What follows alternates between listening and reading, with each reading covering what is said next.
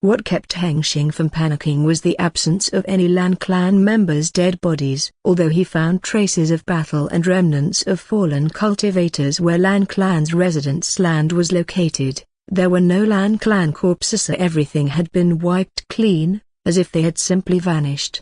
If the battle really occurred here in the Lan Clan grounds, yet there was no trace of Lan Clan corpses, it meant someone had cleaned it up. What exactly is going on? Where did they go? Hengsheng murmured as he investigated the area around the Lan Clan territory. He spotted a small town not far from Lan City, one that still has cultivators and mortals living, trying to survive the chaos. He gazed at a group of cultivators deep in conversation. Hengsheng couldn't hear them through the dimensional map, but he tried to read their lips. War, a broken bar, newly ascended true immortal, a broken bar, Lan Clan, a broken bar. These words didn't give him the full picture, but he tried to piece them together. Maybe an unknown true immortal appeared. Did the Lan Clan do something? Hundreds of thoughts flashed through his mind, but none made sense or stirred his intuition. Then, one hypothesis surfaced. Hengsheng immediately began gathering evidence to support the thought. The dimensional map's display shifted to the Wang clan's location. Just as he had suspected, it was the same situation as with the Lan Clan. Everything had vanished without a trace. The map shifted again, this time to the heart of the southern region of the Metal Flow Plains, where the Thunderclap Blade sect was located. What he saw brought a strange sense of relief that his hypothesis was likely correct. The Thunderclap Blade sect was still there, but it was not as described in the books. This place was supposed to be majestic, a massive mountain range where each peak crackled with thunderclouds that had countless thundering dragons flow through it all the time.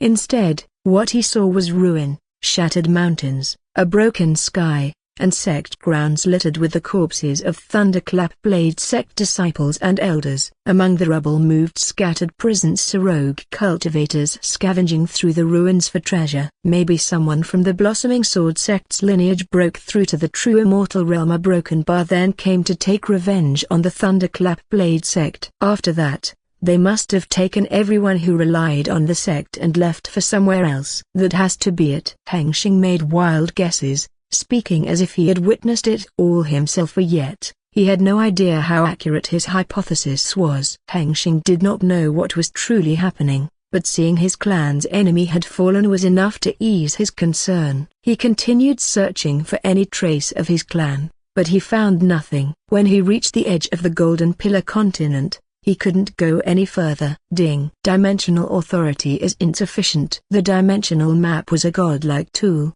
but it wasn't without limitations. Hengsheng's dimensional authority was still low, which meant the system's functions and abilities were also limited in power. If there really was a true immortal expert with them, they might have already left the realm. A broken bar, Hengsheng murmured, thinking to himself. Surely, any true immortal would have realized that even the Golden Sword sect, despite having multiple true immortals, was in no position against the Wu God and the Heavenless Tao cult's army.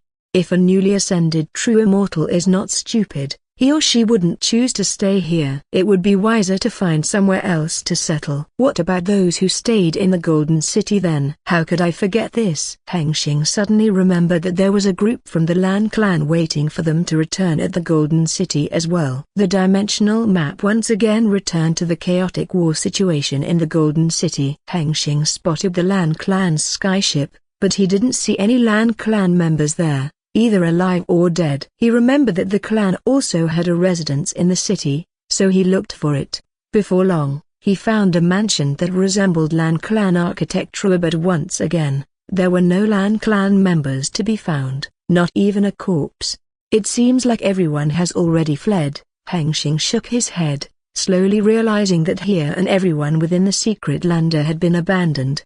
Hengsheng blankly stared at the dimensional map. He felt a little hurt, but he could understand an entire faction couldn't be put at risk just to save a couple of dozen low-rank cultivators. What a cruel world. A broken bar, Hengsheng murmured, gazed at the ruined city. Battles between cultivators and cultists were happening all over the place. Here no mortals had survived. Other than the cruel scenes of war, Hengsheng also spotted treasures scattered around the ruined city. With the power of a new system, he could teleport there to collect them. but he put his greed aside. It was too risky. The city was filled with powerful beings. If he dared to enter, he'd probably be dead before he even realized it. It's time to move. A broken bar. Hengsheng was done observing the situation. It was time for him to act. Hengsheng gazed at the map, locked onto his destination, and activated the dimensional shift ability. In an instant, his body was enveloped by a swirling purple substance, and then, he vanished from where he had just stood. A moment later, in the empty space of a metal forest, a bloom of purple substance burst into existence vertically above the ground, swirling like a vortex of mist and light.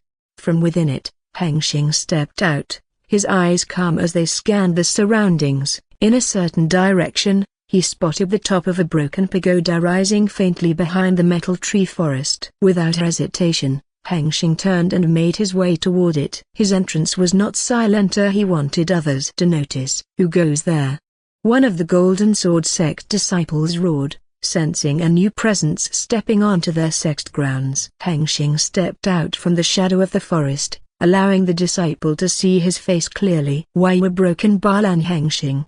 the disciple exclaimed in shock. It wasn't surprising. Hengsheng had caused quite a stir when he set off toward the rift by single-handling the Godspawn's army. Instinctively, the disciple stepped backward when Hengsheng approached as if he were afraid. "Why, young Master Lan? I didn't realize you'd returned already." Broken bar. The disciple backed away a step, his voice tight with unease. Hengsheng noticed this and couldn't help but sigh. He hadn't done anything threatening, yet they were already afraid of him simply because he was stronger. Well, it was a logical reaction after all. In this world, strength reigns supreme. The earth is also the same, but not as extreme as this world. If it were people from Earth, they might believe they had the right to talk back to the powerful. But that was just a delusion. The truth was, the powerful merely allowed it. Broken bar. No one truly had the right. "I've just arrived." "Bring me to Jianzixuan," Hengsheng said calmly. "Why, yes, this way, please." The disciple obediently led Hengsheng to where the upper part of the pagoda had fallen. Hengsheng arrived and saw that Jianzixuan was no longer kneeling like a loser. Instead, he was now at the center of attention, gathering nearly everyone's presence at the pagoda. Hengsheng concealed his presence, not wanting Jianzixuan to notice him just yet. He intended to observe and understand what they were doing. Jianzixuan was speaking to the crowd. "The continent above has already fallen." A broken bar. Hengsheng listened to Jianzixuan's speech in silence. He was simply explaining the truth of what was happening. There was no longer any point in keeping secrets, not when they were all already doomed. There's no place left to return to. We must move forward. Right now, our only option is to leave here before the golden pillar is completely destroyed. If that happens, this secret land will collapse. Jianzixuan spoke about the urgency of the situation. Hengsheng nodded in understanding. This secret land was never meant to exist as a 3D space in the first place. Here they were inside the realm core, the very essence of the realm itself. Its existence was only possible because of a powerful formation. In truth, this entire secret land was part of the seal formation. From Jianzixuan's words, Hengsheng gathered that the golden pillar is likely something essential for supporting the secret land's third-dimensional space. If it were to disappear, the realm core would probably revert to its original state, an immaterial high-dimensional structure that acts as a reality anchor. If that happens, the 3D space of secret land would collapse, and most living beings would die in the dimensional turbulence. Only a strong one like those Tier 7 beings would survive the dimensional collapse. If not for the Wu God's knowledge, it wouldn't have been possible for Hengsheng to know something like this, at least not while he was still weak. Hengsheng revealed his presence. Having heard enough, this immediately drew Jianzixuan's attention, but he continued speaking to the crowd and urged them to follow him. All of the Golden Sword Sect and Silver Lotus Pavilion disciples agreed without hesitation. The way they acted was like they were one. However, a minority, mostly a second-rate force, young cultivators, were still in shock from what they had just heard. It was clear they didn't fully believe Jianzixuan's words. That included Hengsheng's 4 fellow clanmates. But their opinions held little to no weight in this situation. "Fellow Taoist Lan, you've finally returned." "You took so long," I thought you might have gotten trapped in the rift, Jian Zixuan said as he stepped toward Hengsheng after finishing his speech. Hengsheng stared at the collapsing golden pillar. Its rate of collapse was accelerating clearly. Those Wu gods on the surface were desperate to unseal the Lord of all senses. Too bad for them, Hengsheng thought mockingly. The Lord is already dead. Of course, they had no idea. After a brief moment of thought, he turned his gaze back to Jian Zixuan and said, I had to confirm something. Hengsheng replied evasively. There were things he couldn't reveal not yet. I heard you said earlier. So, what's your plan now? He asked, his gaze steady on Jian Zixuan. He wanted to know whether the other side had a concrete way out of this collapsing place. Jian Zixuan's eyes turned serious while he gazed at the collapsing golden pillar, the same way as Hengsheng did earlier. It was a sign that they didn't have much time left. There's a realm teleportation formation within the pagoda, but it was damaged during the traitor's attack. I'll try to repair it. If it succeeds, I can use it to bring us all to the immortal realm, Jian Zixuan explained. Then, turning to Hengsheng with a serious expression, he asked, will you come with me, fellow Taoist Lan? Immortal realm, a broken bar, the legendary realm from the world's creation myth. Hengsheng murmured. Yes, it's the realm that all true immortals across countless realms must enter in order to progress further in cultivation, Jian Zixuan replied. You seem to know quite a lot, fellow Taoist Jian, Hengsheng remarked, though inwardly, his thoughts were already asking Blue to send him information about this topic. He remembered from the system's quest that the Wu god must know a lot about the immortal realm since they were enemies. Moreover, this realm was likely the one the true immortal of the blossoming sword sect had traveled to, the very place where Hengsheng might one day reunite with his clan. A second later, information about the immortal realm flowed through his mind, leaving Hengsheng momentarily stunned when he reviewed it. Sorry, fellow Taoist Jian, a broken bar. I already have my own plans, Hengsheng said calmly. Jian Zixuan's eyes narrowed. Are you sure, fellow Taoist Lan? The situation is dangerous. The secret land could collapse at any moment. Hengsheng nodded and replied, I've already noticed the astral web rift in the north. I plan to try my luck on it. Jian Zixuan was stunned by how insane that sounded. I see a broken bar. You can look for me if you ever make it to the five-phase immortal sect's territory in the immortal realm. That's where my sect originated. Hengsheng nodded. He wasn't surprised to learn that Jian Zixuan's golden sword sect branched from the immortal realm. After all, the overlords were on a completely different level from the rest of the realm. It was clearly abnormal. Then, I shall take my leave, Hengsheng said, offering a respectful nod. We'll meet again in the immortal realm, Jian Zixuan replied, turning his back as he rejoined the juniors who awaited him. The reason Hengsheng didn't want to follow Jian Zixuan to the immortal realm was simply it was far too dangerous. From the information he'd obtained from the Wu gods' memories, the immortal realm was filled with cultivators whose strength was on par with or even surpassed Vishnu's incarnation of the Lord of all senses.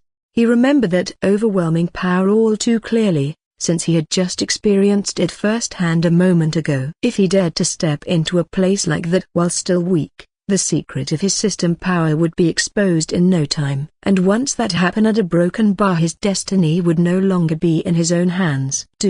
Even being a member of the Heavenly Court might not help him. He had no idea what the court was truly like, and more importantly, he had no connections there at all. He'd be better off betting his luck on a lower elm through the astral web, and slowly cultivating his strength before stepping into such a dangerous place.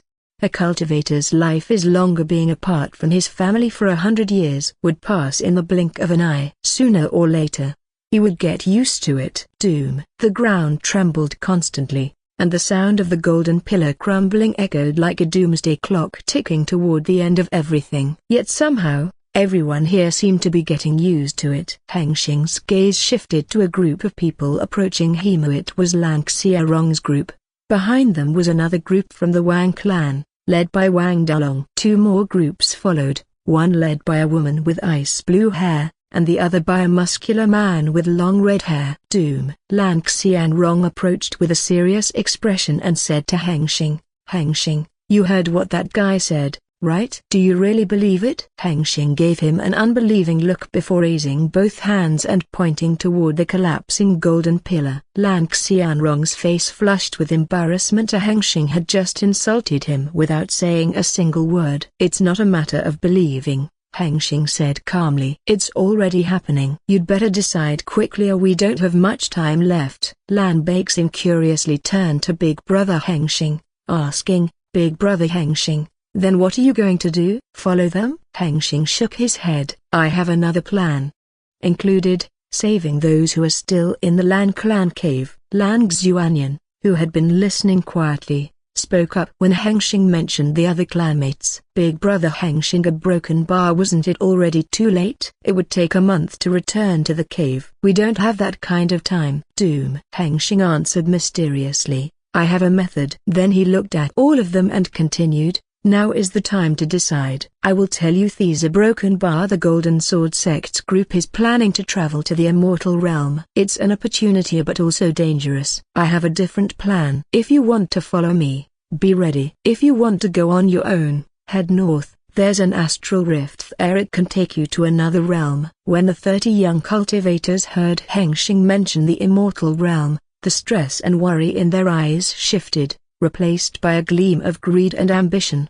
Hengsheng narrowed his eyes and thought to himself, TCH, a cultivator is easy to predict. Without hesitation, the woman with ice blue hair and the muscular man with long red hair quickly led their respective groups to join Jian Zixuan. Neither offered a word before turning away. Doom. Uncivilized, Hengsheng thought, while he tried to recognize their face. Wang Dalong hesitated for only a moment before trying to follow Thema, but Hengsheng raised a hand to stop him. You can't go. What? Wang Dalong's eyes widened as he suddenly noticed thick vines coiling up from the ground, wrapping around his legs. What are you doing, Lan Hengsheng?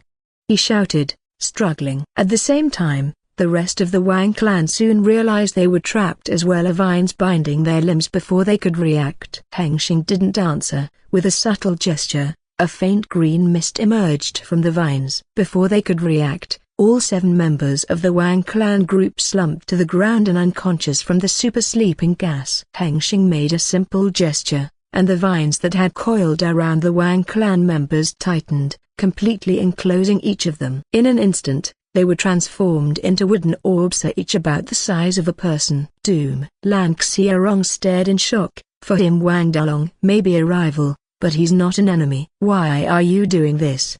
He demanded, his tone turning cold. Don't worry. I didn't hurt your boyfriend, Hengsheng replied casually. A broken bar boyfriend? Lan Xiaorong blinked in confusion. Hengsheng paused, realizing the term might not even exist here. He waved it off. Forget it. I don't have time to explain. There's a reason, but they have to come with me. Now, are you coming or not? Decide quickly, I'm about to move. Lan Xiaorong and the other 3 looked grim. It was a life-changing choice. One wrong decision could end their path. Lan Xiaorong clenched his fists and asked, before I decide, I need to know. A broken bar? What exactly are you planning? Hengsheng said. You may not know this, but our clan has already fled the disaster on the surface. What? A broken bar fled? Lan Xiaorong muttered, confused. Fled?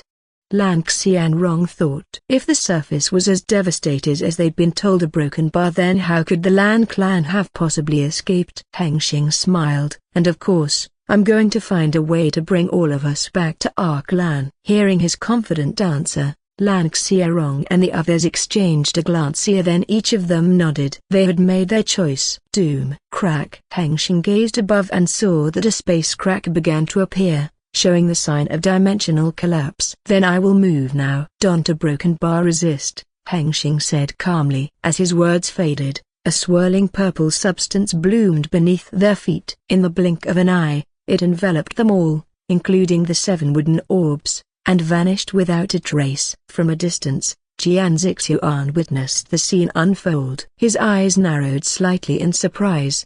A broken bar? What a mysterious man, he murmured. Doom, doom, doom. The dark cave trembled violently as chunks of stone and earth fell from the ceiling. 28 young cultivators dashed through the shaken tunnel, hoping the cave would not collapse while they were still inside. This scene was a repeat of what they had experienced a few days ago. What the hell is happening again? Lan Muang screamed in alarm. He is dashing, leading the group out of the dark pit. Brother, the exit is there. Lan Mo, who followed closely behind, screamed when she saw the exit. One after another, young cultivators jump out of the dark pit and land on the large cave chamber's floor. Let's get outside. One of the Lan Clan's young cultivators shouted, his voice tight with worry as a small pebble struck his shoulder, falling from above. Though they had escaped the dark pit, they were still inside the cave, and if the tremors continued, it could collapse at any moment. No one hesitated. At once, everyone dashed toward the Lan Clan cave's exit. However, something had blocked their path. The purple swirling vortex suddenly appeared right in the path toward the cave's exit, forcing them to stop in their tracks. They were frightened. Their expression turned pale as the mysterious phenomenon occurred before them. Then, the next moment, they heard a faint sound that they couldn't understand the meaning of coming from the purple swirling vortex. The sound grew louder and louder until they heard it clearly. Multiple human screams rang from the vortex, followed by the shadow of 4 humans. Then, in a blur of motion, 4 human figures shot out of the vortex and slammed hard against the ground in front of the young Lan Clan cultivators group. Boom! The Lan Clan's young cultivators were shocked. They gazed at the 4 figures lying before them, and they soon recognized who these people were. Brother Xiaorong. Someone cried out. Lan Xiaorong, still dazed on the ground, blinked in confusion. Just moments ago, he had been deep in the outer rim, a broken bar, yet now, he was suddenly back in the familiar chamber of the Lan Clan cave. What the broken bar argh? Xiaorong screamed from the sudden pain as one of the wooden orbs had crashed against him on the back. Apologies. I didn't think the travel would be this ugly. Hengsheng stepped out calmly from the purple swirling vortex, and after that, the vortex behind him vanished. Hengsheng wasn't just being sarcastic, he meant it. Unlike him, the others didn't possess a reality stabilizer protocol. Without it, their journey through the interdimensional space was rough and disorienting, while he could walk through it calmly and unscathed. Big Brother Hengsheng.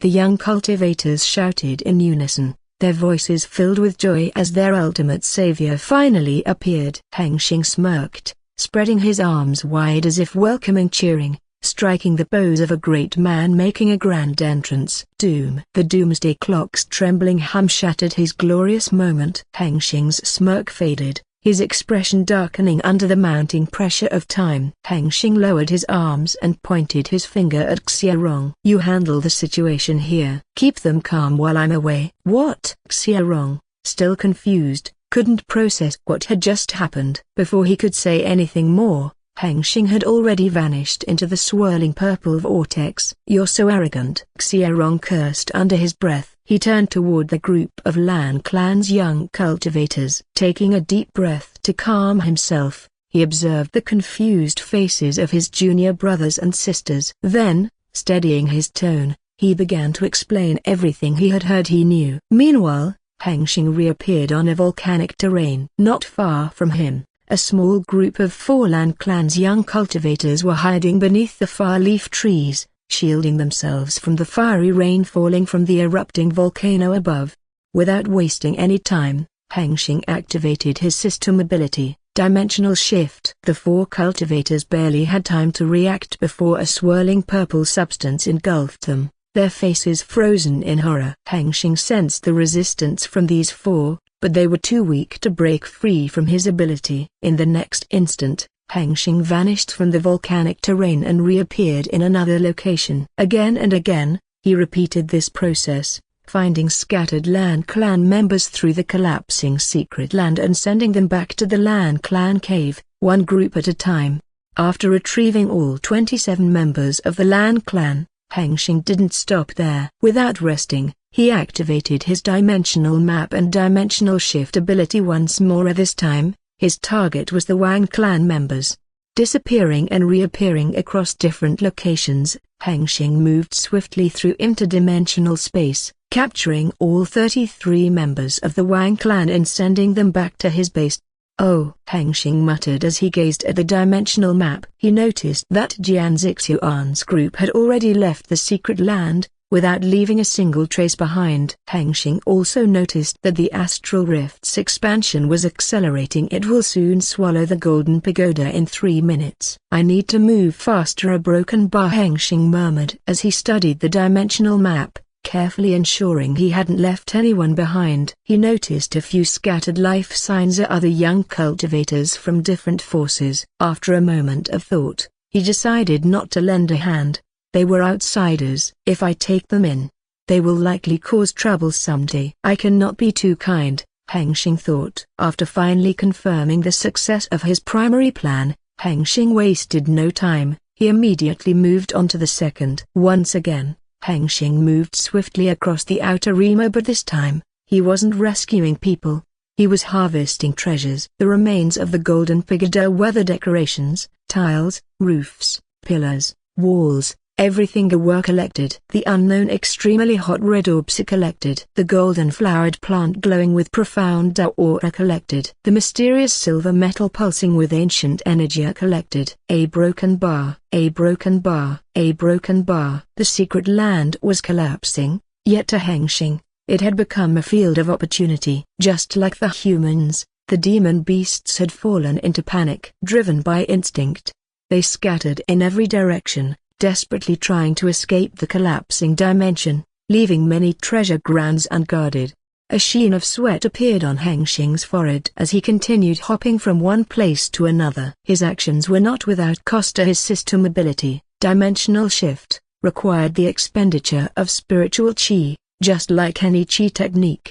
By now, he had used dimensional shift over 1,000 times. The toll on his spiritual chi reserves was significant, as it was now running low. His mind had almost reached an exhausted state from constantly wielding the divine sense. This was a clear sign that he was reaching his limit. Hengsheng stopped his treasure-gathering voyage and shifted to the final location in his plan. Hengsheng appears from the purple vortex before the plane of the divine tree in the middle of the endless forest. The divine tree was still emitting the profound Tao rhythm, undergoing Tao blessing, awakening its spirituality, and becoming the spirit tree.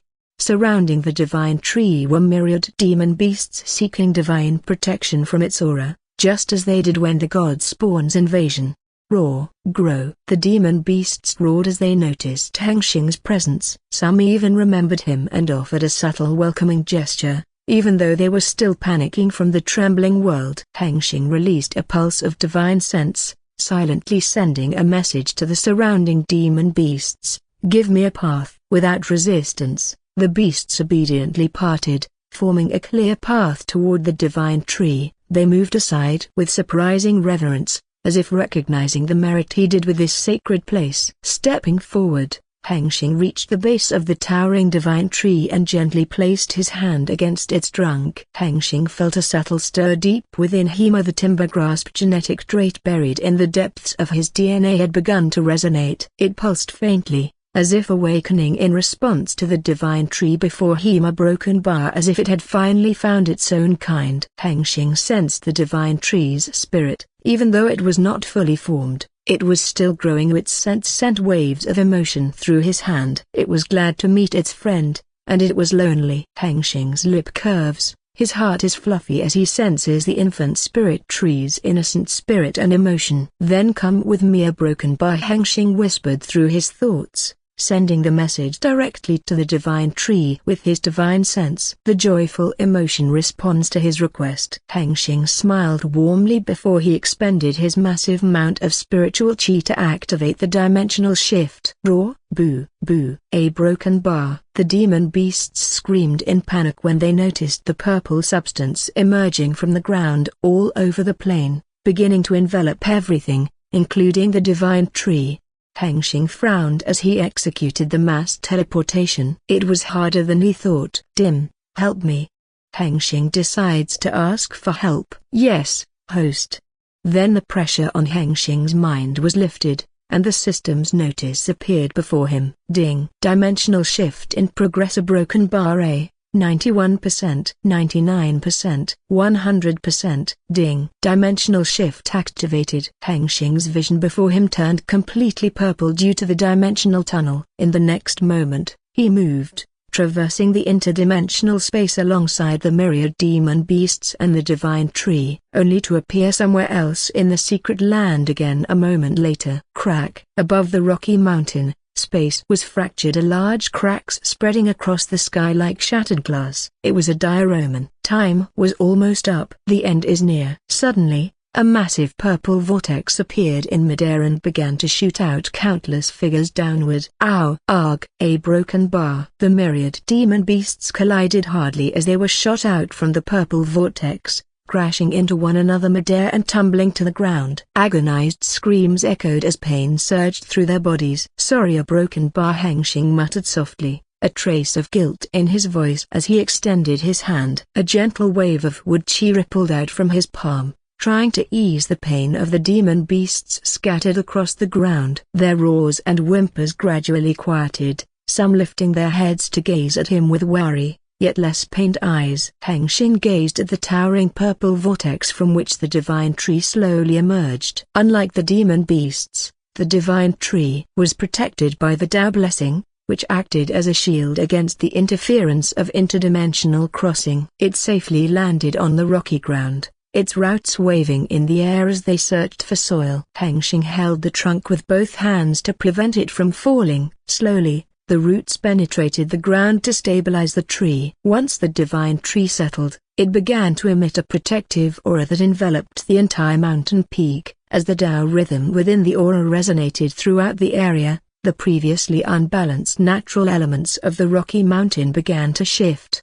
In one quiet corner of the peak, a tiny blade of grass broke through the earth, swaying gently in the wind. Hengsheng, with his powerful divine sense, was able to perceive this change clearly. He was satisfied with the result, since he had decided to make this place his main base, and the upcoming abundance was a welcome sign. Blue, Hengsheng said. I'm ready, Master. A broken bar, Blue replied. Hengsheng was about to declare this entire mountain as his domain or his territory, under his rule. But who would he declare it to? Of course, to the heavens and the earth themselves. And how would he make such a declaration? He couldn't simply claim it with words and be done. Just like humans, the heavens also had their own rules. To claim land by the way of man, one must take it by force. But to claim it by the way of heaven, one must protect it, nurture it, and bring harmony. Standing before the divine tree, Hengsheng took a deep breath. His tattered robe fluttered in the wind, and his spiritual chi surged through his body and gathered at the wooden prosthetic foot of the divine artifact. Timber grasp cycle. The next moment, Hengsheng appeared at the very edge of the mountain peak, overlooking the grumbling secret land. At the edge of his vision, Hengsheng saw the astral rift stretching across the horizon. It was expanding in his direction. It has already started swallowing some of the endless forest. But he was not worried. By the time it arrived at his location, he would already be gone. Then, raising both hands to the sky, he released his divine sense and roared, not with anger, but with intent, will, and authority. From this moment forth, this peak is under my protection. Heaven above, earth below, bear witness. Hengsheng's voice echoed through the whole mountain. Even those young cultivators within the Lan Clan cave could hear. At the same time, he lightly stomped his wooden prosthetic foot against the rocky mountain's ground. Zzing! A gentle wave of pulses spread from the peak down to the base, coursing through the entire mountain, over 1,000 kilometers in height. The vibration from the pulse temporarily cancelled out the earthquakes caused by the collapsing golden pillar. For a brief moment, peace returned to the mountain. What? The mountain stopped shaking.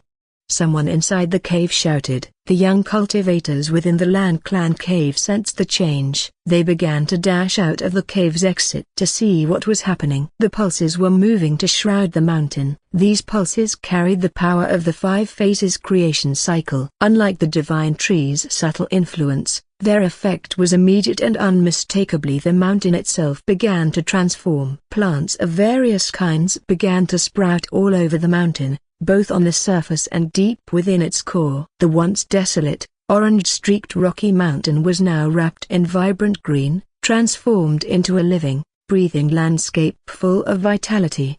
From the mountain's base, the heat surged through as the underground lava paths awoke from their slumber, sending warmth throughout the entire mountain. At the peak, moisture began to gather into large pools of water.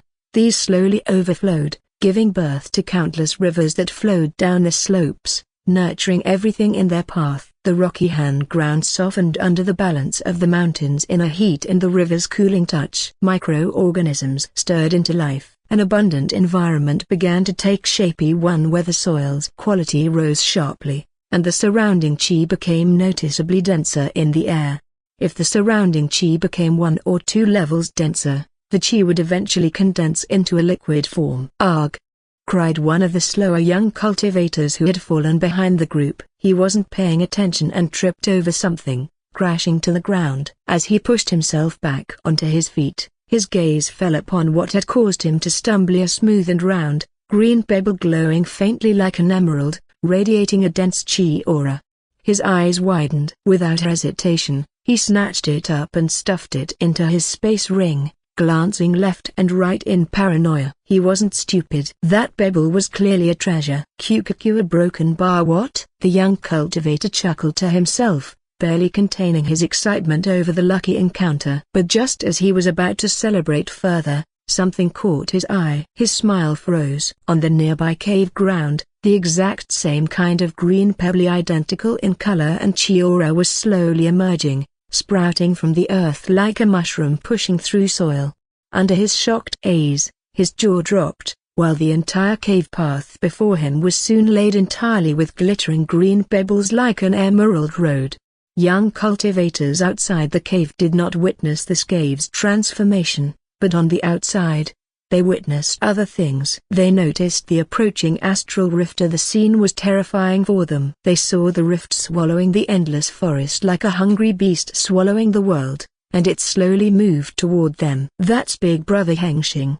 someone shouted, eyes wide as they spotted the familiar figure standing tall atop the mountain peak. Hengsheng noticed their presence, but he had no time to spare on idle interactions. Floating steadily above the ground, he picked a side of the mountain and raised his hand. A glowing chi sword materialized before him. Gripping it like a brush, he carved massive characters into the mountainside with sweeping strokes, each movement filled with bold intent.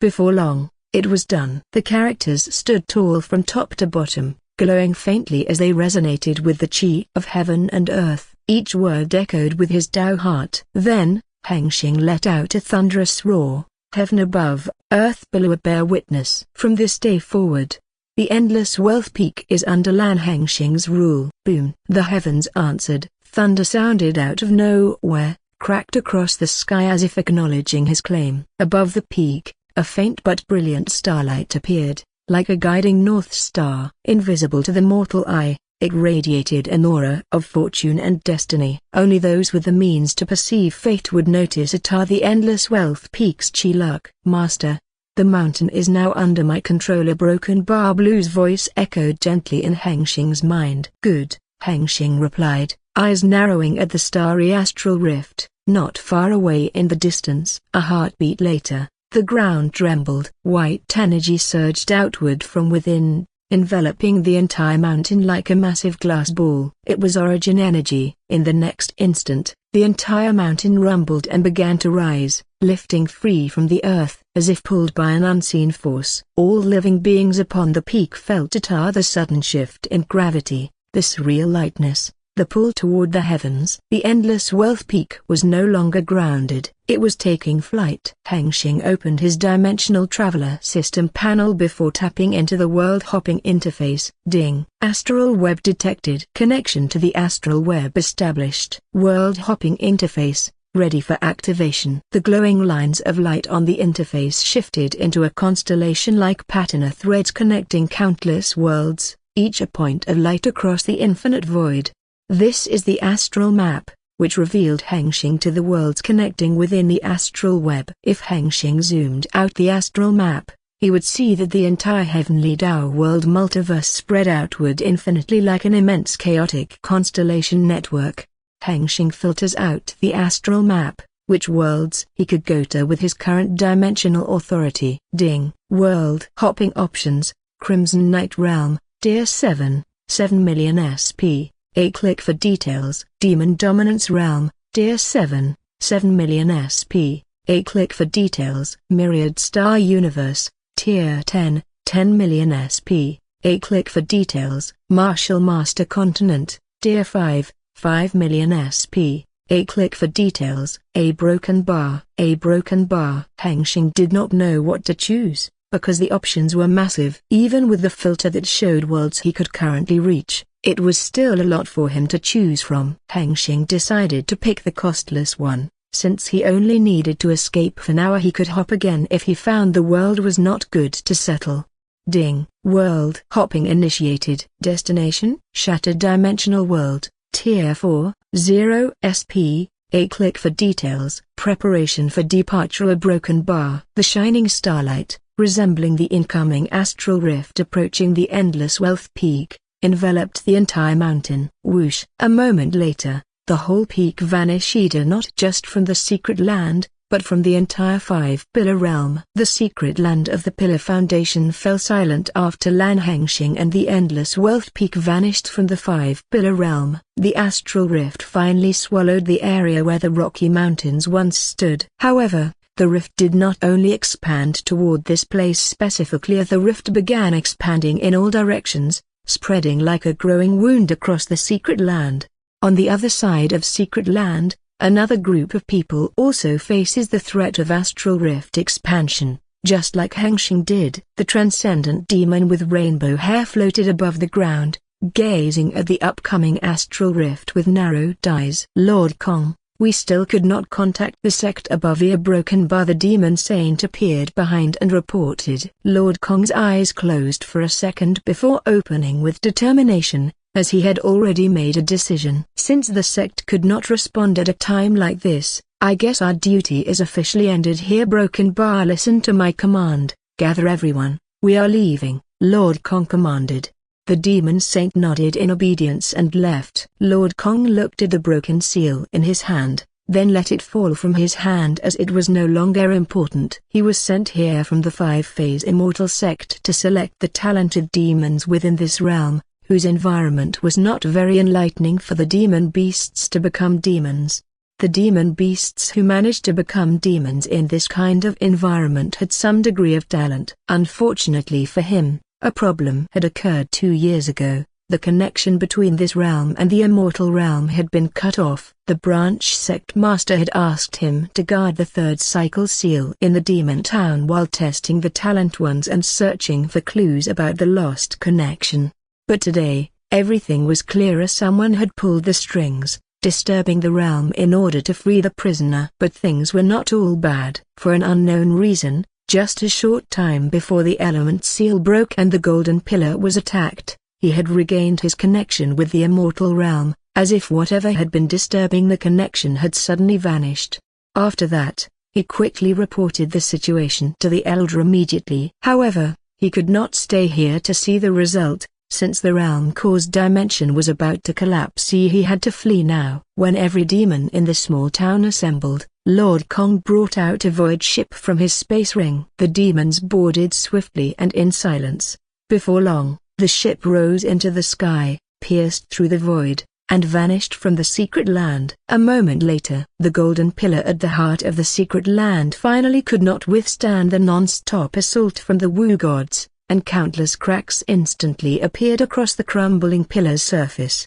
Boom! The golden pillar exploded into countless pieces. It wasn't over just like that. The area around the pillar also shattered like a broken mirror. Like a chain reaction, the shattered dimension spread outward from the heart, sweeping across a wide area. Roar! The demon beasts roared with fear within their voice. These unfortunate beings who could not escape from this land were also shattered along with the dimension. When the shattered space met the astral rift, it didn't cause any reaction, only that the astral rift became still, no longer expanding. Soon, the entire secret land turned into an immaterial dimensional space that existed only to contain the realm's essence. Above the skies of the Golden Pillar continent, 4 Wu gods floated in silence. They were the incarnations of Indra, Agni, Vayu, and Kartikeya, each radiating immense divinity. Their power is only 1 or 2 steps lower than the Lord of all senses. Still, they possessed a tier 11 power level. Their eyes were fixed on the crumbling remains of the golden pillar, confusion flickering within their eyes. Where had the incarnation of Lord Vishnu gone? Why did he not appear after the prison seal was broken? How could they sense his presence? Not even a trace of it. Did they kill the Lord's incarnation? Indra said. If that were the case, why hasn't the Lord sent another? Vayu asked. Something feels off. Agni murmured. Let's move here. Whether the Lord is gone or not, we still have to hurry and sever this world from the Heaven Tao's rule, Kartikeya said. The four ascended, breaking through the realm's dimensional wall and reappeared in the infinite void above the 5-pillar realm. The infinite void between the worlds of the heavenly Tao world multiverse was not as chaotic as that between the multiverses or multiverse domains. Here, the space-time of both the void and the heavenly Tao's worlds remained synchronized, moving as one under the heavenly Tao's rule. The four quietly gazed at the massive, transparent sphere before them. This is the reality bubble, an existence construct containing the entire realms or universes within. And the reality bubble before the Wu God's eyes contained the entire 5-pillar realm. Surrounding the reality bubble were countless threads and flows, each strongly linked to the bubble: the astral web, the stream of destiny, the river of fate, the 6 wheels of samsara, the sword path, the cultivation road, and many more. These were part of the heavenly Tao's cosmic structure, or the defining elements of the world, what made it a cultivation world, and a part of the heavenly Tao world multiverse. Indra raised his hand, and the next moment, a purple lightning spear appeared within his grasp. Then, he swung it at the heavenly Tao's cosmic structure. Zap, boom. The sword path had been severed from the realm. Vayu followed suit. A wheel of wind appeared above his palm, and with a forceful breath, he unleashed it toward the reality bubble. Boom. Countless threads of causality were thrown into chaos. The Wu gods continued to sabotage the heavenly Tao's cosmic structures. As they did, the 5-pillar realm within the bubble trembled even more violently than during the collapse of the secret land. This calamity instantly wiped out all mortals in the realm. Even lower-tier cultivators, or those in the Chi-gathering and spiritual foundation realms, were unable to survive. The chaotic war within the Golden City came to a sudden halt, as high-level cultivators were forced to retreat and protect themselves. However, the heavenly Tao was also not idle. The cosmic structures began to repair themselves. The severed sword path started to reconnect at the edge of the void. However,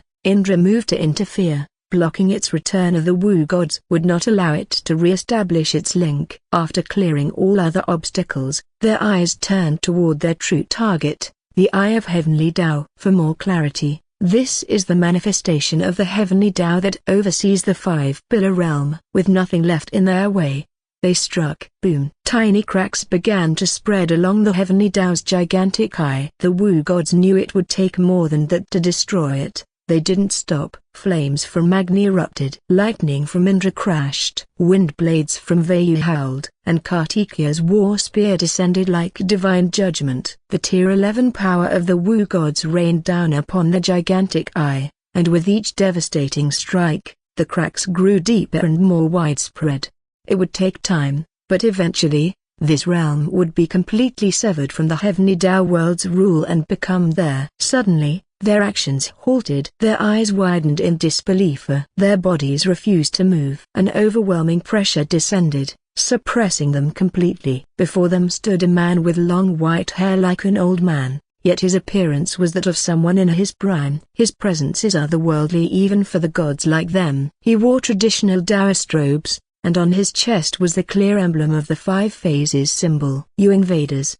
You've chosen the worst possible time to act," he said, irritation lacing his voice. "To dare disturb my precious time here, I promise, you won't escape the seal again. Not for the next 10 trillion years." With a simple gesture of his hand, the 5-pillar seal dimension was created. The seal dimension resembled the ones that once imprisoned them, yet these radiated a power countless times greater. The man did not hesitate. With a flick of his sleeve, he cast the 4 Wu gods into the seal dimensions, locking them away for good. His gaze then shifted to the reality bubble before him. Cold and indifferent, He observed the realm's grumbling interior, as through the widespread calamity meant nothing to him. This realm is collapsing, he murmured. With a simple gesture, he dragged every true immortal and diva out from the immortal battlefield. The incarnation of Gainshaw's expression turned pale as he sensed the presence of the white-haired man before him. The eternal Tao ruler, broken bar, he muttered, but before he could utter another word or attempt to negotiate, he too was flung into a sealed dimension adjoining the fate of the Wu gods.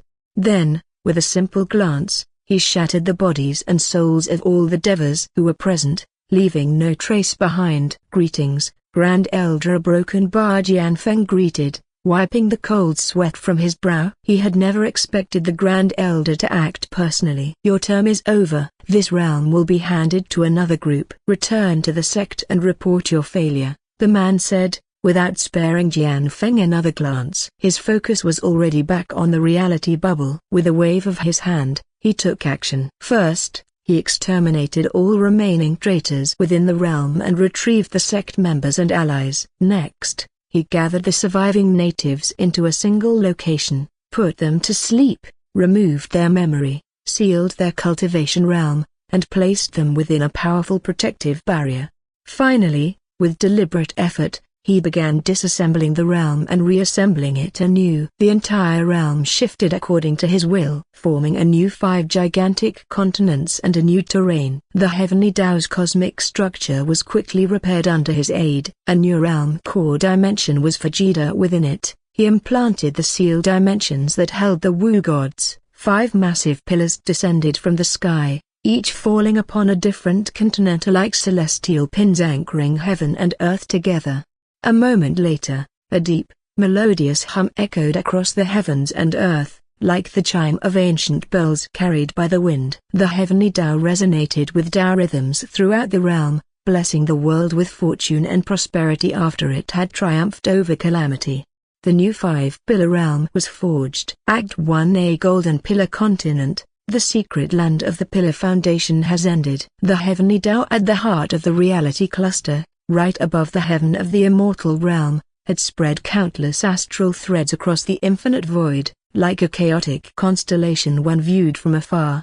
These countless astral threads are connected and interwoven, forming an astral web, a cosmic structure that connects the worlds within its vast network and separates them from all other realities amidst the infinite void. This is the true form of the heavenly Tao world multiverse. Amidst the vast network of the astral web, there are countless worlds, each one connected by astral threads, placing them within the heavenly Tao world's territory, under the heavenly Tao's governance. However, not every world within this vast territory remained under the heavenly Tao's rule. The worlds that are within the heavenly Tao world's territory, yet are not ruled by heavenly Tao. These worlds are extremely unusual and do not occur normally. The key to how this unusual emerged is the invader, the Wu Void God, a godlike being who came from the infinite void. However, the emerging process of such a world is still not as simple as the invader forcing their way through with their immense power. Even if the most dangerous kind of invader, like the outer god, they won't be able to take the world away from the heavenly Tao, since they will face the full might of the heavenly Tao, which is considered equivalent to facing the full might of a transcendent being, the being who transcendent all the law.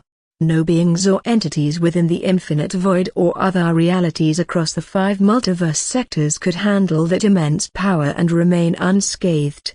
The only way to take a world out from Heaven Tao's rule is to do so according to its allowing rules. Of course, if powerful invaders simply destroyed a world, they could, and the heavenly Tao would not retaliate. Since heaven doesn't truly lose anything from this, there are still infinite worlds within its astral network. Losing one does not hurt. However, that's not why they invaded in the first place. Here, not for senseless destruction. Some senseless ones like the Void natives might have done, but most of the invaders are not that senseless. The invader that wants to take the world from the heavenly Tao or other worlds of powerful cosmic entities mostly does it for resources, such as natural treasures, land, or people. However, the truly powerful invader doesn't want those things. What they truly desire is the existence energy and records to the ultimate fundamental form of energy and essence of all existence, which could be used to raise their existence hierarchy's tier. To extract those, they have to take the world from the heavenly Tao without completely severing all connections, severing only the part that prevents heaven from interfering, in order to usurp the heavenly Tao's existence, energy and records that flow through those worlds within its territory. One of the rules of heaven that invaders usually utilize, and the most effective one, to take a world from the heavenly Tao without facing its retaliation, is: there will the people under the heavens. The invaders will employ any method they can, force, deception, temptation, and despair, to cause the majority of the population, along with key individuals, to willingly reject the heaven Tao's rule, willingly reject the heavenly path. Only then could they hope to expel the heavenly Tao. This could be done with or without the presence of the invader, but in most cases, invaders are always involved. This is because the people of the heavenly Tao world possess a deep-rooted instinct to follow the heavenly path, implanted within their very spirituality. It is extremely rare for one to deviate from this nature, let alone large enough people to cause a heavenly path rejection phenomenon impossible. According to the heavenly court, such realms were designated as a broken bar. The heavenless realms. What would the world without heavenly Tao be like? It was blissful heaven for some. It was a desperate hell for others. The cultivation system was still functioning. One could still raise their cultivation realm, one could still comprehend Tao and laws, and one could still become a true immortal. They even had an easier time advancing compared to worlds under heaven, since in worlds without the heavenly Tao there are no hardships, no obstacles, no trials. One could rise as far as their talent could allow them to by continuously consuming treasure, so only needing to be careful not to cripple themes Ulvasa and continue breaking through cultivation realms, without fear of being struck by lightning from heavenly tribulation. They could perform demonic methods to accelerate cultivation, and afterward, they could still walk proudly on the earth while bearing the immense weight of karma without fear of heaven's punishment. The strong will remain strong and will never face the consequences of their actions. The weak will remain weak without a sliver of a chance to rise against the oppressor. For eternity, despite how wonderful the world would be for the powerful, it was not without flaws. They have another kind of difficulty. First, the cultivators of the heavenless world were weak. Their average strength was much lower than the cultivators from worlds governed by the heavenly Tao.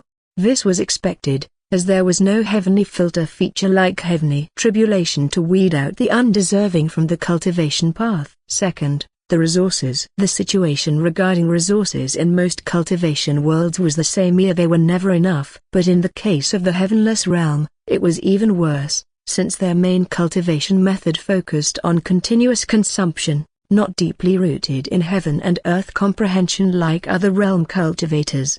This caused many heavenless realms cultivators to rely mostly on demonic cultivation methods, using humans as the main resource, raising them like livestock and harvesting their flesh and souls for cultivation. Third and final, the most fatal issue for higher-rank cultivators, they could not ascend to the true immortal realm like cultivators from other worlds did. They had to find an alternate ascension method that did not rely on a heavenly Tao. Even if they managed to become one, true immortal or as tier 10 beings, they would be marked by the heavenly Tao as the traitor and no longer considered its people and could not progress further in the cultivation realms along the immortal path or any path of the heavenly Tao world. If one doesn't want to become a traitor, they could redeem themselves by traveling to another realm where the heavenly Tao is present and then undergoing the heavenly redemption tribulation. However, most did not consider this as an option, since only 1 in a million among even the most powerful cultivators would survive this intense tribulation. To solve this issue, in order to progress further in their strength, they have to cultivate an entirely different path, whether it be the cultivation method of another multiverse or merely raise their existence hierarchy by absorbing existence energy and records from whatever its source. In summary, the heavenless realms are those rare worlds that exist within the heavenly Tao world's territory but have severed themselves from its rule, not by force, but by the will of their people. The realms are havens for the powerful and hells for the weak. The powerful hold unchecked freedom, while the weak majority pay the price for allowing this to happen. The price of that freedom is a broken bar. Everything, amidst countless astral threads of the heavenly Tao world's astral web. The astral thread's interior appears as the astral tunnel. This astral tunnel is the pathway that leads people back and forth between the worlds within the heavenly Tao's territory without fear of being touched by the void. There is a small glowing blue orb made entirely out of energy that seems to be spiritual chi, moving through one of the astral threads at an impossible speed that cannot be measured by the science of humans on Earth, but it is at the very least trillions of times faster than light. It moved back and forth quickly as if trying to avoid something. It soon found the loophole, and quickly pierced through the invisible barrier that was made by a method not belonging to the heavenly path. In front of the small glowing blue orb is the heavenless realm. The high realm, which is the Tier 9 realm. A realm capable of easily withstanding the presence and power of Tier 9 beings. This realm is only slightly weaker than the 5-pillar realm, which is a Tier 10 realm. This realm was once known as the White Cloud Realm, named after the vast sea of white clouds that surrounded its continents, regions, and lands, as if the entire realm had been placed within the heavens themselves. However, its name has since been changed to reflect the faction that now rules over it. Now it's called the Burning Cloud Realm, named after the Burning Cloud Imperium, the current ruler of this realm. The small glowing blue orb did not waste time and dashed toward its target. Silently break through countless layers of the sky, phase through the roof of a small hut, and sink into the recently dead body of a young boy slave. He looked around 15 years old from his appearance. Thump, thump, thump, thump, thump, thump. The sound of a heartbeat returned to the boy's dead body, and the wounds from being beaten up by the young master of the clan were healing at a visible rate. A moment later, the boy's eyes snapped open. Pain surged through them, but not a single scream escaped his lips. His wide, shocked gaze slowly turned cold and unreadable. A thought formed in his mind. He recalled this last memory. What happened? Wasn't I supposed to die in that bomb testing accident? Then he observes his body, and a broken bar. This isn't my body? He thought for a second. Did I just reincarnate like in those novels I used to read when I was a kid? Before he could process it further, a flood of memories of those belonging to the original owner of this body rushed into his mind. The sheer force of it sent searing pain through his brain. Lan Hengsheng stood atop Endless Wealth Peak, his eyes filled with amazement as he gazed at the beautiful astral light flowing beyond the shield of origin energy. He watched this stunning sight as the entire peak moved through the vast tunnel at an uncalculated speed. He was currently within an astral tunnel, traveling across the void between worlds within the heavenly Tao world. Before long, barely 10 seconds after Hengsheng initiated the world hopping and entered the astral web, he had already arrived at a new world. Whoosh! The view before him shifted in a flash as the Endless Wealth Peak abruptly reappeared in an unfamiliar sky. Hengsheng's eyes narrowed as he observed the surrounding world. With just a first glance, he immediately knew this was not a good place to settle. The sky above was dark, shrouded in thick, churning clouds. Amidst the clouds, there was a shattered sky, like a broken mirror drifting around aimlessly. Below, an enormous mountain range stretched across the entire world, composed entirely of gold and earth. But instead of feeling majestic or glorious, the sight gave off a sense of decay and desolation. Hengsheng furrowed his brows. Without hesitation, he opened the system panel to check the details of this world. Ding. The world details. World status. Name: Shattered Dimensional World. Type: False Dimensional World. Level: Tier 4. Formerly Tier 7. Current status: Unstable. Decay. Destiny: Black Chi Luck. World nature: World size scale: Small. Major landforms: Mountain range. Climate: Unstable. Inhabitants: Demon beast, plant, etc. Dominant Tao: Tao of gold. Tao presence: High. Law presence: Low. Energy type: Spiritual Chi. Energy allocation: Spiritual Chi vein network. Ambient atmosphere. Energy density: Low. Cultivation factor: Cultivator foundation type: Spirit core. Cultivator talent growth: Low. Cultivator destiny potential: Low. Cultivation environment abundance: Low. Cultivation resource availability: Low. World background: a former Tier 7 false dimensional world, created to contain the inheritance of the heavenly immortal. It had already served its purpose, as the destined inheritor had received the inheritance, leaving the world to gradually decay due to the absence of the dimensional stabilizer. Warning, this world will soon fall into the infinite void within the next 10 years. 30. Oh, Hengsheng exclaimed, surprised by the details of this world that the system had presented to him. This system's performance was truly on another level compared to his others. It even seemed to surpass his proud simulator. Blue land, Hengsheng commanded. The endless wealth peak slowly descended to the ground at Blue's command. Hengsheng gazed across the entire dimensional world from above, measuring its size with his eyes. He discovered that this world was quite flat, and it had a radius of around 7,000 kilometers from the center. It was not too large for a cultivation world, where everything tended to be gigantic. It was slightly bigger than all the Earth's continents combined. Boom! The endless wealth peak landed with a thunderous sound as it collided with the ground below. Hengsheng commanded that the origin energy shield, which covered the entire mountain, remain in place to protect this location from whatever threat this world might present to him and his people. So broken by Hengsheng gazed at the group of young cultivators from the Lan Clan and Wang Clan, who were still in shock since everything had happened so quickly. Just 30 seconds ago, they had been in the secret land, and now they found themselves in an entirely unfamiliar place. Boo! The monkey demon beast made a sound behind Hengsheng, trying to get his attention. Hengsheng shifted his gaze to the demon beast. Boo! The monkey gestured, and the other beasts responded. Ku.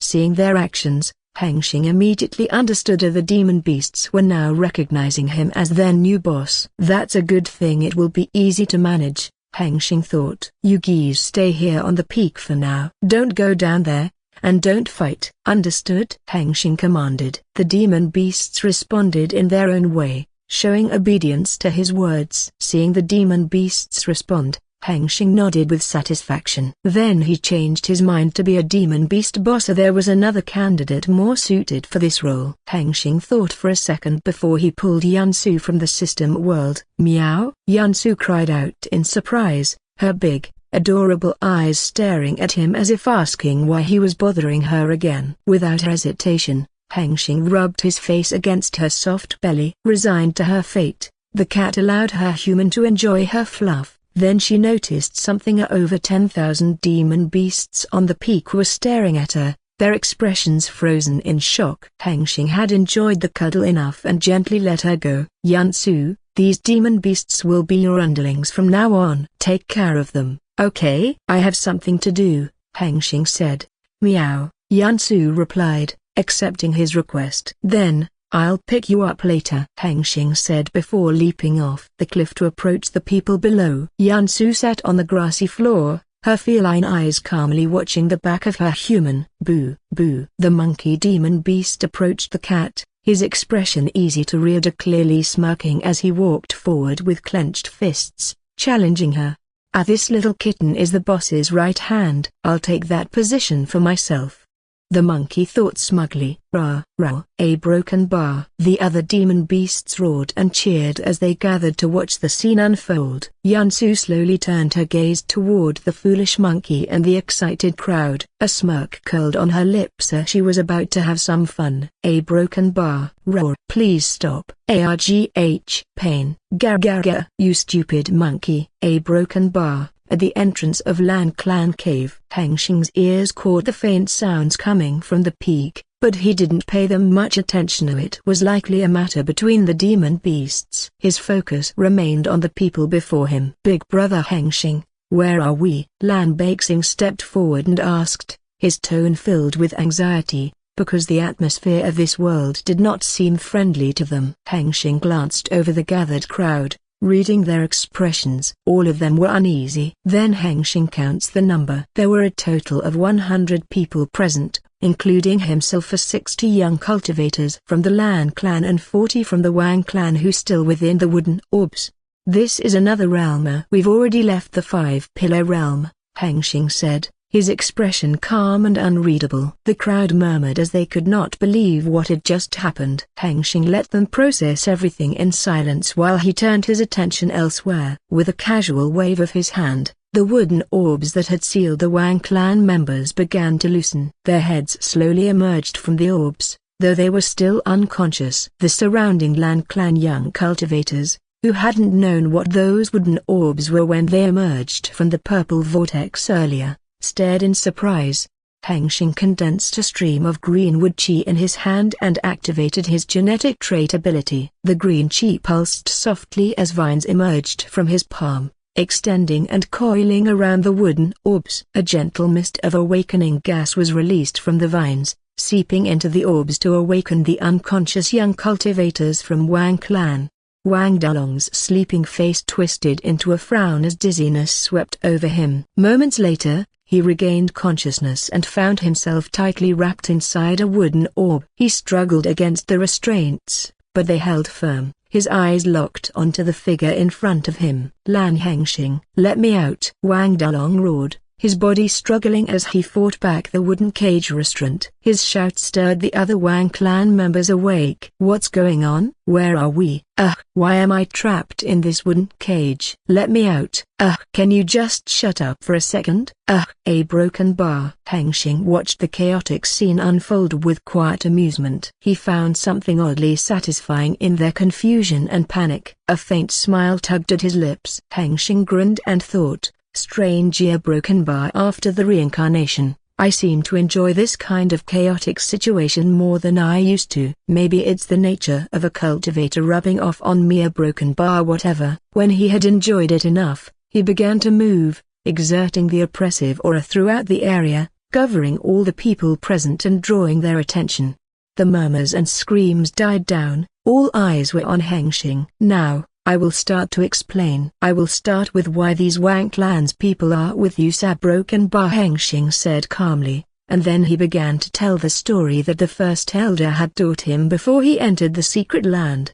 The truth was that the Lan Clan, Wang clan, and two other clans outside of the metal flow plane actually came from the same origin. A broken bar. You're lying. Wang Dalong roared. How could he believe this fantasy? If it's not true, why would I go through all the trouble of bringing you all with me, then? Hengsheng replied, his gaze unwavering. Wang Dalong's eyes widened as he tried to think of a logical answer. That a broken bar, that's right. He smirked as if he had won, even though he was still looking pathetic, wrapped within the wooden orbs. Then he laughed as if he had caught the lie from Hengsheng. Ha, broken bar, you just want to make us your servants, don't you? I heard from Lan Xiaorong that you're extremely arrogant and obsessed with forcing everyone to submit. A terrible person. Lan Xiaorong in the crowd lowered his head, trying to hide his presence from Hengsheng, but he could feel the sharp gaze land on him, sending a chill down his spine. Hengsheng silently gave a warning glance to Lan Xiaorong, one that said if he dared to speak behind his back again, a broken bar, it wouldn't end well.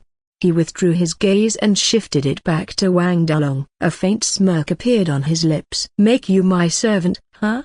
He said, pausing as if holding back a laugh. What's so funny? Am I a joke to you? Wang Dalong roared. As the young master of a prestigious clan, he had never been treated with such disrespect. Yet this Lan Hengsheng dared to mock him so openly. If I really wanted to make you my servant, I wouldn't need to tell such a big lie, Hengsheng replied, raising his hand casually. Let me show you what I would do. With a subtle gesture, one of the wooden orbs rolled forward. Inside was one of Wang Dalong's close aides, still restrained and helpless.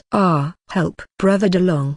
The young cultivator cried out in shock, asking for help while his vision turned up and down as the orb moved. Wang Dalong's face twisted in rage. What are you doing? Trying to threaten me now? I knew it. You're nothing but a two-faced demon, he bellowed, his voice thick with fury and fear. However, the scene of his close one being tortured to make him submit did not happen. When the orb stopped before Hengsheng, he loosened the wooden orb and released the young cultivator completely. The young cultivator's eyes widened in confusion, but he did not dare to act recklessly since the person before him was far more powerful than his brother Dalong. I give you a choice here: submit to become my servant to broken bar, Hengsheng said calmly. Never.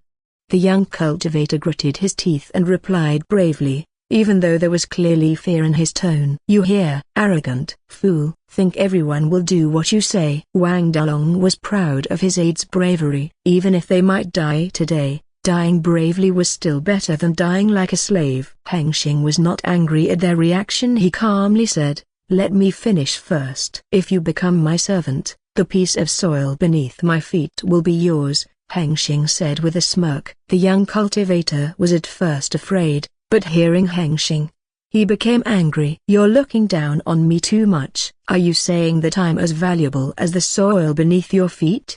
The young cultivator of the Wang clan roared. The young man dashed forward, his fist aimed at Hengsheng's face. He just wanted to leave a bruise on the person before dying. But his fist never reached Hengsheng's face. Instantly, he fell to the ground as a powerful aura pressed down on him. Boom! "No!" Wang Ming! Wang Dalong roared as he witnessed his close aide fall hard against the floor, unmoving. Tears of humiliation leaked from the corners of Wang Dalong's eyes. His pride as the young master was shattered. He could not protect his servant. Despite being restrained by a wooden orb, he gritted his teeth and vowed, "If I survive today our broken bar, I will return and take revenge." But then, with a trembling voice, it came from the young cultivator who was lying on the ground before Lan Hengsheng. "Earlier a broken bar. You said I'd own this soil if I accepted your offer." The voice startled everyone. "You're alive," Wang Dalong said, relieved, but the young cultivator didn't seem to hear him. "Yes," Hengsheng replied with a smirk. "How much?" Wang Ming asked, excitement bubbling in his voice despite his face lay on the ground. "What are you talking about, Wang Ming?" "Don't fall for his deceptive tricks." Wang Dalong roared in disbelief, but again, Wang Ming ignored him. "I will give you this piece of soil." "The amount?" "1 meter wide, 1 meter long, and 1 meter deep," Hengsheng said, his smirk widening. Wang Ming's eyes widened as he stared at the dirt beneath him. He did the quick math, and the next moment he leapt up and clung to Hengsheng's leg like a lifeline. "From this day, I'll serve Big Brother Hengsheng," he declared with teary-eyed conviction. "No!" Wang Dalong howled, his voice echoing in despair. Wang Ming thought, who wouldn't accept such a great offer? This soil is radiating with Tao aura. It can't be a mistake. This is a divine-grade treasure. A broken bar. A while later, 39 members of the Wang clan were released from their wooden cages, leaving only Wang Dalong still restrained within his orb. But he no longer struggled. Instead, he looked like he had lost all will to resist. His eyes were hollow, staring blankly as his clanmates tried to curry favor with Lan Hengsheng, each one doing their best to please him. Hengsheng stepped away from the crowd and began explaining the rules. "As everyone can see, this mountain belongs to me. All the resources here are mine, and no one is allowed to take anything without my permission." "Bakesing, try picking up that pebble near your foot." "This one, Big Brother Hengsheng?" Bakesing asked, confused, as he bent down and picked it up. The moment he did, a strange phenomenon occurred. Before everyone's eyes, the small pebble in his hand vaporized into a white mist and vanished. "Oh!" The crowd gasped in shock. "You see? Nothing here can be taken without my permission," Hengsheng said calmly. "A broken bar. Is all this real?" Lan Muang asked, still in disbelief. Even though he is a low-rank alchemist, he knew how incredible this was. Turning a desolate rocky mountain into one made of treasure, so this level of transmutation was something not even immortals could easily accomplish. Hengsheng nodded, fully understanding the doubts rising among them. Then, he stomped his foot. The ground trembled. Moments later, a 2-meter-tall low-rank spirit stone slowly emerged from the earth. "What is that?" someone shouted. He knew spirit stones, everyone did, but they had never seen one this massive. "Someone, try to absorb it," Hengsheng ordered. A brave girl stepped forward, placed her hand on the glowing spirit stone, and began to absorb its energy. Everyone watched closely, and their eyes widened as they sensed that the girl could truly refine the spirit stone. Her cultivation base slightly rose. That meant one thing: this was all real, not an illusion. "How is this all possibly broken bar?" Lan Xiaorong stood in shock, unable to comprehend how Lan Hengsheng had accomplished something so overwhelming. It was beyond anything he could have imagined. Then, A single thought surfaced in his mind. Lan Hengsheng, a broken bar, he has a system like me, and not just that, he must possess a powerful class as well. That's the only explanation. Lan Hengsheng exchanged glances with his small group, his eyes sharp. Quietly, he shared his suspicion with them. One by one, their expressions turned from disbelief to understanding as they nodded in silence. Hengsheng noticed the exchange between the four. He could tell these geese suspected him to be one of them, a system user. He smirked and let it go, since these guys had already signed the contract and could not hurt him in any way unless they were stronger than him, but that was impossible. Listen well. Hengsheng's voice thundered across the area. As the strongest of our generation, I will lead us to reunite with our family somewhere in the immortal realm. If you wish to walk this path with me, then follow me. What is mine, I will share. So what is your answer? Hengsheng said. Hengsheng's eyes narrowed since he noticed his carefully crafted words did not seem to reach them. They only responded when he said he was going to share the resources. We follow you, big brother Hengsheng. Hengsheng yelled, his voice firm with excitement. To the immortal realm.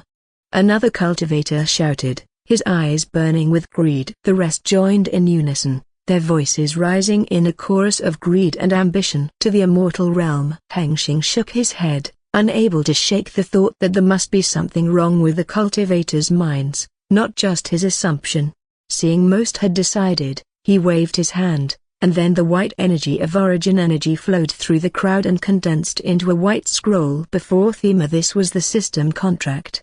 The unbreakable contract made by the power of the system. Sign. Hengsheng shout. After that, the endless cultivation resources will be at your disposal. Hengsheng encouraged them. Half, blinded by greed, immediately signed it with their chi signature. The other half read through the contract carefully. The content of the contract was not slavery that limited one's freedom. It only prevented any form of betrayal and kept secrets. When they knew it was safe, they signed it. The white scroll transformed into an unknown white energy seal and sank into the deepest part of their existence. Wang Dalong, with hollow eyes, saw the contract before him. He gritted his teeth, fighting against his own greed, but unfortunately, he lost miserably. Sorry, a broken bar, he said softly to himself and signed it. After he extended his chi to the white scroll and signed, the wooden orb that restrained him loosened and freed him. A broken bar. At one of the highest mountain ranges in the shattered dimensional world, there are multiple pairs of eyes silently gazing at the mountain covered by a transparent white energy shield. 1 year later, at the top of Endless Wealth Peak, this area is a plain about 30 square kilometers in size, not very large compared to the mountain's full scale of 1,000 kilometers in height and 1,500 kilometers base length. This massive mountain is bigger than the highest mountain on Earth, more than 10 times over. There wasn't much on the top anymore. The myriad demon beasts that first arrived here through the dimensional vortex were no longer present. They went on to live in the other area of the mountain that suited them. Only a few dozen demon beasts remained under the command of the chairman's right hand to serve the divine tree that buried its roots near the center of the plain. At the center of the plain, which covered more than 10 square kilometers, stood a massive mansion unlike any architecture commonly found in the cultivation world. It was built in a Western style, a grand structure surrounded by a lush, green lawn. This entire place was called the Maker Mansion. Despite its size, this place was not a place where people could roam about. Only very few people could live there, since this was the most important place on this mountain.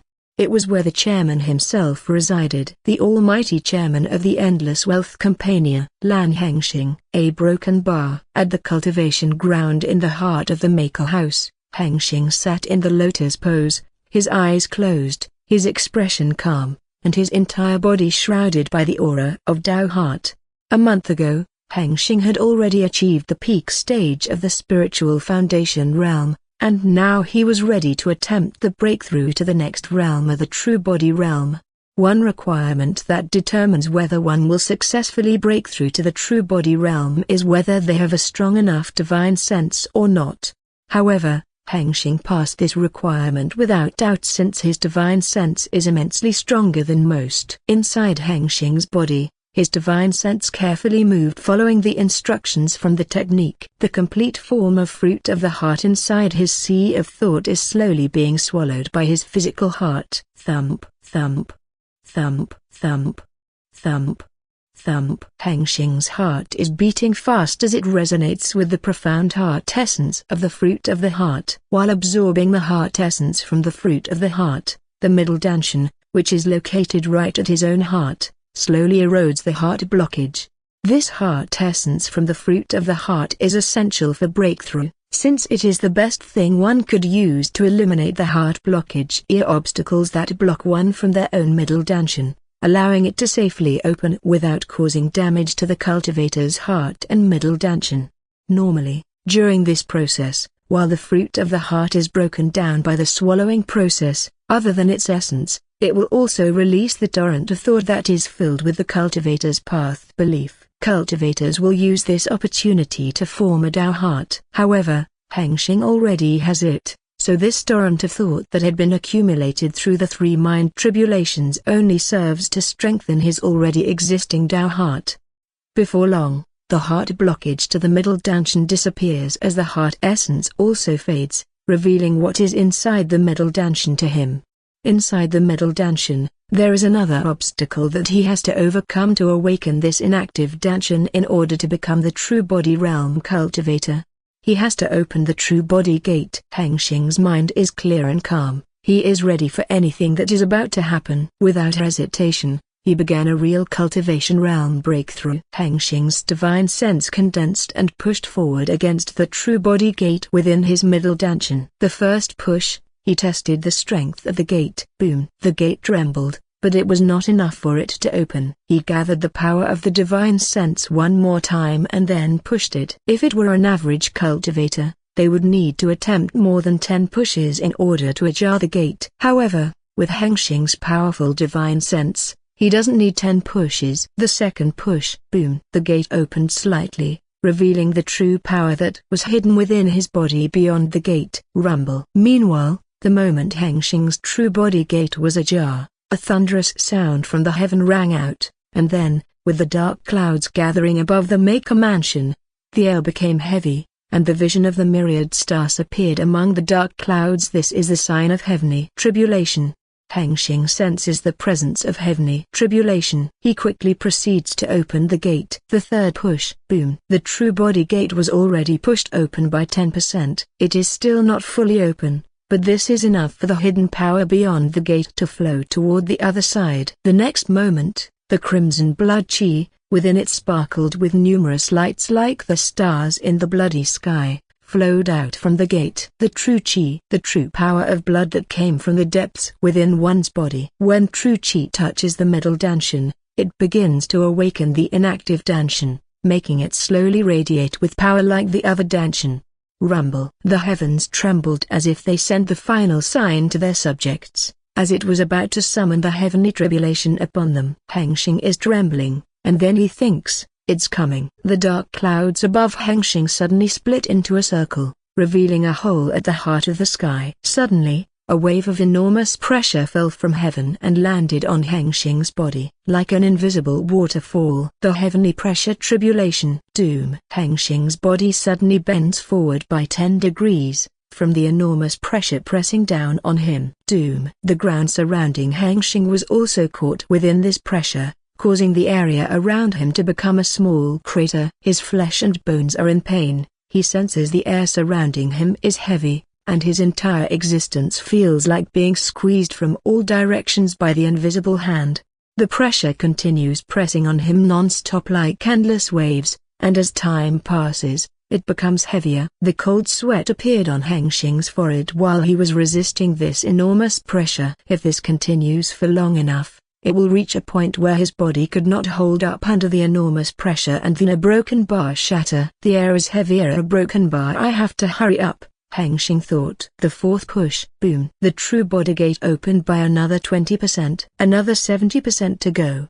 Hengsheng thought while he sensed the heavenly pressure becoming heavier as the gate opened wider. The divine sense within Hengsheng's body gradually gathered its power and condensed into the shape of hands. He did not hurry to push the gate, as he intended to complete opening the gate in one move. At first, it was just transparent hands made of divine sense, then the arms formed, and the divine sense continued to condense into the shape of a full human body, just like its primal form, which was a spirit body. Soon, in front of the true body gate stood the transparent golden spirit body, the divine body of Hengsheng. On the outside, crack. Hengsheng's physical body made a cracking sound that rang from his whole body as the bones started to crack from exceeding endurance under the enormous pressure.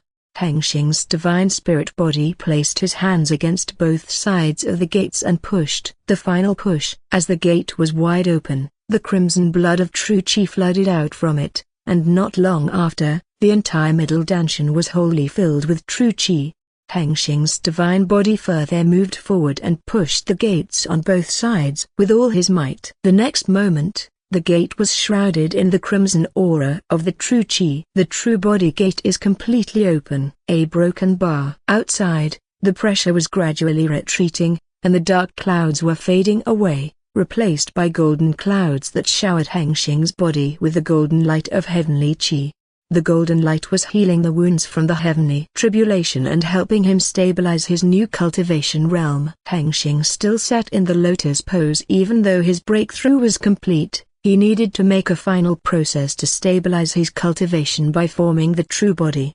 Hengsheng's divine sense guided the true chi from his heart, moving it through his blood vessels and veins all over his body. He moved it according to the pattern that his cultivation technique instructed him. One cycle passed, the second cycle passed, a broken bar. Each cycle gradually transforms Hengsheng's body, making it familiar with true chi and forming the framework of the true body with the vessels, veins, and other organs through the blood. When the ninth cycle had passed, Hengsheng's body shone with the intense crimson aura, and then it expelled a mass of impurities, instantly scattering them in all directions. In the middle of the cultivation ground, Hengsheng's entire body was shiny clean and shrouded in the crimson aura of true chi. The true body is completely formed. The cultivation realm breakthrough is officially over. Hengsheng slowly opened his eyes, revealing his black pupils with a faded crimson hue hidden within them. The first thing he did was circulate the true chi within him as he wanted to test the power of his true body. True form. A broken bar. Hengsheng murmured. The next moment, the center of his chest, countless fine red lines burst forth, tracing complex, systematic patterns across his skin. The red lines spread all over his body, glowing like molten metal. His body seemed to hum with a profound power as the crimson veins pulsed, with the power of true chi. If Kamen Rider fans witness this scene, they might think Hengsheng is about to transform into Kamen Rider 5. Hengsheng smirked as he sensed his body strength enhanced multiple times within this state. This is his true body. The enhancement type true body. The system circuit true body. Hengsheng's fist,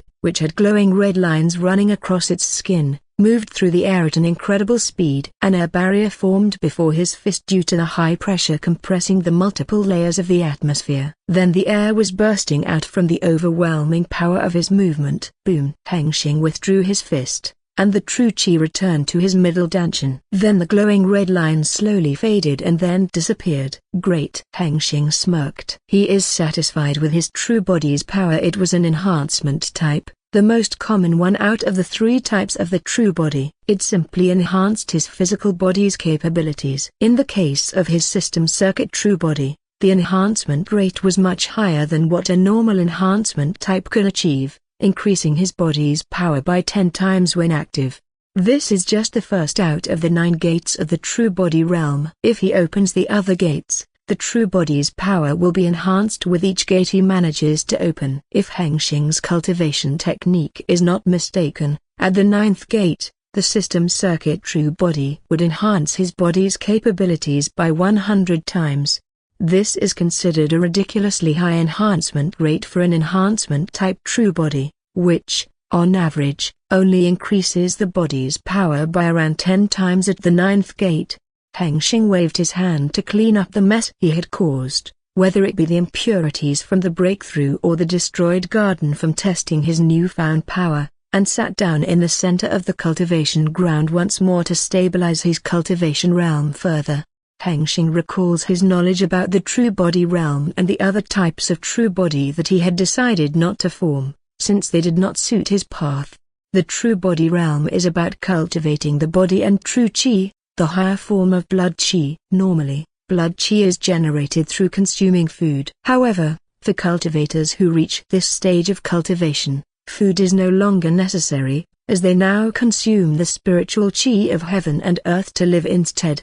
This does not mean the blood qi is no longer generated or disappears after cultivators stop relying on consuming food. The blood qi can still be generated with the energy of spiritual qi, but there is a problem. This is because spiritual qi carries far more energy than food, and the blood qi that the body generates is far too much for the body to handle.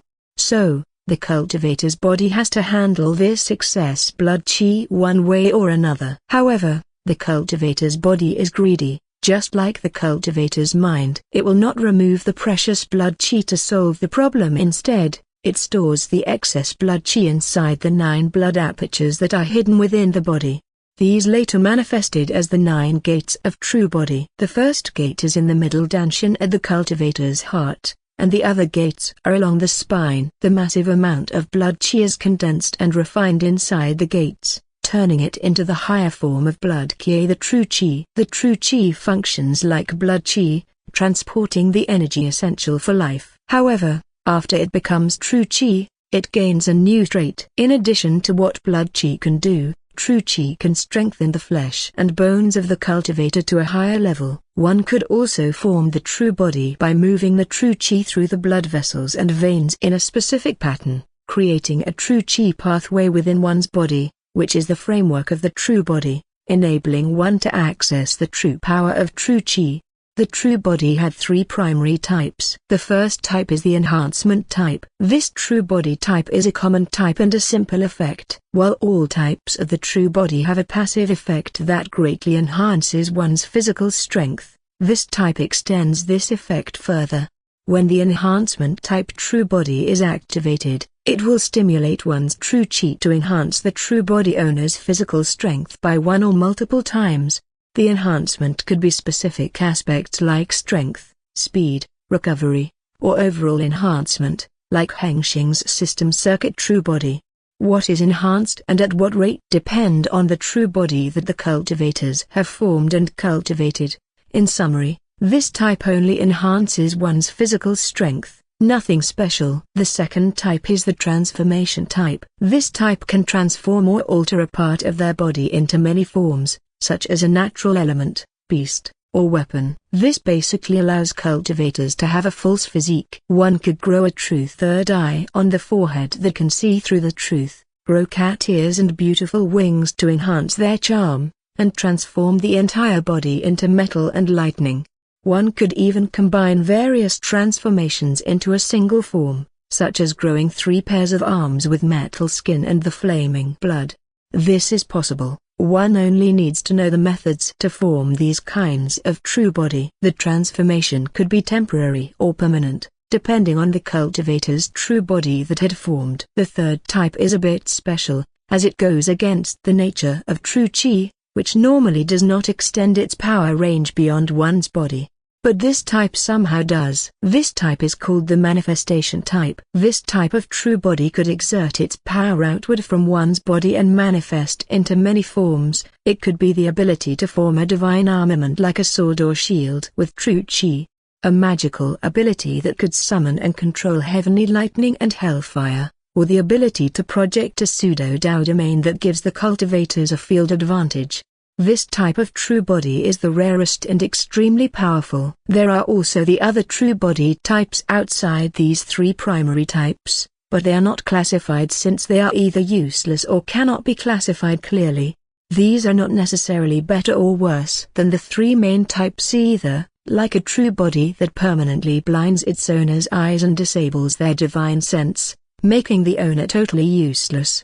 Or the exceedingly rare and dangerous one, like a true body that could passively plunder the qi or other elements from all people and objects within its range to strengthen itself. Despite their rarity and the power of other true body types, Hengsheng did not need them, since he already had the system power and could achieve anything he desired. What he needed for his cultivation path was a solid cultivation foundation. In this true body realm, the strongest body is what he is aiming. Hengsheng opened his main system to check on his progression. Ding. The strongest cultivator system panel. Name, Lan Hengsheng. Age, 21. Race, superhuman, tier 4. Genetic trait, the sun gaze, timber grasp. Spirit core, system neutral spirit core, divine. Cultivation realms, the true body realm, the first gates. Title, the system maker, 100th floor conqueror of the first primordial tower, 100th floor conqueror of the second primordial tower, 100th floor conqueror of the third primordial tower. Attainments, Tao heart, martial intent, law of fire, law of gold. Traits, the system world, tier, cultivated abilities, super divine sense, vast meridian, the system circuit true body. Cultivation techniques, the system maker cultivation scripture, tier 5. Techniques, the system maker combat scripture, heaven/Tao, formation mastery, rank 5, artifact crafting, rank 5, rune engraving, rank 5. Cultivation summary, physical strength, tier 4A. Vitality, tier 4B. Energy potency, tier 4B. Energy volume, tier 4A. Divine sense, tier 4A. Mind, tier 4B. Will, tier 4B. Soul, tier 4B. Total power, tier 4S. Spiritual power, cultivation foundation +8, Tao heart +15, intent +5, title +31, law +2. Final multiplication in total power, 61 times. System points, 11,750,000 SP. Available functions, absorption, upgrade, inspection, concealment, system storage. Auxiliary systems, 5-6. The Supreme Administrator System, Tier 4. The Ultimate Leveling System, Tier 4. The Dimensional Traveler System, Tier 4. The Primordial Tower System, Tier 4. The Life Simulator System, Tier 4.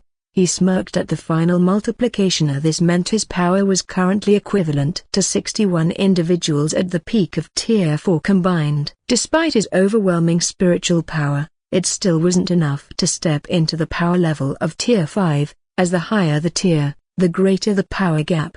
However, this level of power was enough to prevent him from being instantly killed by Tier 5 individuals. Hengsheng closed the main system after finishing noting his progress. It had been a year since he entered this false dimensional world. Most of the time, he was just chilling and cultivating within the mountain, not going out much since this world offered little for him to explore. He already knew almost everything about this world. Using his dimensional map, he also spotted a group of otherworldly cultivators who seemed to be trapped in this decaying world. They did not seem to be friendly because they had been sneaking around his mountain, trying to get inside Origin Energy's barrier. Of course, they could not get in. However, he had not yet taken any action against them, as their cultivation realm was quite high, at the peak of the true body realm. Even though he could fight them, to be careful, he decided he would deal with them after he broke through. That meant he would deal with them after this.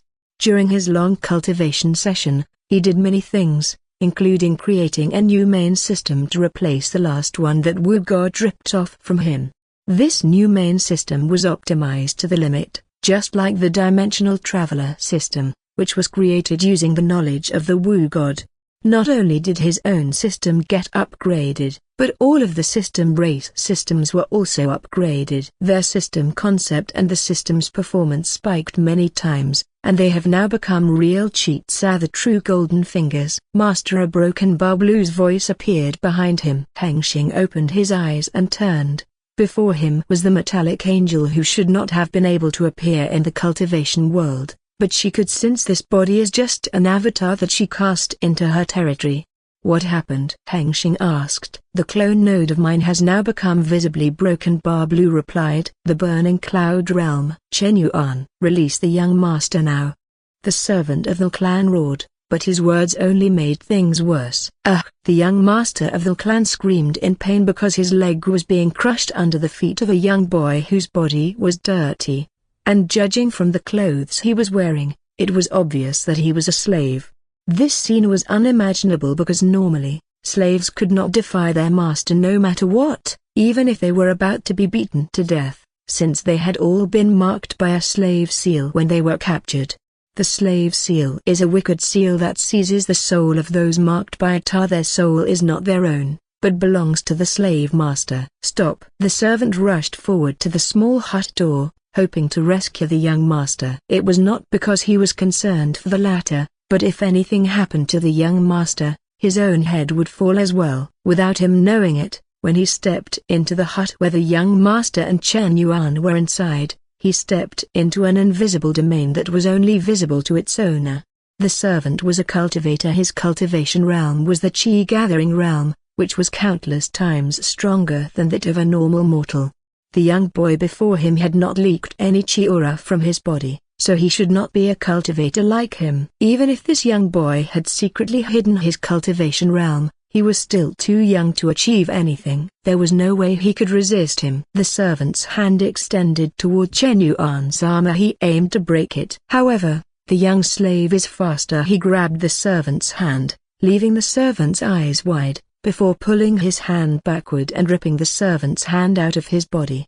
"Ugh!" The servant screamed, but his voice did not last long. The young slave, who seemed annoyed by the scream, quickly moved and ripped the servant's head off. End the servant of the clan's life. Ding. Quest: eliminating the heavenly traitor, the Qi gathering realm, servant of the clan. A success. You have acquired 1,000 heavenly points. No, Chen Yuan, please spare me. Remember, I've been good to you.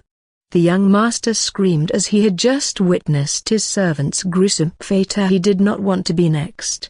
The young slave, hearing what the young master said, had his cold expression turned slightly mocking. Good to me? Kill my parents in front of me? Rape my younger sister until her last breath, and beat me to death? You still dare to ask for merit? You people are truly animals. The young slave said all these tragedies that happened to him calmly, like it wasn't his business. This horrified the young master. Wait, that was destined to happen. You should thank me for ending their suffering quickly. You don't know what fate awaits slaves chosen to be cultivation resources. The young master screamed as he tried to crawl his way out of the hut.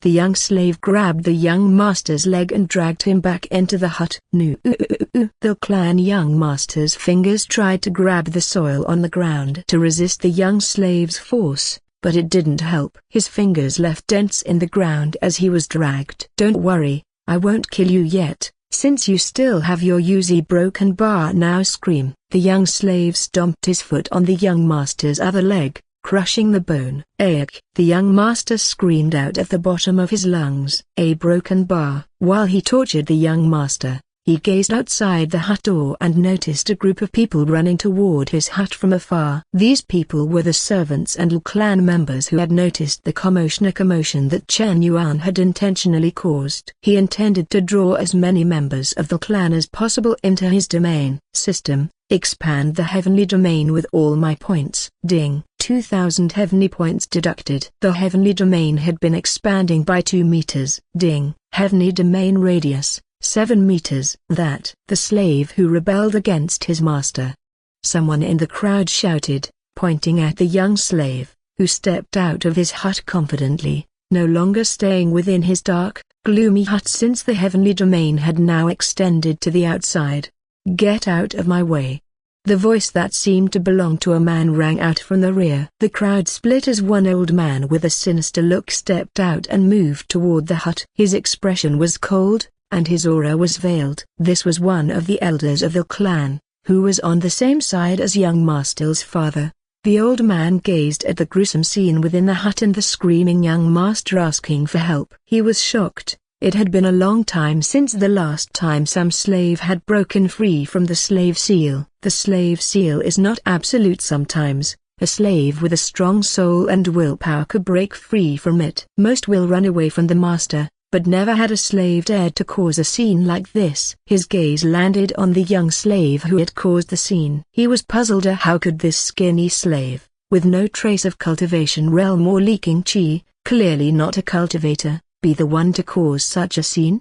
He stepped toward the slave, wanting to examine the boy who, despite having no cultivation realm, could kill Il Clan's servant who was at least a chi-gathering realm. It could be that this young slave possessed some kind of powerful physique. "Let me see what you have here, broken bar," the old man said with a creepy. However, when he extended his hand, his intuition screamed as if facing great danger. He stopped in his tracks, eyes narrowing, not knowing what was happening. "What is this?" the old man murmured. His cultivation realm was that of grand unity, and at this realm, cultivators' instincts became sharp, yet now he was confused, unsure of what his instincts were warning him about. Seeing the old man stop his feet, the young slave's expression turned down. He decided to act first. "What happened, old man? You afraid of me?" the young slave taunted, showing his middle finger to the old man. The veins on the old man's forehead bulged with anger. He didn't know what the middle finger meant, but he felt like he was being insulted. Without hesitation, he decided to kill this worthless slave. "You worthless slave, dare to mock my broken bar," the old man Ginner said the villain's phrase but stopped midway. The old man was confused as he raised his hand, intending to slap this young slave into oblivion. Instead of fear, the young slave's expression turned into excitement. The old man was even more confused, but he didn't stop his action. He slapped his hand down on the young slave's head. Boof! Splurt! An entire body burst from the explosion, blood and organs shattering all over the surroundings, but it was not the young slave's body. It was the old man's. Kaya! Some women screamed after noticing that the old man was dead. Ding! Quest: eliminating the heavenly traitor, the Grand Unity Realm, the Elder of the Clan. A success. You have acquired 1,000,000 heavenly points. Achievement: defeat an enemy with a cultivation realm 1 major realm higher than yours. You have acquired heavenly regulator physique. Achievement: defeat an enemy with a cultivation realm 2 major realms higher than yours. You have acquired heavenly regulator cultivation scripture. Achievement: defeat an enemy with a cultivation realm 3 major realms higher than yours. A broken bar. Great! The young slave exclaimed with joy. But he quickly returned to his calculating and ruthless self as he sensed the clan's members starting to run away. He would not let that happen. He spent all his heavenly points to expand the heavenly domain. Ding! 1,000,000 heavenly points deducted. The heavenly domain had been expanding by 1,000 meters. Ding! Heavenly domain radius 1,007 meters. The invisible circle of the heavenly domain expanded instantly, covering a large area of Il Clan's grounds. The young slave closed his eyes as he embraced an incredible sense that surged through him. He sensed everything within these 1,007 meters effortlessly. This feeling was unimaginable for someone like him who, just an hour ago, had been a normal human. He opened his eyes and gazed coldly at the members of the clan. He had promised to take revenge for the real Chen Yuan, whose body he now possessed. The real Chen Yuan had tried to rebel against this young master after his family's tragedy struck him, but he was powerless. He ended up being beaten to death. He could still feel the unbearable pain from the shattered soul of the real Chen Yuan, and felt the sorrow he had to bear before he died. He could tell that this pain would not go away until the clan paid the price for what they had done to real Chen Yuan and also everyone else. Despite this wonderful world, filled with life and mystery, but unfortunately filled with vile people. Unlike Earth, where he is just a small soldier, he alone could do nothing to change it. However, in this world, in his domain, he is invincible. He will take up his principles as a soldier. He will purge the vile and protect the people. He will rebel against all the oppressors with his heavenly domain. From today, I have been reborn. I am no longer, I am Chen Yuan. Chen Yuan swung his hand horizontally and instantly killed all clan members within his domain, leaving an unrelated and innocent one alive. Then he used the heavenly points he earned from completing the elimination quest to expand the domain, repeating again and again and again, and soon Chen Yuan's heavenly domain covered more than 100,000 kilometers in radius. All the clan's cultivators and their servants have disappeared. The people from the outside didn't know what happened to them. No one dared to step onto the clan's grounds to investigate, since anyone who tried never came back. This place has become a new forbidden zone of the burning cloud realm. Shattered dimensional world. At the cultivation ground within the Maker Mansion, Hengsheng and Blue were gazing at the system window before them with wide eyes. Both were shocked by the scene unfolding in the distant realm before their eyes. Hengsheng could not take it anymore. That's cheating, he roared. Hengsheng could not believe his eyes. It wasn't about the ruthlessness that Chen Yuan guy had shown, but the system. What the hell is this heavenly domain system? It was insane, absurd, too ridiculous, too powerful. No, a broken bar. It goes beyond the word powerful. It overpower. It was cheating. Real cheating, making his own proud main system pale in comparison. What did the heavenly Tao do to the unimpressive Tier 3 order-related system that he himself crafted to turn it into this ridiculous cheat-like invincible domain? He kept roaring and cursing at both heaven and the cheater Chen Yuan, releasing the frustration and jealousy that had been building up in his heart. What's more, he noticed Chen Yuan's words and gesture, so it was clear that this guy was also a reincarnator. Heavenly Tao. What are you doing? Does this mean the gamble system that he could not track also fell into the hands of a reincarnator from Earth? If it were the case, what kind of cheat-like form would the gamble system take under the Heavenly Tao's modification? Blue. Can you access your clone node's system framework? Hengsheng asked. If possible. He wanted to take it back. Leaving this kind of system in other people's hands made him uneasy. Blue nodded. Her expression was solemn, and she quickly scrolled through her system panel, trying to access the system of her clone. The next moment, her expression turned better, as if her attempt was successful, but soon her expression turned down. This made Hengsheng's heart fall. What happened? Hengsheng urged. I can access its framework due to a node connection, but the clone is no longer under my control. A broken bar. It's now become free from me. Blue said she did not expect this to happen to her clone. Hengsheng's eyes narrowed. If I attempt to take control over it, I'm afraid the node connection will be severed. I can only observe it. Our broken bar. Blue said, her voice tinged with disappointment.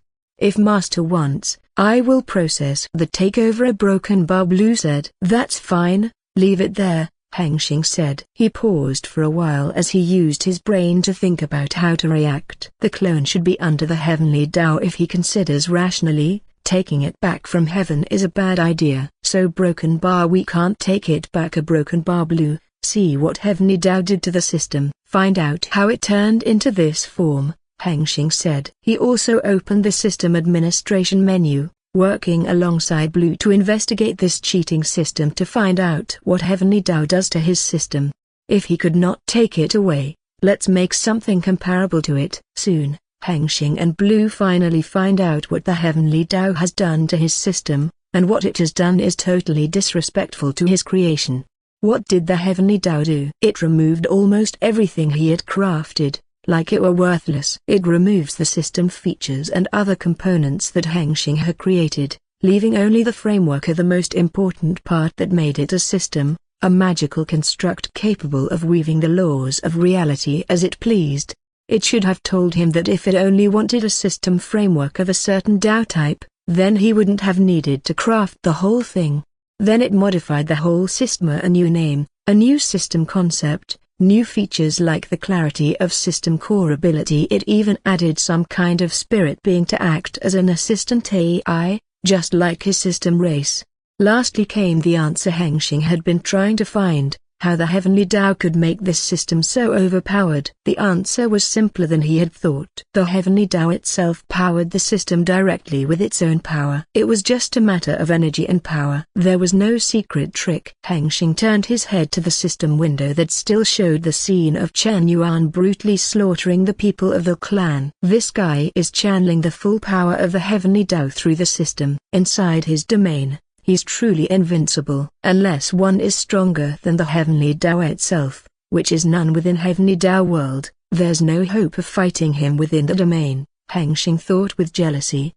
He is invincible at the start. A broken bar. Hengsheng murmured. Blue, keep an eye on him. Make sure we don't meet this guy, Hengsheng said. Yes, Master. A broken bar. Blue replied before her body disappeared into the glittering white light, returning to the system world. Despite all this disappointment, it did not mean he didn't get anything from this. The new features that the Heavenly Tao added to the system are profound.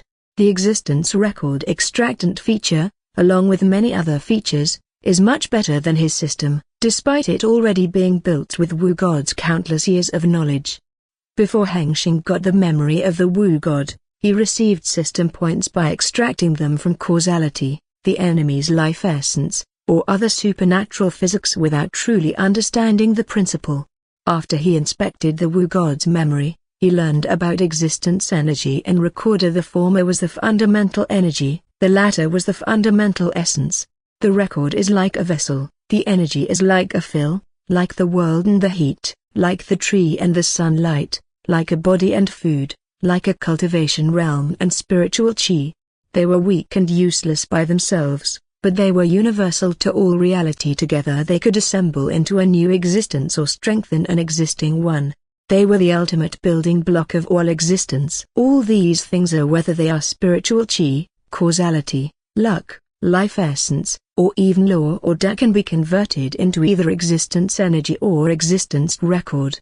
What the system mainly extracts from these supernatural elements is the existence record. It was the same as Blue's AP and Hunter's EXP, which were used for both system operation and strengthening their system concept, but at a deeper and universal level. Hengsheng's main system did the same thing as the system race. It extracted the existence records of other things into its own. After realizing this, Hengsheng and his system race decided to refine their system to remake the system points more efficiently and universally. A broken bar. This happened quite a while ago. So, the system points are the existence record of the system that is ready for him to use. However, the extraction process always had a loss in the record, since not all the stories were compatible with the system. The existence record extractant feature that the Heavenly Tao added to the system is great because he not only can it yield more system points than his own system when extracting records, this also makes the rewards generated from the quests more obtainable. It did not sound like a big deal, but it was. If the records needed for generating a reward are high, the quest he needs to complete to get that reward will be more difficult. Just like the previous quest, where he failed to prevent the Golden Pillar's destruction, the quest's reward is worth 10 million system points. It was destined to fail from the start, since he didn't have the strength necessary to complete the quest in the first place. The quest itself is just beyond his capability. In other words, he was blocked from obtaining high-tier rewards beyond his strength. However, these kinds of flaws in the system would disappear if he could copy the features added by the Heavenly Tao and modify them slightly to suit his own system. He could bypass many limitations that prevented his system from becoming a true golden finger. Hengsheng carefully copies the feature from the Heavenly Domain system's framework, replicates its complex runes, and places them in the system testing display to see if it works or not. A broken bar. While Hengsheng is working on improving his system performance, there is some commotion outside the Endless Wealth Peak at the foot of the mountain. Lan Hengsheng and a dozen other residents of the mountain stand at the edge of the white barrier. Each one clothes themselves with numerous treasures. They toss spirit stones up and down as they taunt the group of people before them.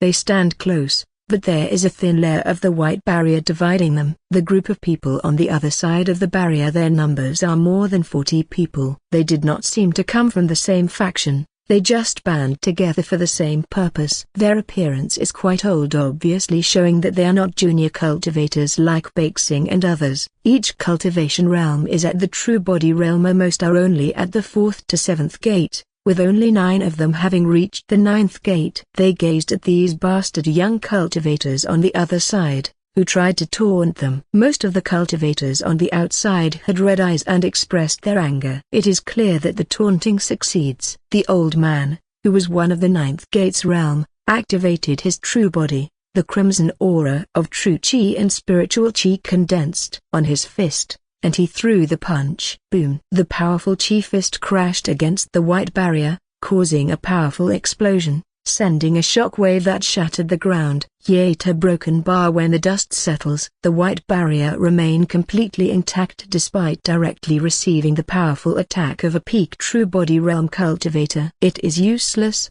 old ass. Why not try begging? I might show mercy and toss you a few spirit stones. Ha ha ha! Broken bar. Lan Hengsheng mocked the old one straight to his face. Ha ha ha! Broken bar. The other young cultivators laughed at the old man in unison.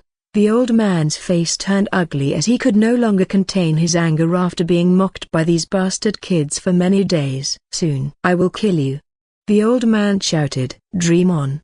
A broken bar old ass, Lan Hengsheng replied, continuing to mock the others. Boom! Another attack from outside the white barrier struck. As the dust blew away, the outsider cultivators saw that the white barrier didn't even have a dent. Their expressions turned sour. They continued to attack the barrier. Boom! They were desperate since they could sense the secret realm was decaying. They could feel that death was waiting for them if they could not occupy this mountain artifact. Before the secret realm completely fell, a broken bar. You backwater people don't know manners. Your fate is sealed. How dare you attack Big Brother's mountain? The young cultivators inside the barrier joined forces to insult them. They had no fear that their words would come back to haunt them. After all, they had Big Brother Hengsheng's backing. Stupid old ass. A broken bar. A broken bar. At the rear, the old man stepped back from the front, not wanting to become a target of insults from those young cultivators inside the barrier. He rejoined the rest of the 9th gates of True Body Realm cultivators. One of them said to the old man, "How is it? Did the Mountain Lord come out?" A middle-aged man with a mustache said. The old man shook his head. This so-called Big Brother is a coward. He did not dare to show up. Maybe we were too hurried. The Mountain Lord might need more time before he shows up. After all, he just underwent the heavenly tribulation, a middle-aged man with a mustache said. A moment ago, they had just witnessed someone call upon the heavenly tribulation, attempt to break through to the true body realm. They assumed it must be the so-called Big Brother, or someone they had never seen, only heard about from the young cultivators who insulted them from the other side. The strange thing was that the tribulation ended unusually fast. They didn't know whether this so-called Big Brother had succeeded or not. But it didn't matter after all. Even if he had succeeded, he was just a first-gate true body cultivator. He wouldn't be able to resist them if he dared to step outside the mountain artifact's protection barrier. We need to hurry, find a way to lure him out. Time is running out. A broken bar. Another old man, with a green poisonous aura leaking from his skin, said in a cold voice. A broken bar. The 9 of them continued to discuss how to lure Mountain Lord out and seize control of the mountain artifact from him, since this was the only way they could survive in this decaying realm. They had already been stuck inside this secret realm for over 10 years, after losing the fight over the immortal inheritance and failing to reach the secret realm exit in time. All past years, they had been stuck in this place. They had witnessed the realm decaying firsthand. In the first year, cracks began to appear in the sky. By the second year, the cracks had already run across the sky, causing chaos in the natural order. In the following years, the sky above was slowly shattered, and a big chunk of land at the secret realm's edge fell into the void before their eyes. All these things that happened reminded them of their fate. Once the realm is completely consumed by decay, they will all die. This impending death tortured their minds, driving them nearly insane. Until, a year ago, while they cultivating or finding an exit around the mountain range, their divine sense detected a change in the flow of heaven and earth's chi. When they went out to find a cause, they witnessed the appearance of the sacred mountain emerging from the massive purple vortex that appeared above, amidst the shattered sky. The sacred mountain was so massive that it could be seen from anywhere within the secret realm, surrounded by a transparent white barrier, like a mountain within a glass ball.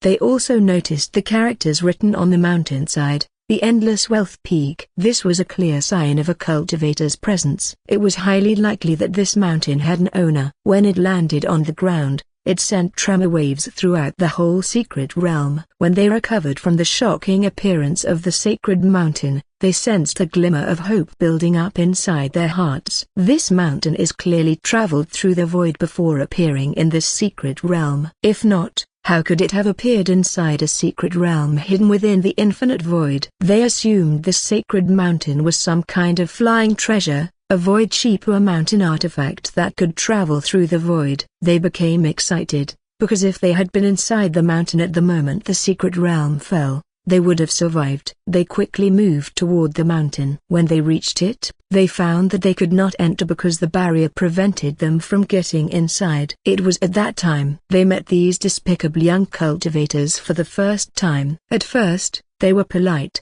begging the young cultivators, whom they assumed to be servants of the Mountain Lord, believing that the mountain's owner must be a powerful cultivator. But the young cultivators did not let them in for whatever reason, and then not long after that, some of them found out from the young cultivator's mouth that the Mountain Lord was only a weak spiritual foundation realm. Their attitude changed. They were no longer polite and began to attack the barrier, intending to seize the mountain artifact. They almost succeeded on the first attempt, but the shattered barrier suddenly recovered instantly. When they tried to attack it again, the barrier had become countless times durable. No matter what they did, they could not even put a dent in it. From that moment, the insults from young cultivators on the other side of the barrier began. A broken bar. While the ninth gate True Body Realm cultivators were discussing how to proceed, a servant of a middle-aged man with a mustache approached them, holding a small cage covered with a black fabric in his hands. "Ma broken bar, what happened?" the middle-aged man with a mustache asked. "Lord Gu, we caught the pet of the Mountain Lord," the servant said, his tone filled with joy, before pulling the fabric off the cage, revealing the small creature inside. "Meow?" the curious cat cried. It was a small domestic cat with gray fur, and the tips of its fur shimmered with various color tones, making it look beautiful. The expressions of the middle-aged man with the mustache and the others improved, because from the information they had gathered from the young cultivator's words, they knew that the Mountain Lord loved his demon beast pet. "We could use this creature to lure him out," someone said excitedly. "How did you catch it?"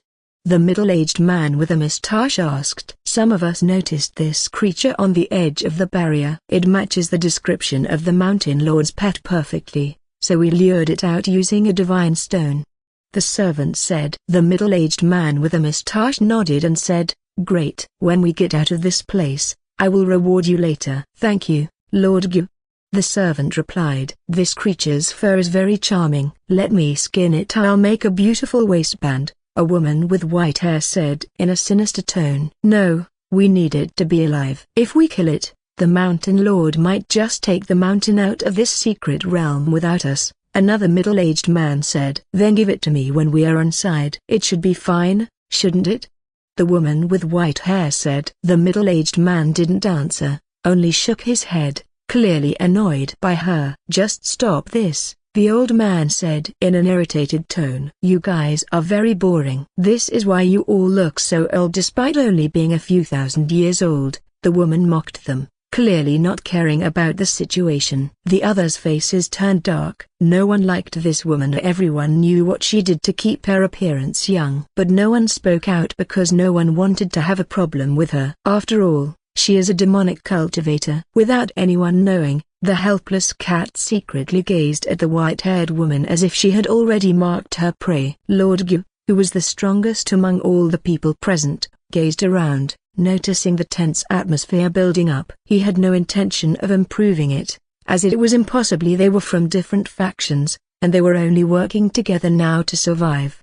"Put things aside for now, at least until we return to the Nine Heaven Realm." A broken bar, Lord Gu said in a cold voice. Noticing Lord Gu's tone, they stopped playing around and refocused on their current objective. Lord Gu picked up the cage holding the cat and handed it to the old man with the poisonous aura. "Old Ma, could you poison it?" Lord Gu asked. Old Ma examined the cat's body and noticed it was just a rank 1 demon beast. He turned to Lord Gu and replied, "It's easy." Then the old man picked up the small kitten from the cage. The cat pretended to struggle a little before letting herself be fed a poison pill. With this poison, if it doesn't receive a soothing pill, it will be struck by immense pain for a day and night. This should be enough to convince the Mountain Lord to let us inside if the information about him is true. If not, a broken bar, Old Ma said with a sinister smile while looking at the innocent kitten. "Meow." The helpless cat acts as if she doesn't understand the situation. "Me-ear-oo-oo." The cat howled and writhed in agony on the grass at the mountain's foot,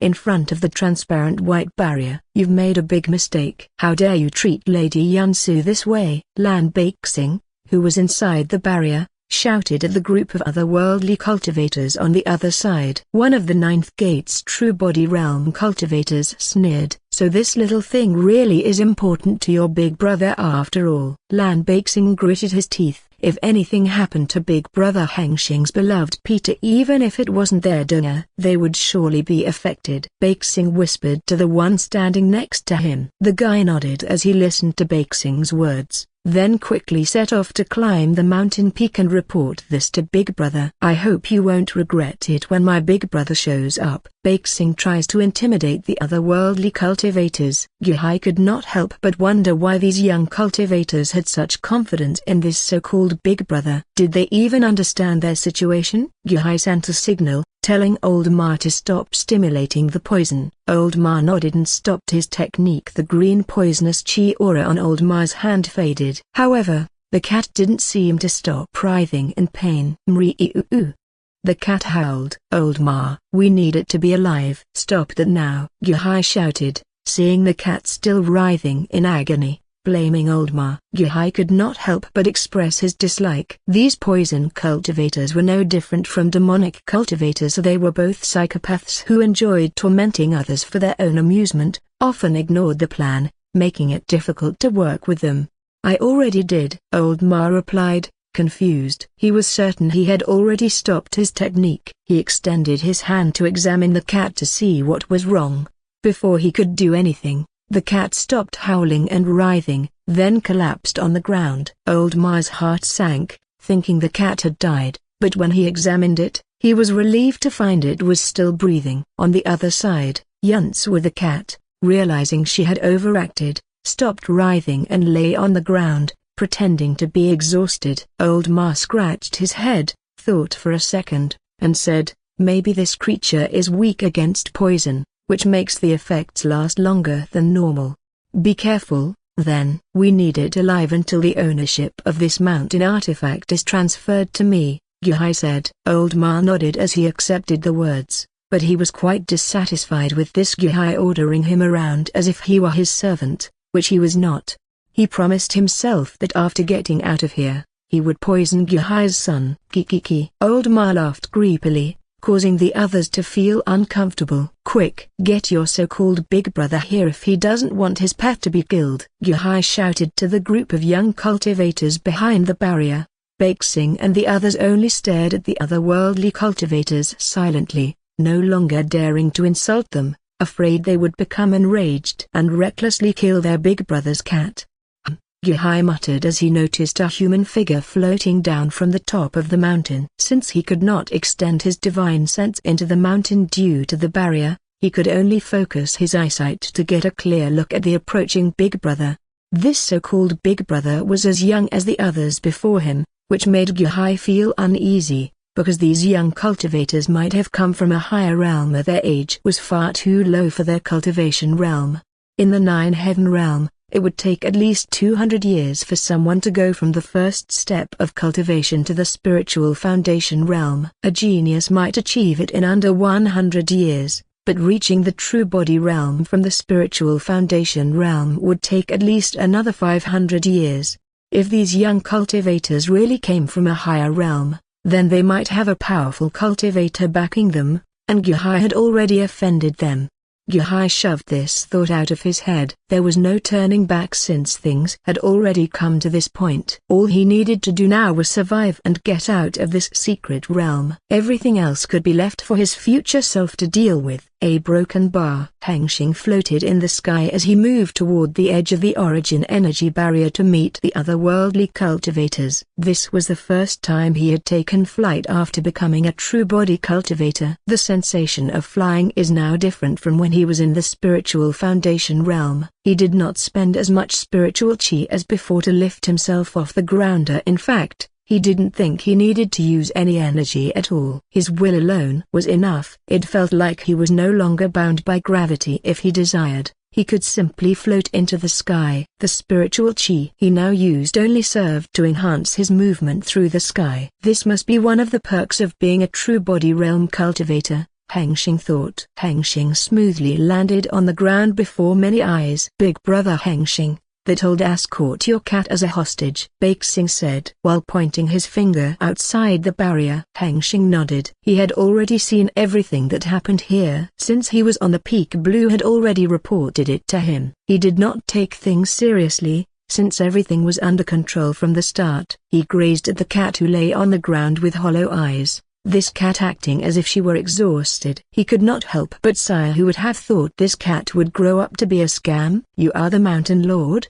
The middle-aged man with a moustache said. Hengsheng observed the surroundings. He also secretly activated the inspection eye to see the middle-aged man's information. Guhai, age, 2,405 years. Cultivation realm, the true body realm, the ninth gates. Background, the seventh prince of the Gu dynasty. A broken bar. A broken bar. This guy is old, Hengsheng thought. His age almost approached the true body realm lifespan limit of 3,000 years. If you mean I am the owner of this mountain, then yes, I am a broken bar, Hengsheng replied. Good. I heard you value your pet very much. A broken bar, you know what I mean. If you want it to be alive, let us inside the mountain. I promise we will not do anything threatening to you and your people. We only need a safe place here, Broken Bar Guhai said. Hengsheng sneered when he heard this bullshit. I don't care, Hengsheng said. Meow. The cat's head rose when she heard her human didn't care about her. This is unacceptable. Guhai's expression turned dark. He turned and sent the gesture to Old Ma to stimulate the poison within the cat's body. He wanted to see if there was any reaction from the Mountain Lord when his cat writhed in pain. Old Ma nodded, then made a few gestures to activate his technique. The green poison chi emitted from his hand. A broken bar. Silent. Old Ma was confused why the cat had not started howling in pain yet. Suddenly, the Mountain Lord spoke. No more playing, Yansu. We will leave soon, Hengsheng said, his words sending waves of confusion to both allies and enemies. Guhai finally noticed something was off. He became alert, but someone had already acted. Yansu, no longer playing the helpless cat, swiftly moved her body toward the white-haired woman, who could only react when it was too late. She attempted to use her technique here. Instantly, a veil of crimson blood appeared before her, but it was shattered immediately by the cat's power. Kaya! The white-haired woman screamed before her vision filled with countless claw shadows. Shing, shing, shing. A broken bar. Yansu's sharp claws, filled with the Tao's power, tore this woman's body into thousands of pieces. Thwack! Guhai and the other ninth gate's true body cultivators' faces turned pale. One in the same cultivation realm as them had just died that easily. They immediately activated their true bodies and formed a battle formation with their own group. Why did it not work? Old Ma screamed as he tried to use his technique on the vicious cat, slowly moving toward him. Yansu noticed the poison pill inside her stomach was releasing poison chi non-stop, which annoyed her. Then she decided not to keep it anymore as she devoured it. Argh! Old Ma could sense his poison pill being destroyed, causing a backlash from the technique's failure. Guhai and the other 6 ninth gates realm cultivators appeared together, surrounding the cat at the center, and then quickly used their attack techniques, aiming to kill the cat. They now knew the cat was dangerous. Yansu, seeing multiple chi constructs from multiple attack techniques moving toward her, did not panic, since all these attacks were useless against her. She smirked and utilized her magic chi. The multicolored omni-elemental magic circle appeared beneath her paws. A blinding multicolor light originated from the cat, sweeping outward and instantly destroying all chi constructs. It then crossed over all the people standing outside the white barrier, rendering them all unconscious. Guhai was feeling dizzy. Before long, he finally regained his senses. He found himself inside a dark dungeon, a prison cell, with iron cage bars isolating him from a dimly lit corridor. Klanga broken bar. Guhai noticed his attire had been changed from his original royal costume to an unfamiliar orange uniform. On his chest was a number plate labeled 7. His arms and legs were chained with thick white iron to the stone wall at the back of the prison cell. The chains were surprisingly light despite their thickness, and they were long enough for him to move freely inside the cell. Most importantly, His cultivation had been sealed. He could not sense his own spiritual chi or divine sense, and even his strong body felt unusually weak. "Get me out of here!" The old man's scream rang from the corridor. Gyuhai dragged his weak body to the iron bars. When he reached them, he tried to observe the corridor through them. He found many prison cells like his along the corridor on both sides. "Lord Gyu!" the servant shouted. Gyuhai turned to where his servant's voice came from. He soon located the servant's prison cell not too far from his cell, close enough to see each other. "How long have we been here?" Gyuhai asked, trying to gather information from his servant, but he didn't get anything. The servant said he had also just regained consciousness and did not know how long they had been there or where they were. Suddenly, tap tap tap, the sound of footsteps came from the end of the corridor. Gyuhai looked at the human figure walking through the corridor, who stopped before his cell. "Prisoner number 7, I heard you are the leader of these prisoners," the young cultivator with red hair said. Gyuhai's eyes narrowed, and he did not reply. Since the other side called him by number, he knew what it meant to. If he replied, it would mean he accepted that he was prisoner number 7. Not answering, huh? The young cultivator's lips curled slightly before he used the authority given to him by Hengsheng as the prison warden. The white iron chains that bound Gyuhai turned glowing redder. "Ugh!" Gyuhai screamed from the bottom of his lungs. Every inch of his body felt an unimaginable amount of pain piercing through every layer of his being. He howled like never before in his life, writhing in agony on the prison cell's floor. The chains slowly returned to their original white color, and the pain faded, leaving the sweating Gyuhai curled and twitching on the ground. The young cultivator smiled sinisterly at the pathetic sight of the once proud cultivator and said, "From now on, if I ask, you will answer." A broken bar. Hengsheng read the report he got from Lan Hengsheng of the Endless Wealth Peak's prison warden, whom he had personally appointed since this guy was quite vicious among the peaceful Lan Clan members and suited the role of a sinister warden very well.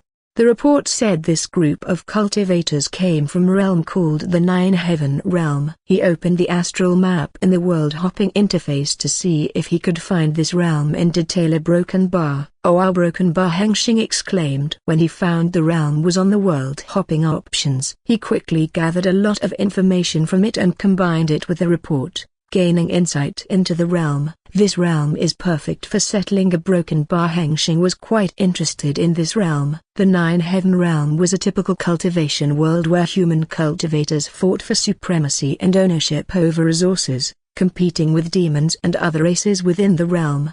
Although it was called the Nine Heaven Realm, it wasn't a lonely massive flatland drifting through the infinite void within the Heavenly Tao world's territory like his five-pillar realm. In fact, his old realm was quite unusual compared to other realms, being small and lacking many cosmic elements for a Tier 10 realm. On the other hand, the Nine Heaven Realm was a typical Tier 10 realm with some special mechanics. The Nine Heaven Realm is a realm cluster. It consists of 9 flat realms, each comparable in size to his old realm, within a single space-time. These 9 realms are referred to by their cultivators as the first to the 9th heaven, each separated by vast distances of endless space filled with countless stars like a miniature universe. At the heart of the Nine Heaven Realm's space lies a colossal white hole, a realm core, endlessly releasing the chi of heaven and earth. Orbiting this heaven and earth's chi source are 9 massive flat realms, arranged in 3 layers of 5 forming the outer rim, 3 in the middle layer, and 1 closest to the white hole. The closer to this chi source, the better cultivation environment.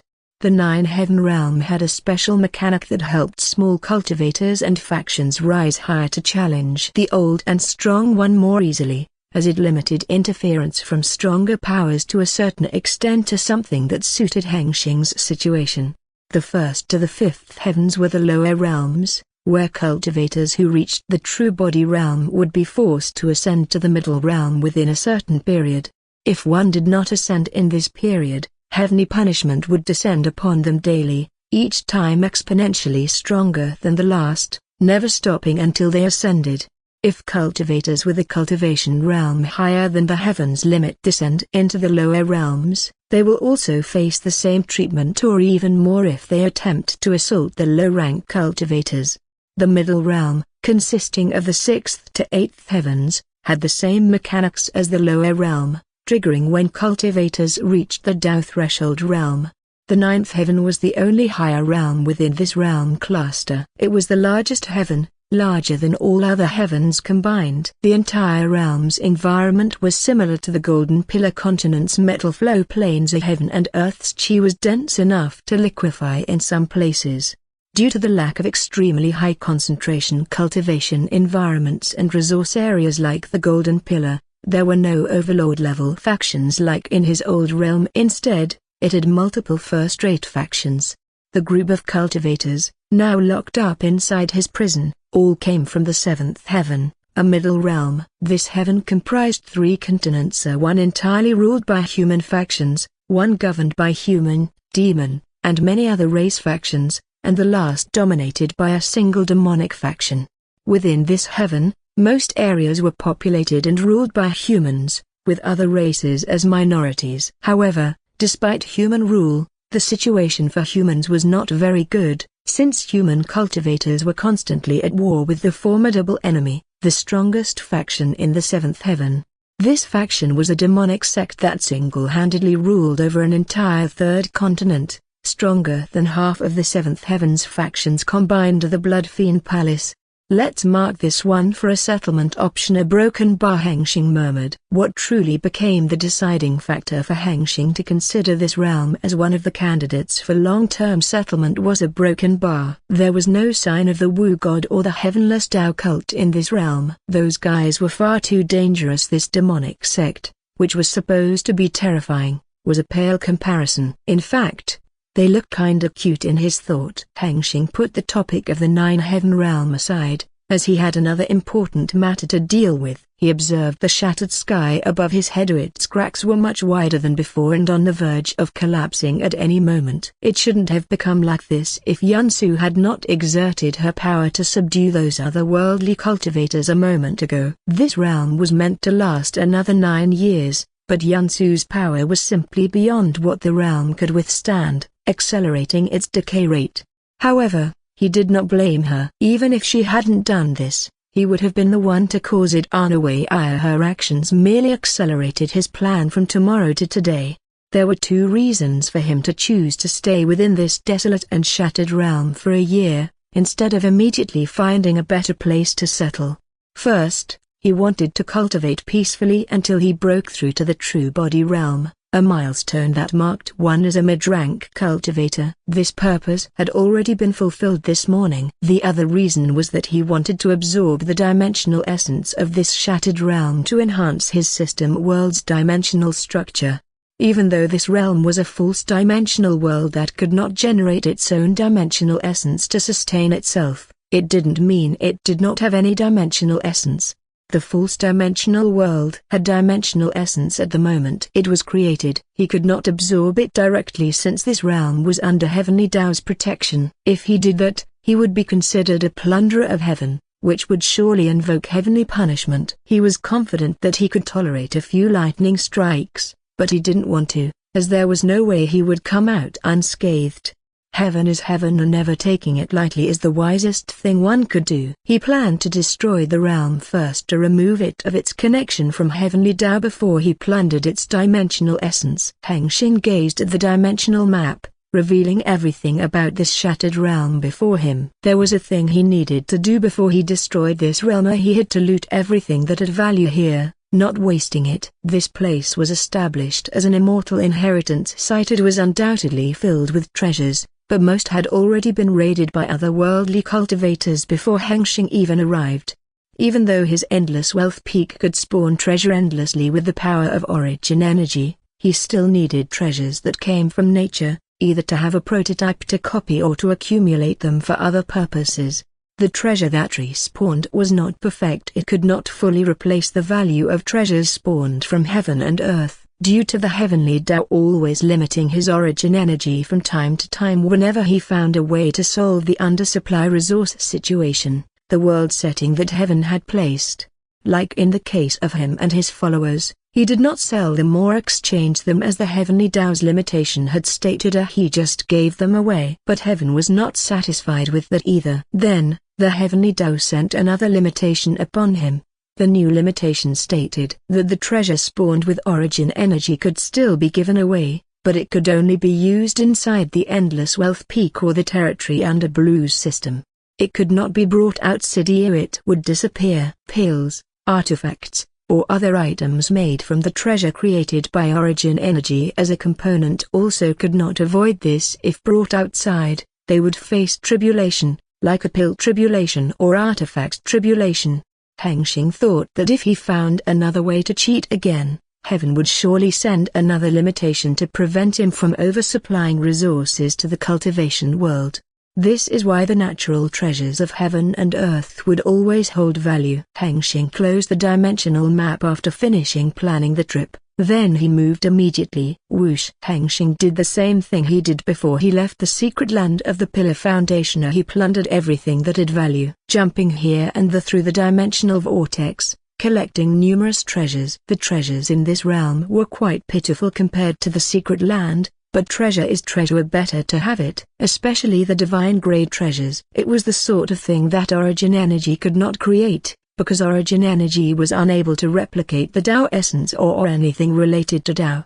Hengsheng could only make a fake Tao aura with his origin energy. It felt almost like the real one, but it was hollow inside, with no Tao essence. Of course, the effects caused by the Tao could not manifest either. He could trick his followers with the fake Tao aura. They would not know about it until they entered the Tao level realm. At that moment, they would realize their divine treasure was a scam and could not be used to comprehend the Tao. Hengsheng was not afraid of losing his reputation among his people because by that time, his strength alone should be more than enough to convince them to shut up and follow him. Not long after, he reached the second to last target of his treasure hunt session. Whoosh! Hengsheng appeared in the small hidden mountain valley. It shone with golden light all over the place. The light shone within this place where the sun could not reach because of the treasure's presence on the wall.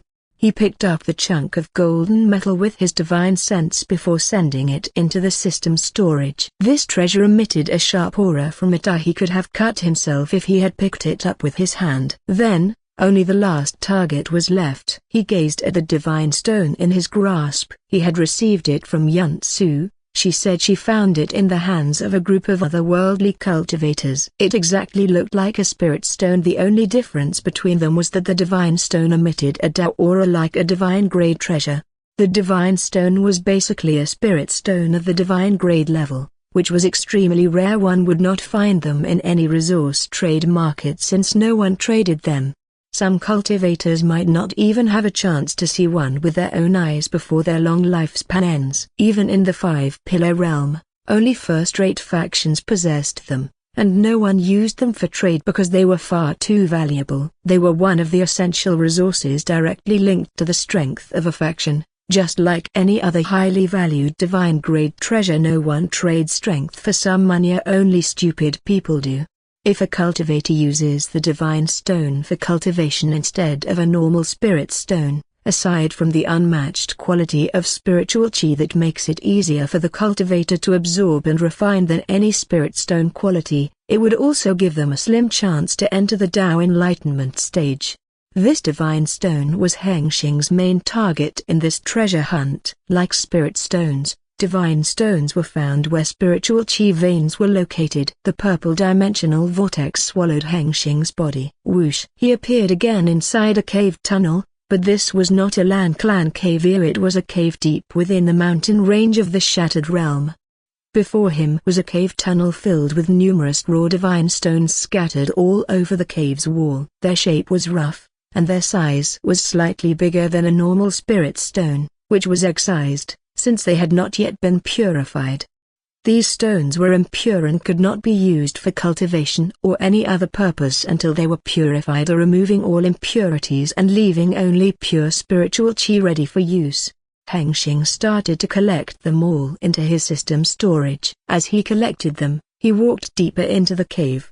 Before long, he reached the cave chamber that he was aiming for. Like the tunnel, this place was filled with numerous raw divine stones. There were also other things inside this place. The Tao monument to a golden stone tablet in the middle of the chamber. It pulsed, sending Tao rhythm throughout the chamber. forming a Dao field. This place reminded Hengsheng of the scene from the Golden Pagoda. The difference was that the Dao field is placed above a high-quality spiritual chi vein. This rare combination was one of the few causes for the divine stone to form. Hengsheng quickly cleared the divine stones that lay on the floor of the Dao field's area. Soon, the surroundings were clear, and then he formed a formation around it. He wants to take both of them with him since they will enable him to have a source of divine stone inside his endless wealth peak. Extracting the spiritual chi vein was not hard for him, but the real problem was the Dao fielder. He wanted to take it with him too, but it was not easy since it was linked to the entire realm.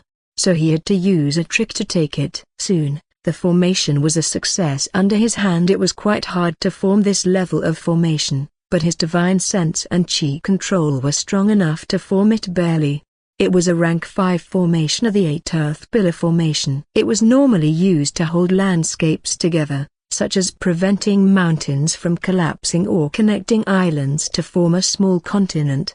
Currently, he uses it to hold the entire chamber together, preventing it from falling apart when the realm fell into the infinite void. Lastly, he marked the Dao monument with the anchor locker, another core ability of the dimensional traveler system. This allowed him to form a dimensional connection with the marked object, enabling him to teleport to it regardless of distance, watch over it through the system, or even teleport the marked target to himself.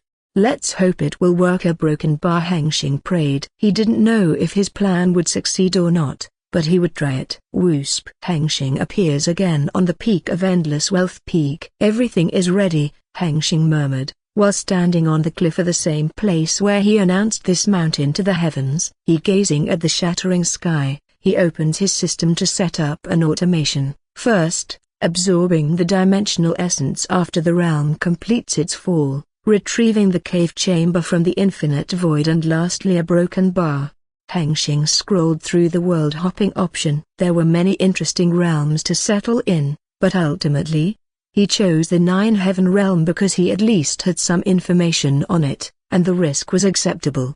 The system automation had been set. All he had to do now was destroy this realm. Everything else, the system would take care of. Oh, I almost forgot about them. When Hengsheng was about to strike, he noticed the demon beasts that roamed around the shattered realm. These poor guys were about to die. Would he face great karma if his actions caused their deaths? He did not know. He could not save them anyway, even if he wanted to. There were millions of them. However, at least he will pray for their souls. Hengsheng closed his eyes and put his hands together like a Buddhist. From beneath his closed eyes, golden light leaked through the lids, growing brighter and brighter, until even his eyelids could no longer contain its radiant intensity. When Hengsheng finished praying, he slowly opened his eyes. As they opened, the golden light illuminated the entire shattered realm. Endless Aroma Taverna evening. Did you hear about it? A loose cultivator whispered excitedly to his friend. Hear about what? The other loose cultivator asked, raising an eyebrow with curiosity. There's a rumor going around the southern sea, not far from here. They say an immortal mountain fell from the sky. The first cultivator's voice trembled with excitement. The second loose cultivator paused for a moment, then smirked. Oh, our broken bar, I've heard about that. This nonsense rumor has been spreading for quite a while now, he said with a playful tone, but his eyes were like he knew something. It wasn't just a rumor. The guy said it was exclusive. Intla claimed it came from someone who saw the mountain descend through the clouds with his own eyes. A loose cultivator said. Wait. Don't tell me a broken bar. Did you actually pay for this information? If you did, you got scammed. I was there when the rumor first started. Already confirmed it was fake. The second loose cultivator could not believe his friend was stupid enough to pay for such a rumor. The first loose cultivator was shocked when he heard what his friend said. Damn it. The first loose cultivator cursed, his reaction clearly confirming he'd paid for the news. Just then, a cold voice chimed in from a nearby table. You two are idiots. Even if it was real, do you think people like us could get close to an immortal mountain without getting killed first? The two loose cultivators turned to look. A woman in black robes leaned back in her chair, sipping her wine lazily. Her presence was quiet, but the pressure she gave off made it clear she wasn't ordinary. "I've seen too many fools chase fairy tales and end up as beast feed or get robbed blind," she continued. "If a real immortal mountain did fall, the Great Southern Empire would have sealed the place off before the dust even settled." The first loose cultivator frowned, unconvinced. "Still, if there's even a chance it's really a broken bar, it might be worth checking out." The woman narrowed her eyes. "Then prepare your will and say your goodbyes." The second loose cultivator laughed nervously. "Maybe we should stick to raiding minor ruins for now." A broken bar. Later,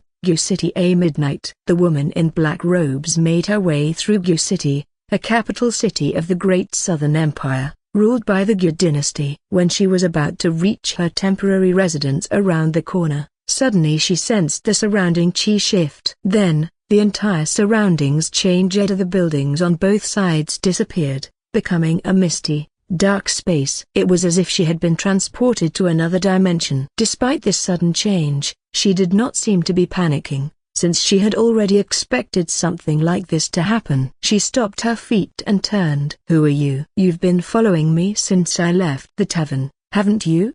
the woman in black robes said lazily. From afar, one figure emerged from the misty darkness. The figure was a man wearing black with golden-edged cloth. When he stepped closer, the misty darkness faded, revealing his face clearly, the face of a young man around his early 20s who had not yet reached the peak of manhood. The man did not answer, instead asking a question. "Are you the Icy Claw Fairy?" the man asked. "I asked you first." A broken bar, she replied with the same lazy tone. The man was annoyed about something, but when he thought about the mission, then he started again. "Apologies, I am Lan Hengsheng, Director of Intelligence at the Endless Wealth Company," Hengsheng said. "Endless Wealth Company?" Her broken bar. "Yes, others call me Theta Icy Claw Fairy." "Why does the director want to meet me?"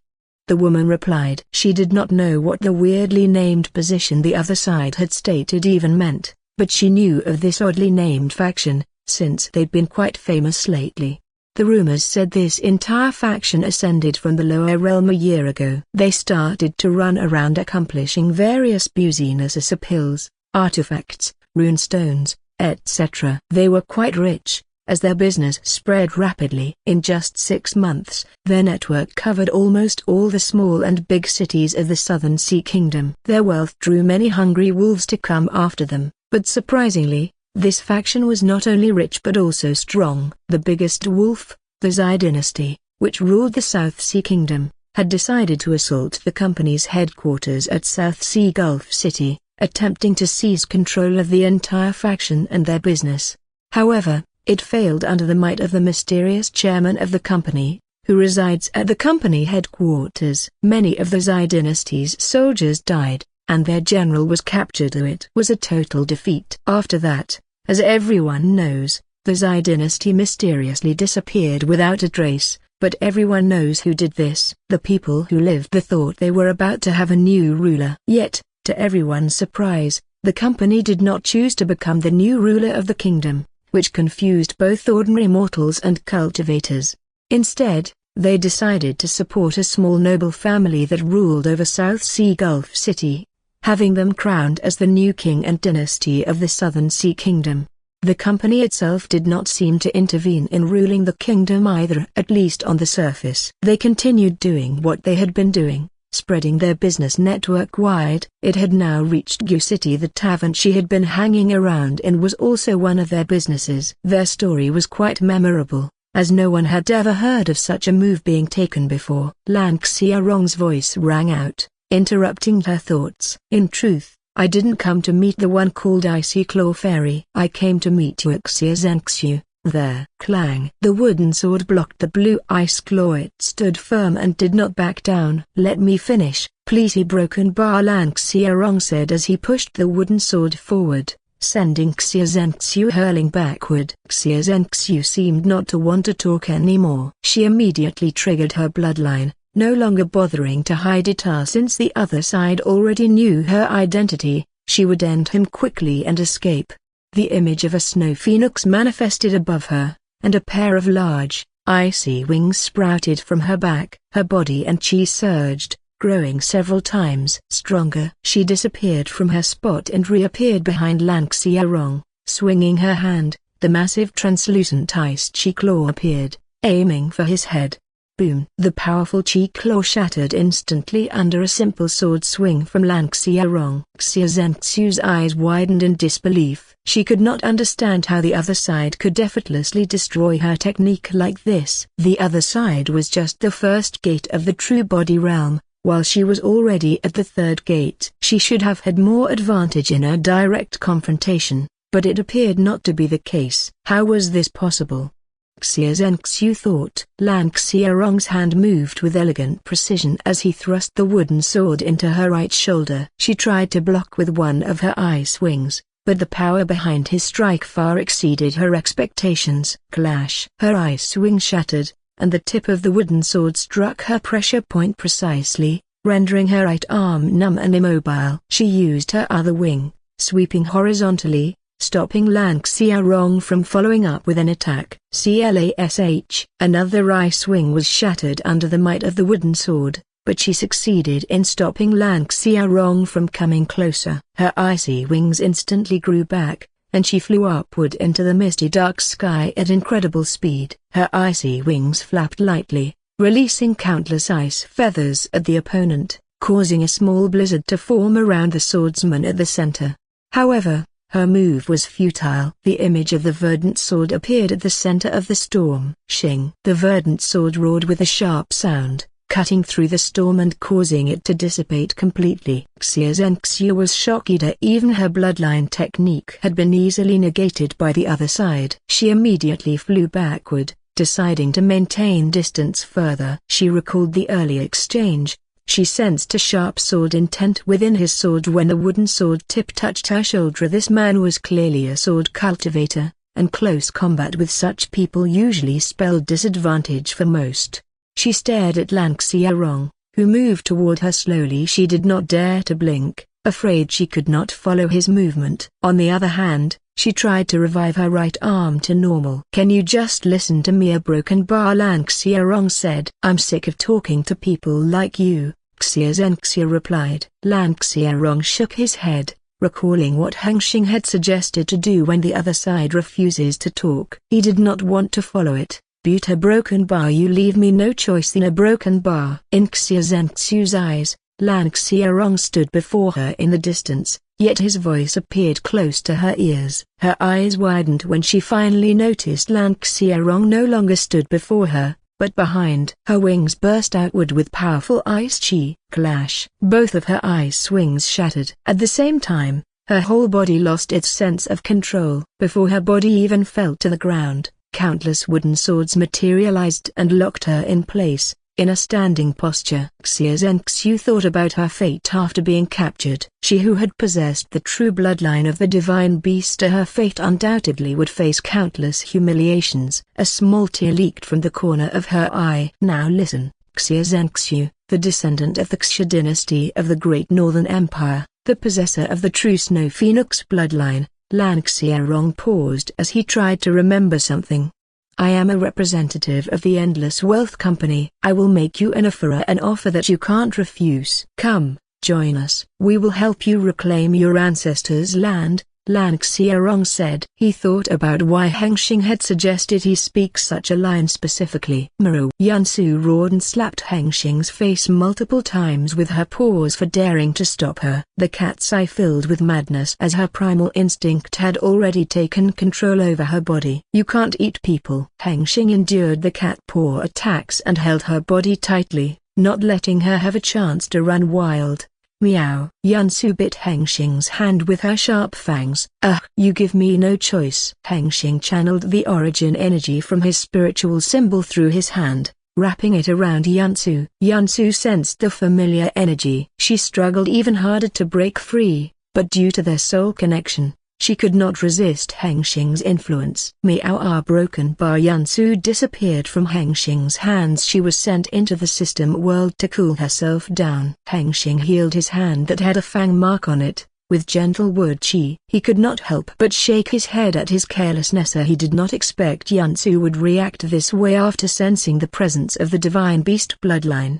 I apologize for the unsightly scene. Hengsheng. He leaned down and sat down on the giant majestic throne in the throne room within the Maker Mansion. His eyes landed on the light blue-haired woman in black robes. Her eyes carried an anxious expression. She was Xia Zhenxiu, the descendant of the Xia dynasty of the Great Northern Empire. She quietly sat on the guest seat before him, with Xia Rong standing aside, his expression filled with annoyance. Hengsheng had been looking for her for a year since he entered this continent. He finally had a key individual for his plan on this myriad dynasty continent. You can go now. A broken bar. Hengsheng leaned back on the throne and sent Xia Rong a hand gesture. Xia Rong's veins on his head bulged when he saw the other side's arrogant attitude, but he obediently walked out of the room because he didn't want to have any problems with this wicked person.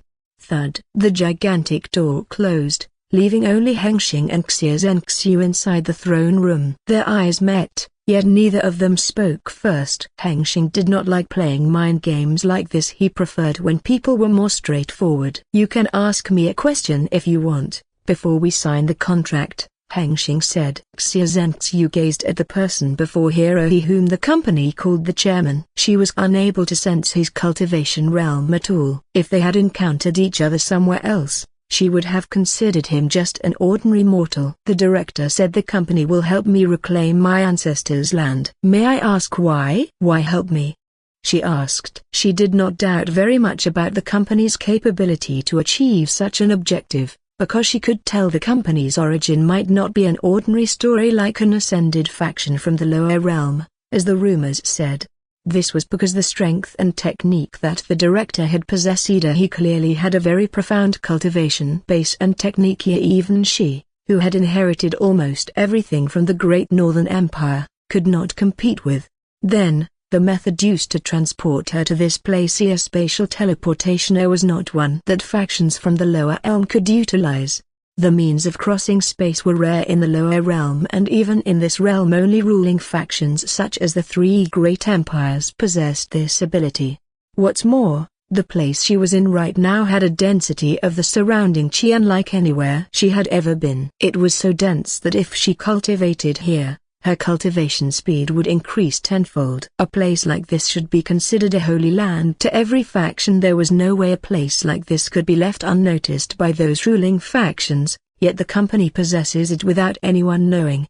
The things she experienced from this faction in just a few moments of interaction made her quite sure their origin was not ordinary. They perhaps came from a higher realm. If they were really like she thought, then what they said about helping her reclaim her ancestors' land was possibly, but she wanted to know why.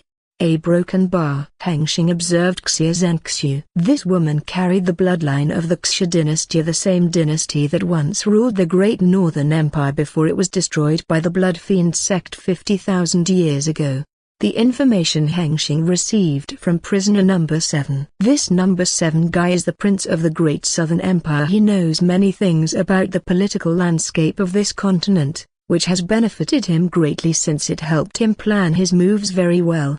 The information about the Xia dynasty, now known as the Xia clan of the North Wall, had caught Hengsheng's eye since they possessed the bloodline of the divine beast. Even though it was very diluted and could not be considered a true divine bloodline, it was still a powerful bloodline. Hengsheng peeked at them with the dimensional map because he wanted to see other divine bloodline possessors besides Yunsu, but he was disappointed because they did not seem extraordinary in his eyes, not because the bloodline was weak, but because the cultivators themselves were weak. He realized the gap in advantage that people from the higher realm like him had over the people on this continent. His cultivation technique and other techniques of the higher realm were clearly far more profound than those in this realm. Even a weakling like Xia Rong, who had nothing particularly special about him, could be considered a heaven's chosen on this continent. That was the difference. While he read through the report, he came across the information about Xia Zhenxiu. This woman had been raised secretly by the Xia clan for 100 years before her identity as the true divine beast bloodline possessor was exposed. The presence of the true divine beast bloodline provoked conflict between the three great empires, plus one great noble clan. The three great empires demanded that the Xia clan hand her over, as they all wanted to have a divine bloodline within their lineage. But this woman somehow escaped and disappeared. The information from number 7 guy said that his empire had always been following her track, never giving up. This incident happened 1,500 years ago. This means the woman before him is almost 2,000 years old. First, as you know, my people and I come from another realm. I want a place to settle in long term, and I don't want to have conflict with the 3 empires when we rise. So, I decided to have a land of my own, but I also don't want to establish a fortune dynasty. I want you to do that for me, Hengsheng said. Xia Zhenxia listened, but she did not seem convinced by his words. After all, who doesn't want to be an emperor? But he did not care and continued. Second, I don't like demonic cultivators for an obvious reason. Having them rule over such a huge piece of land on this continent annoys me. A broken bar. Hengsheng observes the other side to see what she thinks about the demonic cultivators. So I will remove them from this continent, Hengsheng said in a calm tone, as if what he had just stated about becoming an enemy of the strongest faction in this realm was not a big deal. Lastly, I want your bloodline. A broken bar. Hengsheng said. Xia Zhenxia heard that Hengsheng wanted her bloodline, and she quickly covered her body with her hands as if she wanted to protect herself from his sight. Hengsheng, seeing her reaction, twitched his eye, and his expression turned disgusted. Hengsheng thought, this old woman could be my great-great-great a broken bar great-grandmother, and she dares to think dirty. She should have some shame. Don't misunderstand, I did not want your bloodline that way, Hengsheng said. If you don't want my body, then what else could it be? Xia Zhenxia yelled. For the first time, she dared to raise her voice since entering this place. It seemed that the topic of her bloodline had already traumatized her. Hengsheng shook his head and said, you saw the demon beast cat earlier? She has the power to copy bloodlines of others. A broken bar. What I want from you is for you to cooperate with the cat and have her copy your bloodline. That's the deal. Xia Zhenxia's eyes went wide. Copy bloodline? This was an outrageous term for someone like her, who had studied the bloodlines closely before when she was young. She had never heard of anything like this, so it was true. A broken bar. This faction really did come from the higher realm, she thought. Are you satisfied with the answer? Hengsheng said. Xia Zhenxia nodded. Even she did not fully believe what was shown before her, since the thing could be defrauded, but she thought if everything she saw here was true, then she had a good chance to accomplish her Xia clan's long yearning for her, which is reclaiming their ancestors' land from those wicked demonic cultivators. Hengsheng waved his hand, and white energy gathered, forming a contract scroll before the woman. Sign it, then you will become an official member of our company, Hengsheng said. Xia Zhenxia was reading through the contract. There were many terms she could not understand, like in the privilege section where it said 1 day life simulator time per month. What is that? Xia Zhenxia thought. Overall, nothing seemed more dangerous to her than being inside this place. She extended her cheek to the scroll as she signed it. The scroll glowed in white light and disappeared into her chest. Ding. The Endless Wealth Company, Employee Identification Card. ID Code, NHR7HMDC001739. Name, Xia Zhenxia. Cultivation Realm, True Body Realm, 3rd Gate. Trust Level, 1. Department, A. Division, A. Position, A. Status, unassigned. Wealth points, 1000 WP. Xia Zhenxia's hand passed through the blue translucent display before her. What these are broken bar, she murmured. It is an employee identification card, and it will only be visible to the members of the Endless Wealth Company. You can open and close it just by thinking. Go try it, Hengsheng explained. Xia Zhenxia nodded and thought about closing the display. Instantly, it disappeared. When she thought about opening it, it instantly showed itself before her. She was amazed and could not understand how it worked. She did not sense any flicker of spiritual chi at all. What is it about the section under my name? Xia Zhenxia asked. There are people waiting to teach you about this IDA and how the company works. Go ask them when you're there. What else do you want to ask before I send you off? Hengsheng said. Xia Zhenxia thought for a second before she asked. What is your name? Xia Zhenxia asked. She did not have a chance to know the other side's name. How could I forget? These are broken bar. I am Lan Hengsheng. You may call me the chairman, Hengsheng said with a smile. Xia Zhenxiu nodded, then recalled the name of the director. She thought it was the same surname. She assumed they were related, maybe a clan? Time's up. I will send you off, but before I do, I will advise you to take your time. Use your wealth points wisely to re-establish your cultivation base before it's too late. A broken bar, Hengsheng said and waved his hand, sending the woman to the Endless Wealth Company headquarters at South Sea Gulf City. When Xia Zhenxiu had gone, the throne room was left with only Hengsheng himself. Whoosh! Hengsheng appears at his cultivation ground. This place has changed since he broke through to the true body realm. At the center of the cultivation ground appeared a light-colored stone tablet, placed vertically against the floor. Its surface was filled with cracks, and it periodically emitted a faint glow of Tao aura. This is the Tao monument, which he stole from the Shattered Realm. His plan is half successful. He did retrieve it from the void along with the spiritual chi vein beneath it, but the Tao monument is broken, or it is half broken, to be accurate.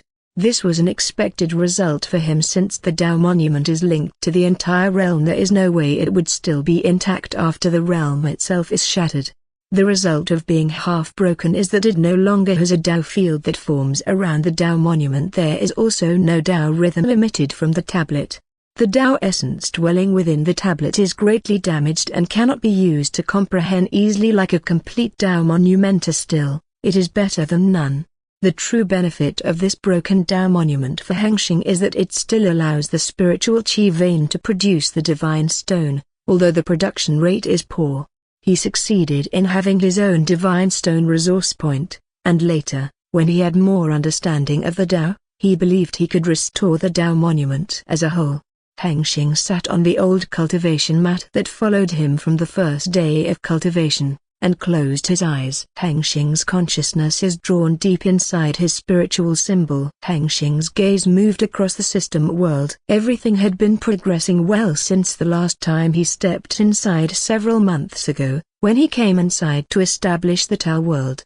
Master, the high-pitched voice of a little girl rang across the space before a small human figure appeared before Hengsheng, rushed forward, and hugged his waist.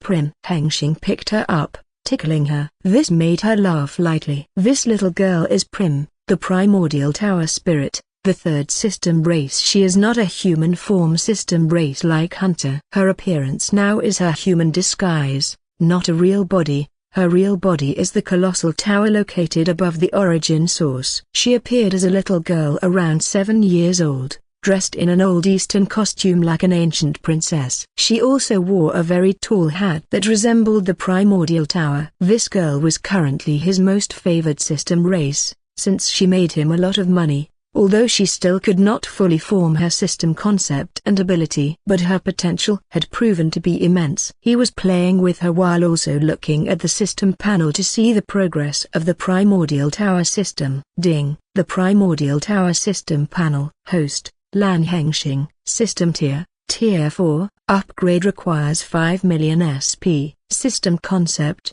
Tower, Keeper, World, Trial. Core ability: System functions, Origin energy source connection, System world. The Keeper of the system record, System world, Origin world, Divine world, Marble universe, Tower world. Tower world, all systems connected. A under construction. Trial tower, first, second, third, fourth. A beta test. System record generation rate, 254,000 system points, day. Hengsheng smirked. The system record generation rate had once again gone up. It grew day by day with the growth of the system world, feeding Hengsheng with an endless amount of system points every day. Master's face became ugly again.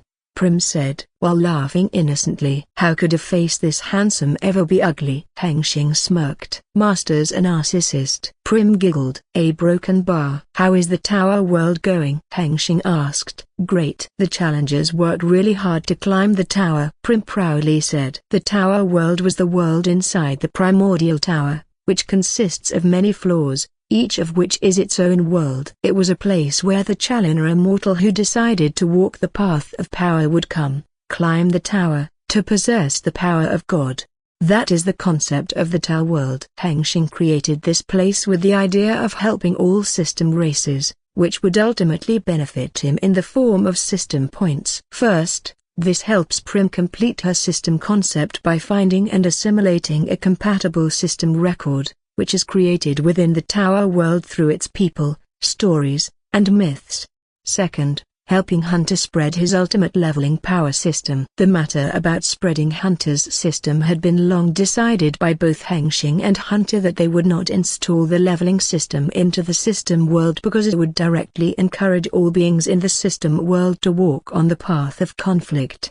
The chaos and violence will surely be widespread throughout, which was not what Hengsheng desired. He didn't want to become an evil god who made everyone kill each other only for his own benefit. When Hunter's Ultimate Leveling Power System Framework, version 3.0, was completed a year ago, he decided to begin his big project. He first installed the leveling system on his first 100 followers, which were the Lan Clan and Wang Clan. Things went smoothly, everyone powered up. However, when he was about to install the system for his mortal employees, intending to arm them with power that could rival cultivators, the heavens roared, causing the sky above the entire realm to turn dark.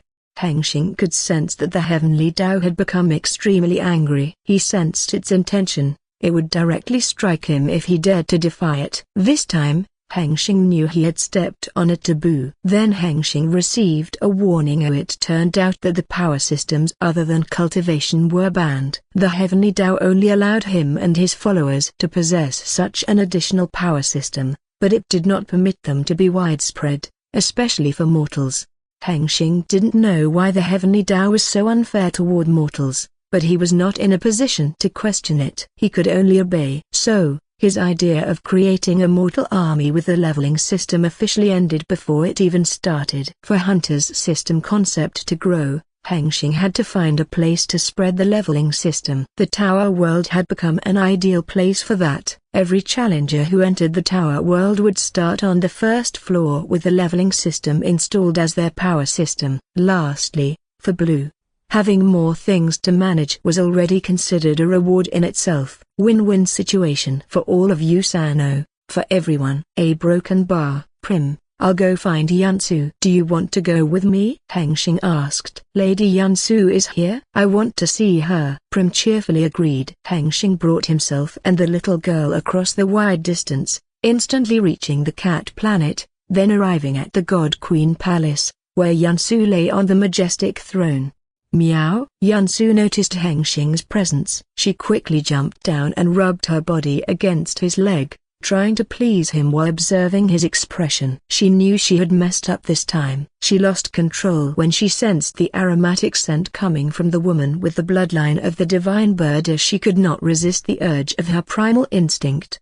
So you know your mistake. You made me look bad, you know, Hengsheng said as he picked Yansu up and handed her to Prim. Lady Yansu, so cute. Prim rubbed her head against the cat's belly. Yansu felt quite uncomfortable but did not resist, considering this her punishment for the misbehavior. Ding. The Infinite Bloodline Evolution System panel. Name, Yansu. Race, Spirit Beast. Domestic Cat. Spirit Affinity, Neutral. Shadow, Yin, Yang. Wood, Fire, Water. A broken bar. Cultivation Realms. Rank 4 Spirit Beast. High Stage. Cultivated Ability, Spirit Sense, Affinity Embodiment, Spirit Core. Cultivation Technique, A. Technique, A. Attainment, Title, Trial Tower Conqueror, 100 FA Towers 1, 2, 3, 4. Cultivation Understanding, Bloodline Insight. Tao Comprehension, the Tao of 5 Phases, Incomplete. Law Mastery, Fire, Water, Wind, Earth. A broken bar. Cultivation Summary, Body, Tier 4A. Chi, Tier 4A. Soul, Tier 4A. Spiritual Power, Final Boost, A tilde, 171. System Function, Core Ability, Infinite Beast Form. Unique Trait, Infinity Evolution, Tier, Bloodline Slots, 4/4. Myriad Devourer, Unique A Purity, 14%. 5 Agents, Divine A Purity, 23%. Preserver, Unranked A Purity, 5%. Blood Fiend, Earth A Purity, 55%. Function, Bloodline Create, bloodline refinement, bloodline fusion, bloodline copy, bloodline storage, bloodline remove, inspection, concealment, system storage. Evolution points, 34,550 EP. Hengsheng looked at Yansu's system display. "Oh, you already reached the high stage," Hengsheng said in a surprised tone. "Meow." Yansu smirked when she heard her human's compliment, but her smirk quickly faded as the little girl's hands snatched her body from her human's arms. "Lady Yansu is a great talent," Prim said, still hugging the cat, while the three of them walked through the street to roam the Felinari people's city. Hengsheng smiled as he looked at the little girl and the cat enjoying their time together. What a heartwarming scene, Hengsheng thought. The city of Felinari is basically like the modern human world on Earth. They're quite advanced, on the same level as humans or even more if given more time. Hengsheng saw Felinari even had a smartphone to use at this period. Seeing this scene, he couldn't help but want to accelerate the time inside the marble universe to see the Earth, but he stopped himself. He wanted to let it grow with minimal interference. The three of them roamed around the city with Yansu as a guide. This was a relaxed time for both Hengsheng and Yansu, who, on the outside, never stopped cultivating diligently. Because they know they are still weak, they can't just be relaxed and chill. Hengsheng thought back to when he created a new system for Yansu. It had been a long time since he decided to craft an exclusive and powerful system for her, but he didn't have the chance to, as they fought battle after battle. A year ago, when everything had settled for him, he finally had the chance to craft a system for her. After some consideration and careful crafting, the Infinite Bloodline Evolution System was crafted. This system was basically a copy of his strongest cultivator system, but with a different concept and direction. Its function wasn't complicated. It simply amplified the power of her cheat trait, an infinite evolution trait, making it more powerful, adjustable, and safer. It became more powerful because of the system's core ability, which allowed Yansu to transform into a form that could utilize the power of all her possessed bloodlines simultaneously, and it could even go beyond that. It became adjustable because Yansu did not need to use the bloodline essence immediately after she extracted it from the enemy. She could store them in the form of evolution points. She could use these points with the system's functions to specifically enhance any of her possessed bloodlines as she pleased. It became safer because she no longer had to fear having a bloodline that was useless or dangerous to herself. She could now switch out or remove it if it was not a desired bloodline she wished to have. The system did its job perfectly, boosting her overwhelming power to an even higher level. A broken bar. "Master, do you want to visit the Tower World?" "The Babylon city on the first floor is very beautiful," Prim said, while trying to describe the city with her little arms. "Really?" Hengsheng replied in a playful tone. He had already peeked at the place Prim had mentioned with his Supreme Lord eyes, but he had never been there himself. "Yes," Prim replied, her high-pitched voice hurting Hengsheng's ears a little bit. "Then, let's go." "Let's go." Hengsheng carried Yansu and Prim in his arms, and then they disappeared from the cat planet. To enter the Tower World, one must pass through the primordial tower, whether it is the true tower body on the origin source, or a linked tower node located elsewhere all over the system world. However, Hengsheng, as the lord of the system world, didn't have to go in the normal way. In the blink of an eye, Hengsheng and the other two appeared above the massive city below the Babylon city. Ding! "Welcome to the first floor of the primordial tower." Hengsheng heard Blue's automatic voice come from the system's notice. He observed the entire floor with his authority. The floor itself was very big, basically infinite, but most of that space was just like a primal form of the divine world, an empty space waiting to be painted.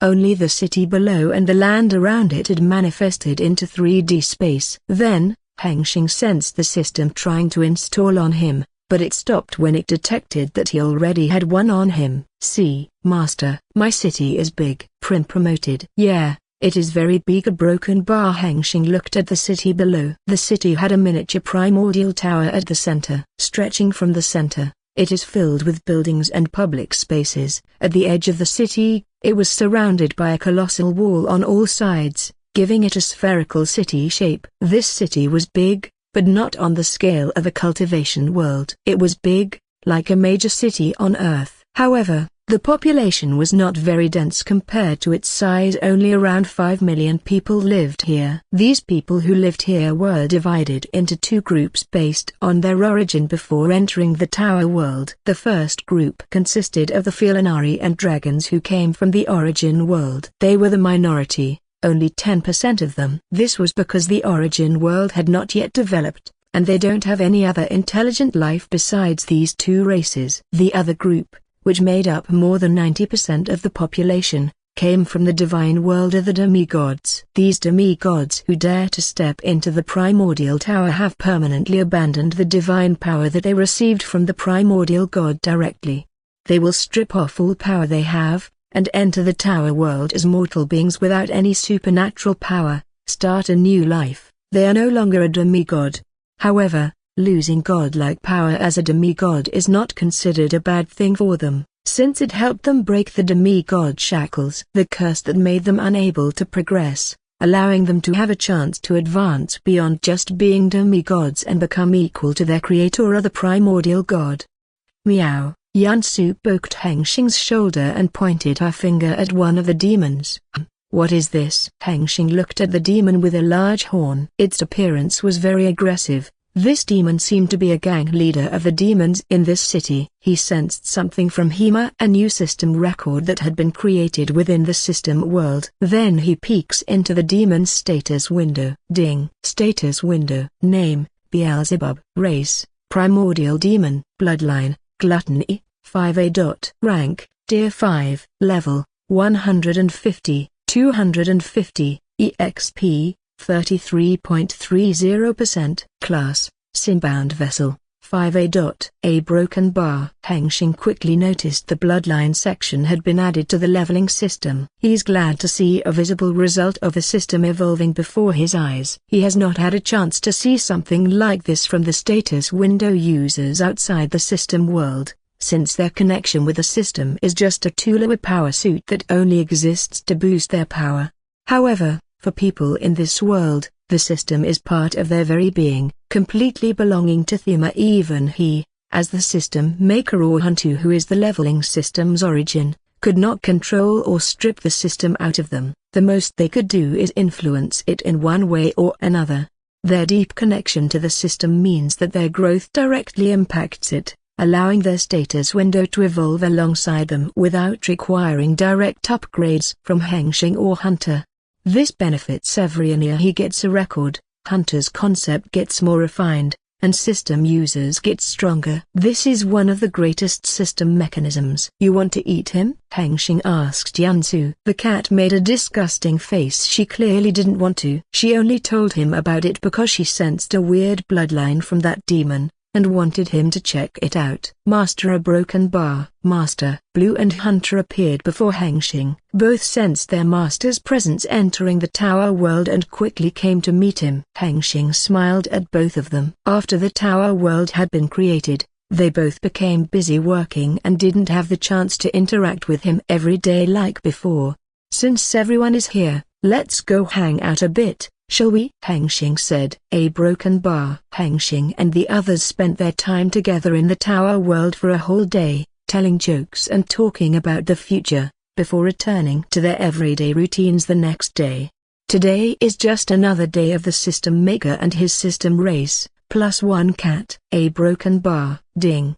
The Supreme Administrator System Panel. Host, Lan Hengsheng. System Tier, Tier 5. Upgrade requires 25 million SP. System Concept, the Supreme Administrator. Core Ability, Administrator Domain. System Functions, Origin Energy Source Connection, System World. System Administration. Faction Management, the Endless Wealth Company. Quest Board. Contract Management. Territory Management. Administrative Territory, System World, Origin World, Divine World, the Marble Universe, Tower World. Ultimate Leveling System, Administrator. Endless Wealth Peak. System Record Generation Rate, 55,000 System Points, Day. A broken bar. Ding. The Ultimate Leveling System Panel. Host, Lan Hengsheng. System Tier, Tier 5. Upgrade requires 25 million SP. System concept, progression, leveling, becoming stronger. Core ability,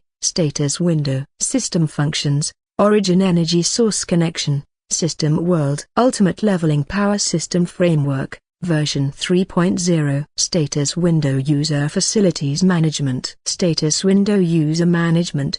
The Supreme Administrator accesses. System record generation rate, 54,000 system points, day. A broken bar, ding. Status window. Name, Lan Hengsheng. Race, superhuman. Rank, Tier 4. Level, 120, 150, EXP, 17.80%. Class, System Master, 10A. Health points, HP, 7,590/7,590. Mana points, MP, 7,590, 7,590. Attributes, Strength, 244, plus 1,000%. Dexterity, 244, plus 1,000%. Vitality, 244, plus 1,000%. Magic, 244, plus 1,000%. Mental,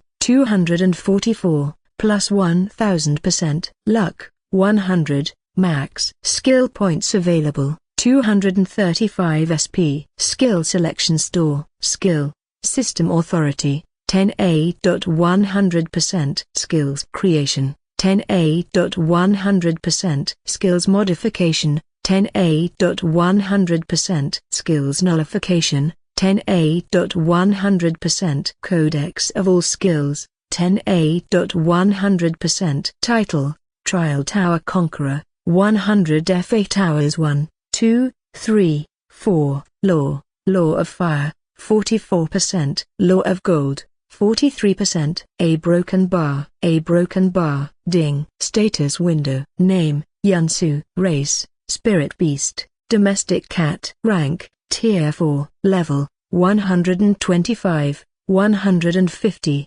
EXP, 23.80%. Class, Omni-Elemental Sage, 9A. Health points, HP, 2,400/2,400. Mana points, MP, 4,700, 4,700. Attributes, Strength, 210. Dexterity, 220. Vitality, 210. Magic, 280, plus 100%. Mental, 270, plus 100%. Luck, 71. Skill points available, 35 SP. Skill selection store, skill, Omni-Elemental Magic, 9A. 6.43%. Omni-Elemental Resistance, 9A. 4.2%. Sage Wisdom, 9A. 7.55%. A broken bar. Title, Trial Tower Conqueror,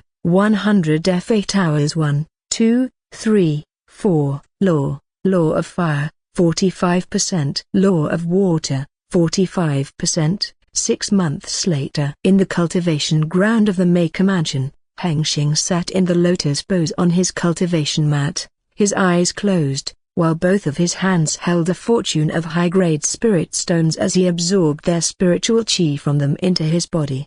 The spiritual chi running through his body moved to the lower danshan, filling it up. The spirit core inside the danshan refined the spiritual chi, changing it into his own and making it denser little by little, which results in more quantitative and qualitative. After that, Hengsheng's spiritual chi moved out of the lower danshan, following the vast chi meridian pathway, going to 2 destinations simultaneously, one to the upper danshan, the other to the 3 true body gates. The spiritual chi that went to the upper danshan, when it arrived, filled the danshan with spiritual chi just like when it was in the lower danshan, but it did not mean to be just a chi reserve space. The spiritual chi inside the upper danshan was gradually being consumed to refine the spiritual symbol within the danshan, making it stronger, and the divine sense generated from it became even more potent. On the other side, another tide of spiritual chi moved toward the true body gate, with the first gate located in the middle of the heart, the second and the third along the spine. Even though they were all located differently within his physical body, they had a spiritual connection to the middle danshan on Hengsheng's chest. Then spiritual chi flowed into the first gate, the second, and the third gates simultaneously. The true body gates radiate with the crimson aura. With the spiritual chi flowing into the true body gates, a large amount of true chi was produced. It quickly overflowed the middle danshan. The overflowing crimson true chi soon emerged into the physical heart, which was closely connected to the middle danshan. The true chi is blended with blood at the heart, causing the heart to beat like crazy, pumping a large amount of blood with the true chi in it through the whole body. The true chi moves through the pathway of the system circuit, true body framework. It moves through the vessels, veins, and other organs within Hengsheng's body. While the blood moves through the cultivator's body, the true chi within it refines the flesh and bone throughout the body. When the blood returns to the cultivator's heart again, the true chi within the blood is almost used up, before it is refilled with true chi that overflows by the middle danshan once again, then moves out of the heart to start another round of the true body refinement cycle. Each cycle of true body refinement, the cultivator's true body framework will be refined and assimilated into the cultivator's flesh and bone, causing the cultivator's body to gradually adapt to the power of true chi and true body. In other words, the cultivator's body will become stronger each time they go through the true body refinement cycle. When the cultivator reaches the complete cycle stage, meaning their body is fully adapted to the power of the true chi and true body of their current gate, the path to the next gate will be perceptible to their body. Hengsheng has already reached the complete cycle stage of the third gate of the true body realm, and now he is about to open the fourth gate. The breakthrough of a minor stage in the true body realm is not hard, at least not for him, because there is no tribulation or other complexity. The obstacles in cultivating this true body realm are resources and time. The resources required to cultivate from the first gate to the second gate of the true body realm are more than enough to raise a newbie cultivator from the body awakening realm to the peak of the spiritual foundation realm, 3 rounds. The resource consumption rate increases significantly in this realm. Loose cultivators are likely to be the ones in the most difficult situation when cultivating in the true body realm, as most of their lifespan would be spent searching for cultivation resources. After all, the true body realm is all about cultivating one's body. Any body refinement is the same, which is focused on sabotaging people's wealth. However, Hengsheng, who had endless resources, did not face any difficulty regarding resources. The only thing he needed was time. The time he needed to undergo countless cultivation sessions. The time he needed for his body to adapt to the transformation. The time he needed to stabilize his cultivation realm, back to Hengsheng's inner body. Hengsheng's body felt the fourth true body gate that became perceptible on his spine a little lower than his chest. He started the breakthrough process immediately. His breakthrough process is rough, but it suits him. He will use the same method as he used to break through in both the second and third gates. He activates the system storage, and then a pile of natural treasures and spirit stones appears beside him, and then he begins to absorb their chi and essence into his body all at once. The massive tide of chi and essence floods into his body violently. Hengsheng's body heated up from the intense energy within his veins, his body turning red because of the heat at a visible rate. If it were other people, they would become injured due to the massive amount of chi going inside their body all at once, but Hengsheng had vast meridians, and his body is very tough due to his evolved superhuman race. Here he can take it. Soon, the tide of chi and essence reaches the fourth gate and bang! The tide smashed into the fourth gate, forcing it to open with the overwhelming power. Boom! The fourth gate could not endure this ridiculous amount of energy, and it snapped open immediately. When the fourth gate was opened wide, the high-density true chi flowed out from it like a flood. The crimson tide of the true chi swept across the entire body, nourishing the body with its power. The true chi from the fourth gate flowed through the true body framework, causing the framework to evolve, becoming capable of containing more true chi and utilizing it more effectively. The veins, vessels, and organs glowed with the crimson aura of the true chi. The fourth gate soon formed a spiritual connection with all the true body gates, making the true chi within the middle danshan denser. After a while, the crimson aura of true chi slowly faded away until it was all gone, and Hengsheng's red-hot body slowly cooled down. The aura of a fourth gate true body realm cultivation base started to emanate from him. This was a sign of far broken bar that Hengsheng had officially become a fourth gate true body realm cultivator. Hengsheng opened his eyes. The first thing he does is to check his progress with the system. Ding. The strongest cultivator system panel. Name, Lan Hengsheng. Age, 23 years. Race, superhuman. Tier 4. Spirit core, system neutral spirit core. Divine cultivation realm, true body realm. Fourth gate. Cultivated ability, super divine sense, vast meridian, system circuit, true body. Cultivation technique, the system maker cultivation scripture, rank 5. Technique, the system maker combat scripture, rank 5. Heaven, Tao, formation mastery, rank 5. Artifact crafting, rank 5. Rune engraving, rank 5. Unique trait, the system world, tier. Genetic trait, the sun gaze, timber grasp. Attainment, title, the system maker, heavenly craftsman of the heavenly court, rank 6. Trial tower conqueror, 100 FA towers 1, 2, 3, 4. Cultivation understanding, Tao heart, martial intent, LV. 2. Instinct, Tao comprehension, A. Law mastery, fire, gold, wood, water, earth, metal, balance, A. Broken bar. Cultivation summary, body, tier 4A. Chi, tier 4B. Soul, tier 4B. Spiritual power, final boost, A tilde, 96. System function, core ability, absolute talent, enhance all cultivator aspects. Function, upgrade, absorption, inspection, concealment, system storage, heavenly exchange. System points, 4,660,000 SP. Auxiliary systems, 5-6. The Supreme Administrator System, Tier 5. The Ultimate Leveling System, Tier 5. The Dimensional Traveler System, Tier 5. The Primordial Tower System, Tier 4. The Life Simulator System, Tier 4. Hengsheng smirked. With my current strength, if I fight with Zai Tanki again, I would be able to fight him with pure cultivation base, Hengsheng said to himself while thinking back to 2 years ago. At that period, he had just become a second gate true body realm when a Zai dynasty attacked his decoy headquarters in South Sea Gulf City.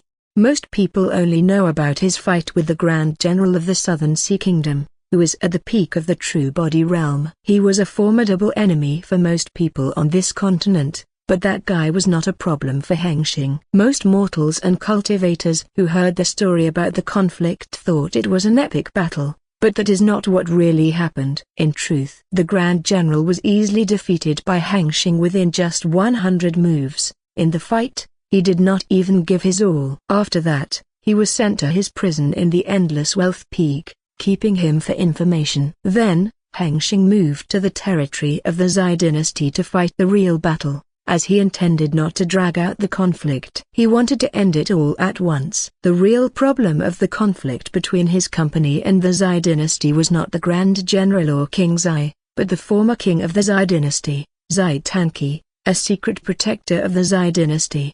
This guy was at the early stage of the spirit integration realm. Hengsheng could not fight him even with all his might, since the power gap between these two major realms is immense. To win that battle, Hengsheng spent 10 million system points to boost his cultivation realm by 1 minor realm, making him as strong as a third gate cultivator.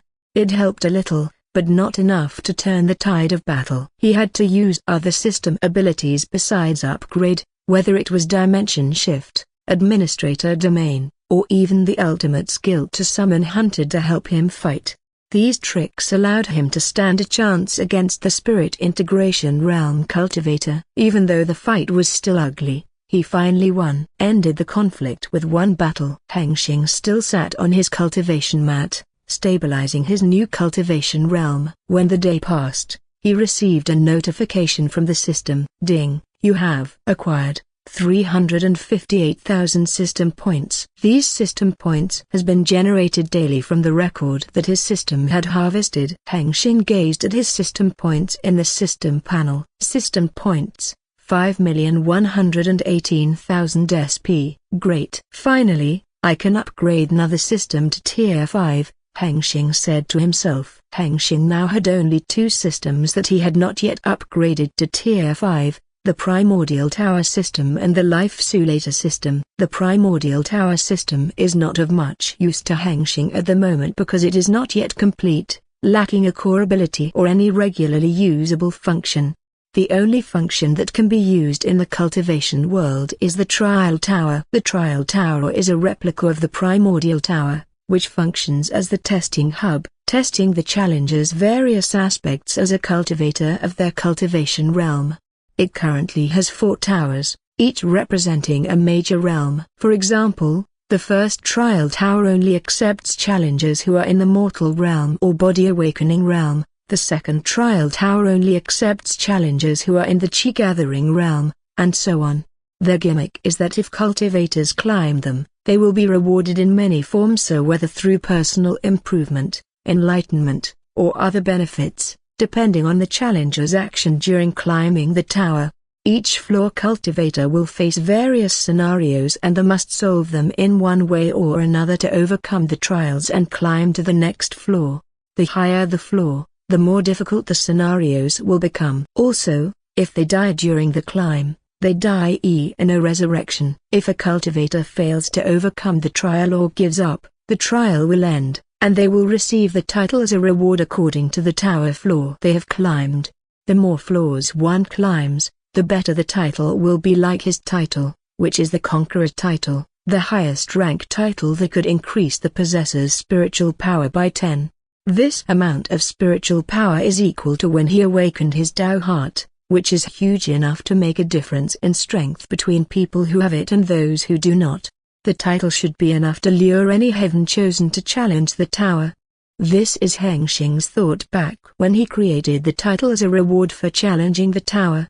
Lastly, the challenger only has the chance to climb each tower once. Overall, in his opinion, this trial tower is good, but it is still far from the goal that he expected it to become. His goal is to construct a trial tower that the Heavenly Tao will accept as one of its cosmic structures that will be used to train all cultivators across the entire Heavenly Tao world, like the Sword Path of the Sword Cultivator League.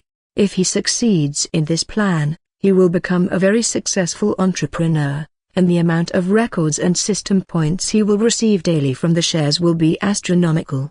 However, the standard of the Heavenly Tao is high. He has already attempted to present the Trial Tower to Heaven 4 times once for each tower, but none of them were accepted. This is because the Trial Tower is not good enough in Heavenly Tao's eyes. Even though he was rejected, he is not giving up on this cake. He will continue working on the Trial Tower project, improving it for who knows how long, until Heaven sees it as worthy of investment. All this, he concluded, upgrading the Primordial Tower system is considered a lower priority than the Life Simulator system. She can wait until he gathers another 5 million system points to upgrade her later.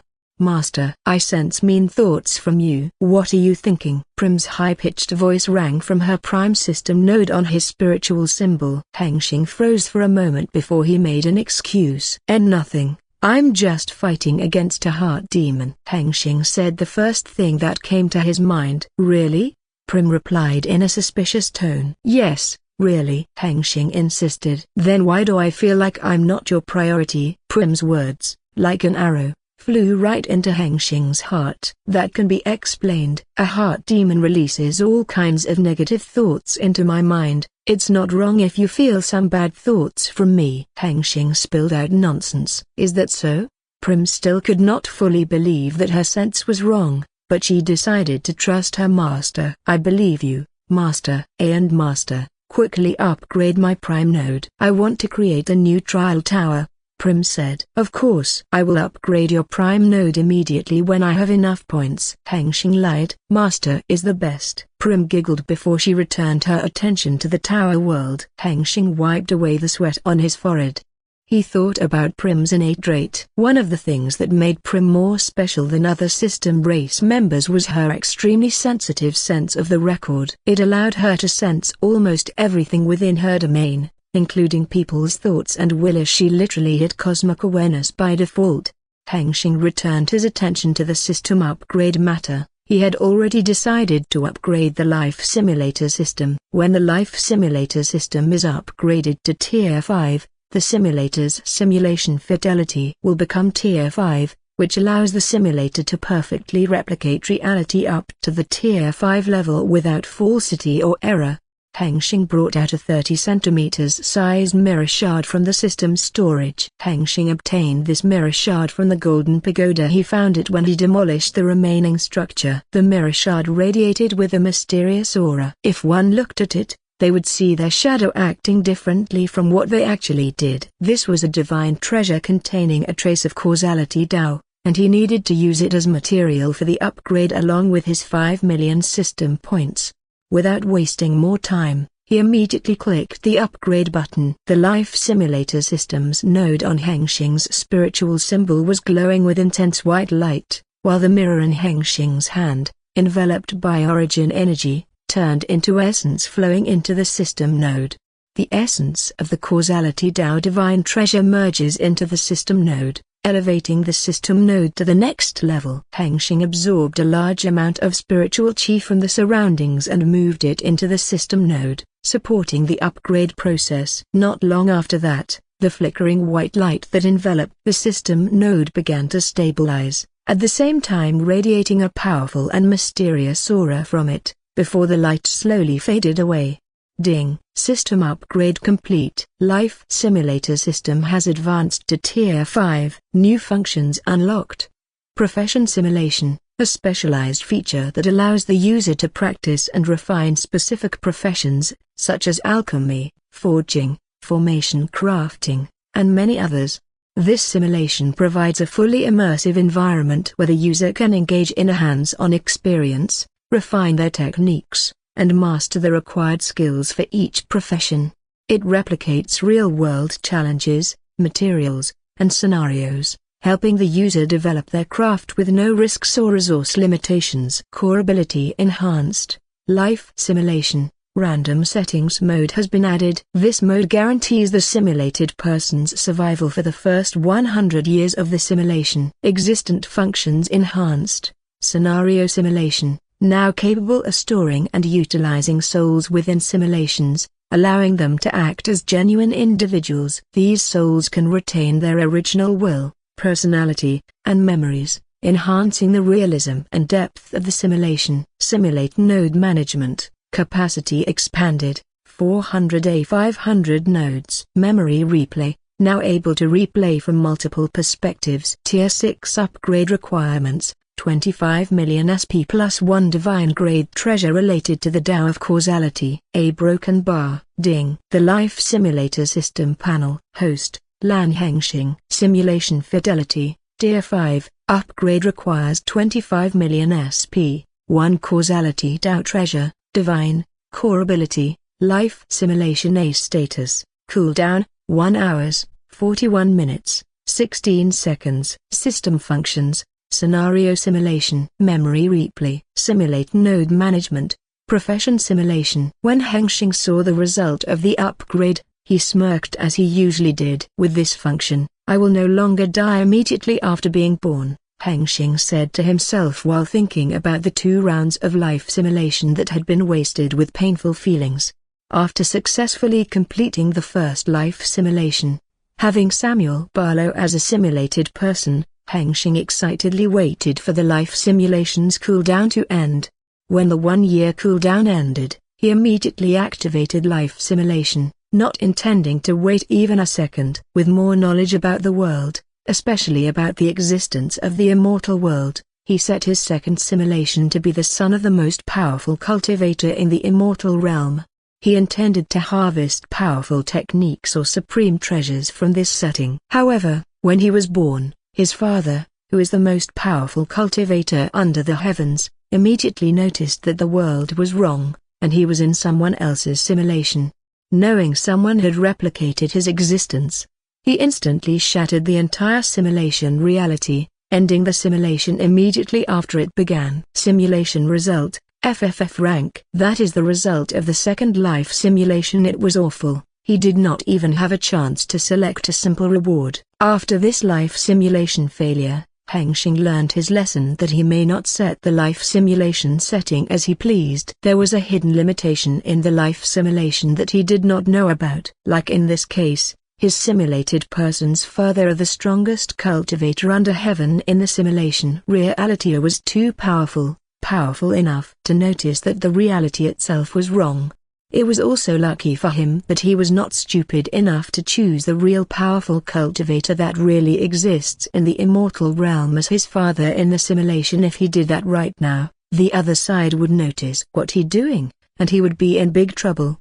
Hengsheng concluded that if he wanted the life simulation to progress smoothly, he could not allow a powerful being to appear inside the simulation reality. By powerful being, he meant those who had stepped into the immortal realm power level, as these beings had a very high chance of ruining his life simulation. The life simulation had already failed, and there had been nothing he could do to undo it. What he had been able to do at that time was learn from his mistakes and prepare for the next round. A broken bar. Time goes by. A year after the second life simulation failure, when the cooldown had ended, it was time for Hengsheng to begin the third life simulation. Hengsheng had already spent a year planning the details of the life simulation setting for this third life simulation, determined not to repeat the same mistakes as last time. This time, he carefully set the simulation settings, assigning the simulated person a cautious personality and a strong sense of survival. Most importantly, he selected the simulated person to possess a powerful physique, intending to claim it as a reward after the simulation ended. Then he set the simulated person's background to be from a powerful clan in the higher realm, a realm that had already been at peace for 1,000,000 years. Peace in the cultivation world meant there were no major conflicts, such as realm wars like the one that occurred in the Five-Pillar realm. However, minor conflicts still occurred regularly, like every typical cultivation world. Fights over resources, secret realms emerging periodically, and backstabbing between brothers and sisters.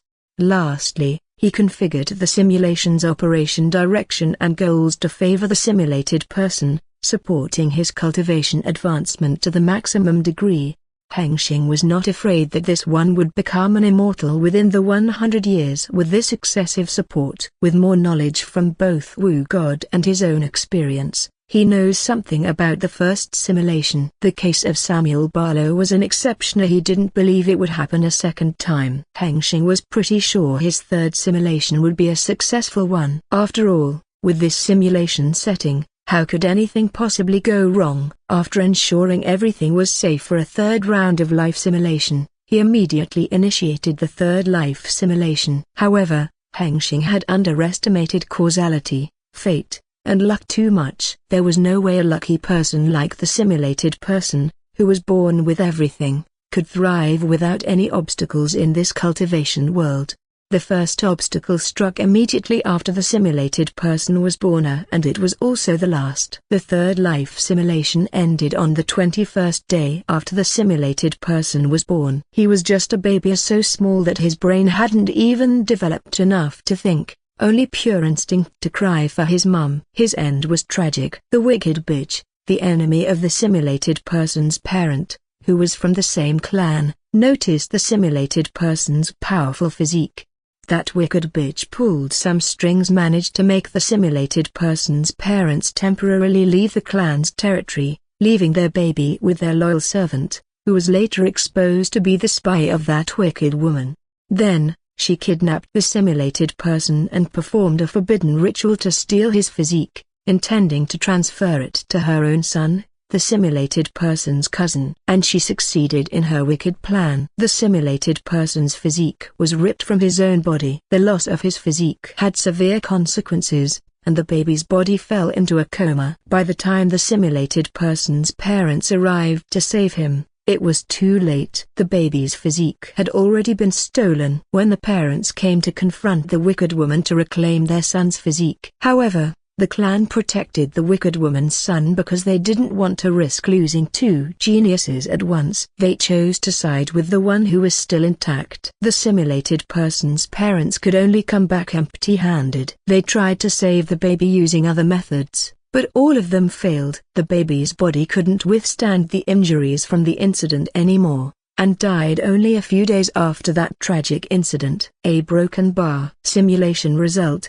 FFF rank. Another failure had struck him. This was 2 times in a row. He was furious and could find no one to blame. It was an incredibly frustrating moment. After calming himself down, Hengsheng reviewed everything that had happened in the simulation. He soon concluded the reason for his failure this time. He was simply unlucky. There was no other explanation except perhaps that fate itself was acting against him. But he wasn't fully convinced of that, as he had already set the fate within the simulation reality to favor the simulated person. If there was a miracle, if the simulated person had a little more life force, if he could withstand the injury long enough for the fate to turn the tide in his favor, he might have survived and made a comeback later, but unfortunately, he did not make it. A broken bar. Return to the present. That bitch. Hengsheng cursed, gritting his teeth as he thought about how his third life simulation had ended. After failing twice in a row, he learned another lesson. First of all,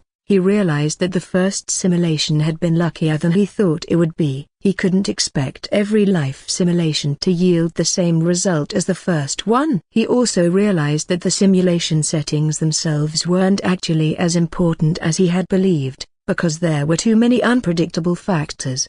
Even though he could control the starting point, everything that would happen during the life simulation was ultimately beyond his control. A random powerful cultivator could show up out of nowhere and destroy everything if a simulated person were unlucky enough, or the world itself could become unstable and collapse at any time if Hengsheng didn't specifically set it to be stable.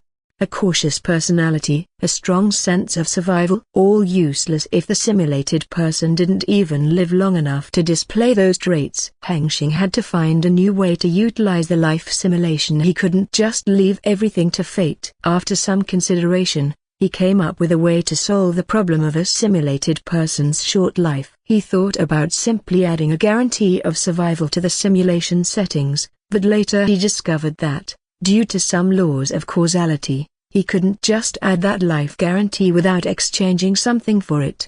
What was exchanged for the simulated person's life guarantee was the ability to customize the setting. The result of that thought was the random settings mode. This mode would guarantee that the simulated person would survive for at least the first 100 years. This amount of time would be enough for the simulated person to achieve something like becoming a cultivator or encountering a fortune encounter. If he was still an ordinary mortal, there would be no way he could live for 100 years anyway. There was a downside, the final reward. Even though a simulated person could live up to 100 years, the final reward from the life simulation in random mode might not be guaranteed to be good, as the random simulation could place him in a lower world setting, where treasures and techniques would be worthless to him.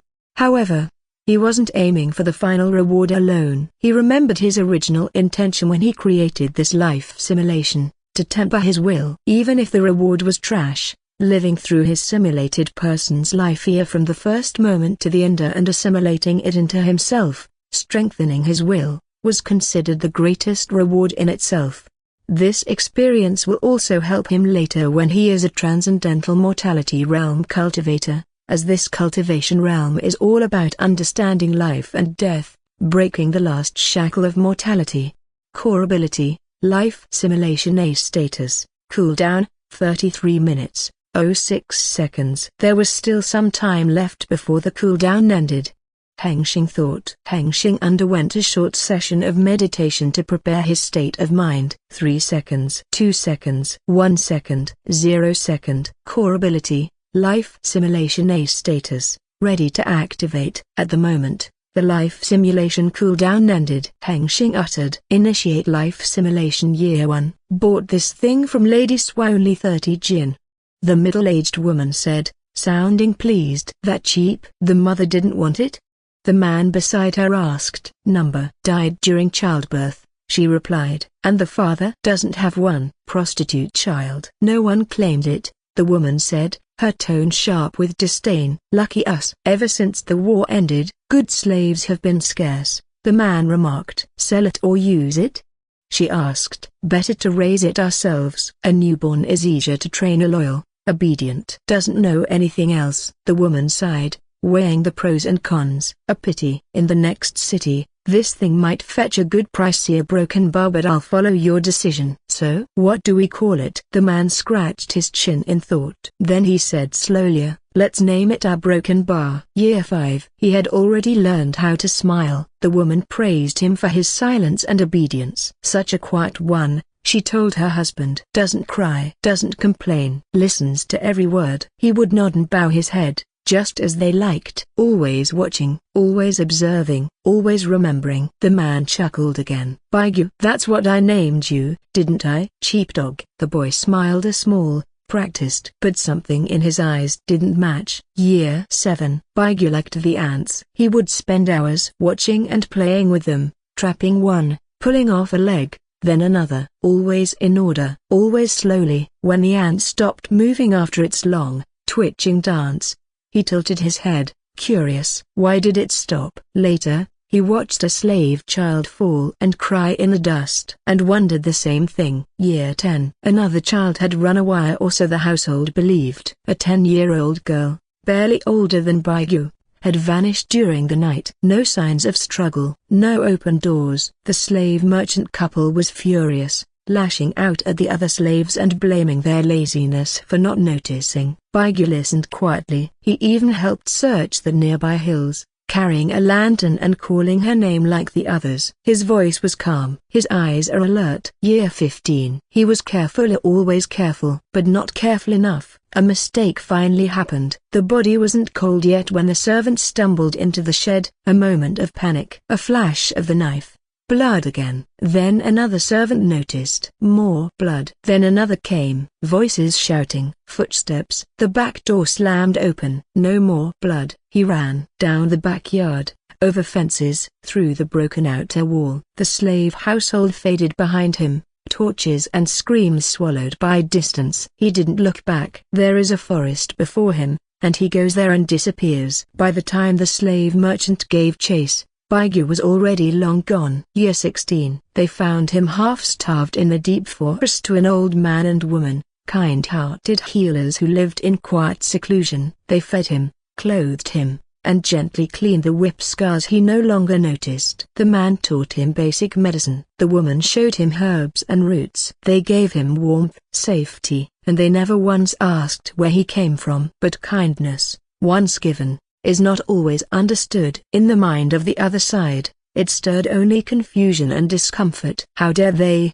the thing, look at him with such softness? Look down on me? Do you think I am weak? Their reward for kindness was to be lulled into eternal sleep. Year 18. He hunted villages, caravans, lone travelers. Anyone would do. Quiet places where screams vanished in trees. Over 100 bodies, maybe more. He stopped counting after the first dozen. Each one opened, peeled, studied. How bones are locked, how lungs filled. How long did the heart beat after the throat was cut? He was seeking answers. Why does things stop moving? Can I make them move again? Will I stop moving someday too? He won't accept that, because he believed he was different. They were things, just like the ants, the slaves, the merchant couple, all of them. But he was not a thing. Only he was real. Only he should keep moving. So he kept looking, cutting, listening, hoping the body would whisper its secret. Some he skinned, some he boiled, some he left whole, just to watch the end. The forest whispered of a demon. The brave went looking. They never came back. Year 20. He was hunting again. A quiet village tucked between forested hills, the kind that welcomed strangers. This time, he played the doctor. Clean hands, calm eyes. A small hut with jars of herbs and bone tools neatly lined. They believed him. One day, they brought in a man, injured, unconscious, chest bruised, and bleeding. They found him deep in a mountain. Baigu examined him with practiced care. Beneath the torn flesh, he felt a tar density, tension, strength that shouldn't belong to a thing. Muscles coiled like iron, bones heavier than stone. This was no villager. Baigu smiled. A cultivator, one that only appears in the myth. And now, helpless before him. He hit the jackpot. He moved fast, mixed the rarest poisons he'd harvested from the deep forest to sleep root, spore, ghost wasp dust, enough to paralyze 10 bulls for days. This is to ensure this special thing will not awake forever. Year 25. Baigyu had become a cultivator, but not in the way most would imagine. No longer hiding in the shadows, he openly hunted, no longer pretending to be something he was not. He loved to wear the mask of a savior, solving problems, offering aid to the mortal world. He was a healer, a protector, a solution to every issue. But that was just the beginning. Once trust was established, once they believed in him, he revealed his true self. The mask fell away. The kindness was gone. He demanded from them what no mortal could ever willingly give, the ones they loved. Their most precious, their dearest. When they refused, either when they resisted, which they always did, he showed them what they truly were. Things. The puppet, the toy, empty vessels, no more than tools for his own desires. He had already figured out how to never stop moving, how to escape death's grip. The cultivation. Now, his obsession had turned elsewhere. The mind. It was what made him different. It was what made him real. His mentality was flawless, and no weakness, no empathy. He was perfect. Others were weak. That's why they were things, and he would prove it. He sought to break their mind to show that no matter how much a person loved, cared, or fought, it was all the same. Just a weakness. Everyone could be broken. Everyone could be reduced to a thing. He wanted to prove to himself that he was truly different. That in the end, they were all just things. And one day, they too would stop moving. But he would not. Year 30. Baigyu returned to the slave household. The same place where it all began. Where the slave trader couple, the ones who once raised him, still lived. He didn't do it out of hatred. He no longer felt such things. It was simply repayment. They treated him like a thing. Now, he turned them into things. He converted Thema and everyone in the household into flesh puppets. Hollow shells of flesh and nerves, stitched together by chi and will, moving only because he allowed them to. Their limbs twitched. Their mouths opened and closed, mimicking life. After he had entertained himself enough, he swallowed their souls. Then he turns his back and leaves. It was neat, efficient, fitting. He felt no triumph, only completion. Then he looked around the ruined place one last time. Baigyu. The name tasted foul in his mouth. A name given by lesser things. A joke. He discarded it. There was no one left who treated him as a thing, and from this moment on, there never would be. He already proved enough that he was truly different. He had become something greater, something that would never stop moving. From this day forward, he named himself the Puppet Master. Year 977. He was no longer known by any name, only as the Puppet Master. For centuries, he roamed the mortal world like a ghost story made real. Entire cities became his playhouses. Their people, his puppets. He toyed with mortals and deceived fellow cultivators with his puppet, luring them in with various methods, women, wealth, or precious cultivation resources. When they let their guard down, stepping into his domain, he harvested them. Their chi, blood, and bone as a fuel for his cultivation. Their bodies joined his ever-growing collection of puppets. He did this for generations. When the cultivator faction notices his great deed, he deals with them accordingly. They chased him, he ran. If he couldn't win, he escaped. If he won, he turned the survivors into tools or flesh puppets wired with threads of soul, augmenting his power and guarding his domain. For 100 years, the great sects and clans tolerated the rumors. But then the rumors became truths. They hunted him in force. Dozens of elite cultivators, righteous swords blazing with fury. He killed many, fled from others, laughed at most. Decades passed, then centuries, and still he endured. He was a plague they couldn't cleanse. A nightmare that didn't fade. Until finally, the true giants of the cultivation world descended. The sect ancestors, the ancient clan patriarchs, men and women whose very presence shook the heavens. They came to end him, but even they were surprised. The puppet master was stronger than they expected. His technique is wicked, twisted, and deep. Empowered by centuries of slaughter and thousands of puppets bound to his will. The battle was terrible. Mountains fell, rivers boiled. The sky itself trembled under the weight of their clash. But in the end, the ancient cultivator is superior. Even he, a broken bar, eventually stopped moving. A broken bar, and so, after nearly 900 years, the puppet master fell. Simulation ended. Hengsheng's consciousness had already returned to reality, but he still had his eyes closed, deep in meditation, and he did not have a sign to open them soon. It wasn't because of any problem or complication, or what he was doing now was assimilating the simulated person's experience. Unlike last time, the simulated person's consciousness is so powerful that it has completely overwhelmed him and taken over his body. He had prepared his mental state this time. His will was firm and solid. On the outside, he sat calmly on the cultivation mat, but inside, an intense battle was raging, a battle to determine who would be the true owner of the body. A broken bar. Pack. Boom. Hengsheng struck out with a powerful palm, destroying the puppet master's mental body. But a moment later, one of the puppet master's puppets suddenly morphed and transformed into the puppet master again. 1,000 puppets emerged from beneath the puppet master's feet, crawling up as if from the grave. They rushed toward Lan Hengsheng, each one performing its own technique with perfect coordination. Hengsheng smirked, his eyes shone with golden light, and a ray of brilliance swept across the 1,000 puppets, sending them back to their graves. "You'd better give up. You should know by now, or you don't stand a chance," Hengsheng said, staring down the puppet master. "That's not for you to decide. Only I can decide. You're just a worthless thing," the puppet master roared. With a wave of his hand, another 1,000 puppets emerged, this time merging to form a colossal flesh titan. The flesh titan swung its massive arm at Hengsheng with devastating momentum. Hengsheng flicked his arm,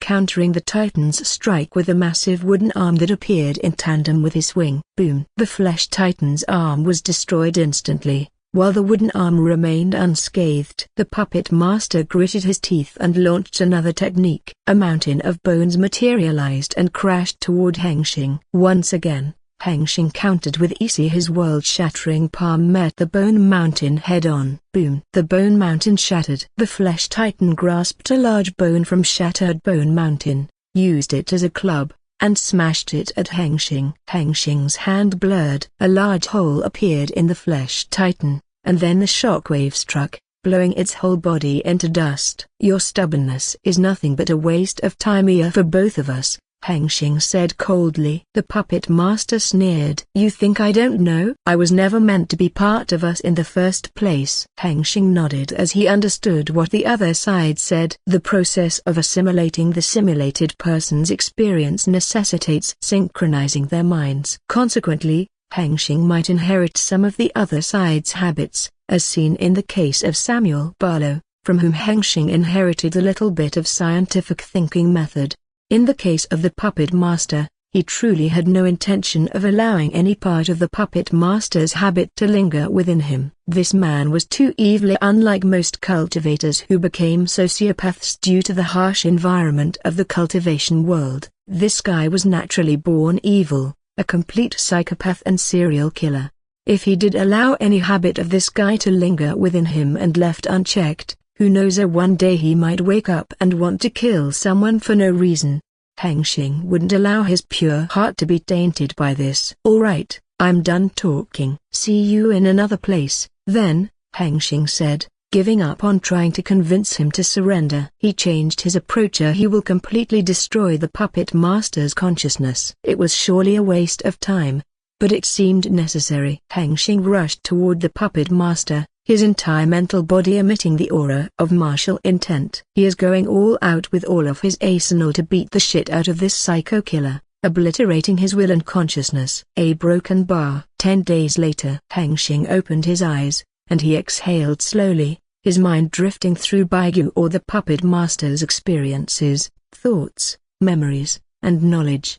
He experienced it all firsthand as if he were the puppet master himself. It was a weird experience, since this guy's mentality was completely different from his. The world from the lens of someone who was completely devoid of empathy was like a game where everyone was a thing, Not just pretend or self-brainwash, but they really felt that way. A broken bar. He took another deep breath. Even though it was not necessary for a cultivator to breathe, he did it for focus as he was assimilating the simulated person's everything. A broken bar. After a while, the assimilation was complete. Phew, that was tough, Hengsheng murmured, offering his thoughts on Baigu's life. Baigu was born a psychopath, which was already bad enough, and the worst kind of human beings also raised him. It was a disastrous combination, a perfect recipe for creating a villain. Even if someone is born a psychopath, if they are raised in a good environment, there's still a chance they might fit into society instead of going on a killing spree like Baigu did.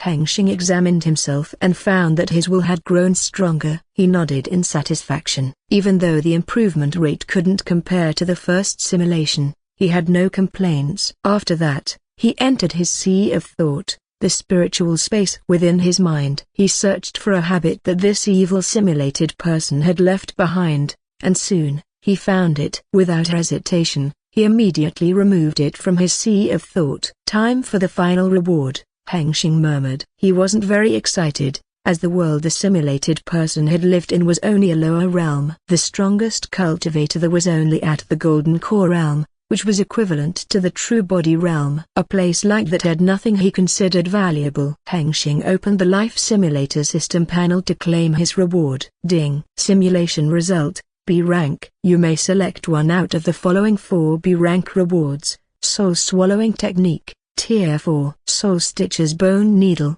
Earth. The Puppeteer's Secret Diary. Dual Spirit Root, Water/Wood, Earth. Hengsheng's eyes widened when he saw what the final reward was. This is actually allowed? Hengsheng exclaimed, looking up at the sky as if expecting the heavenly Tao to answer him. A broken bar. Silent. Hengsheng takes that as yes. He was genuinely surprised that the life simulator system he created was capable of extracting a spirit root as a reward. He thought carefully for a moment, then realized, if even a physique could be extracted, then why not a spirit foundation like a spirit root?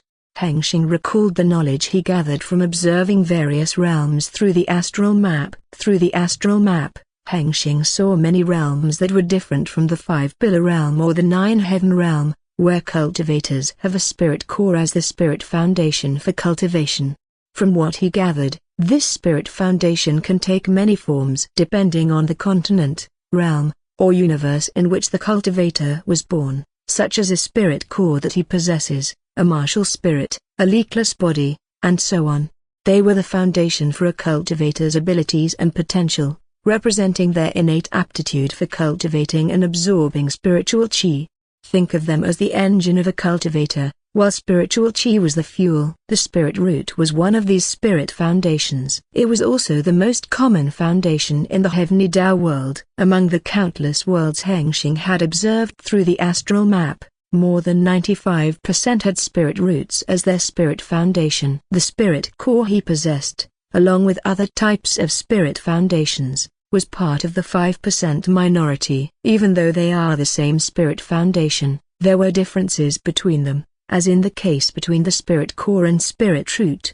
The spirit core has 2 parts, the type and the quality. The type determines a cultivator's specialized talent, and the quality determines the overall talent. Each contributes 50% to determining a cultivator's true talent. The spirit root also has 2 parts, affinity and quality. Despite the similarity, it differs in meaning from the spirit core. Unlike the spirit core, which, despite having a type, still allowed the user to absorb every affinity of qi, the spirit root only allowed its possessor to absorb the qi that matched its root affinity.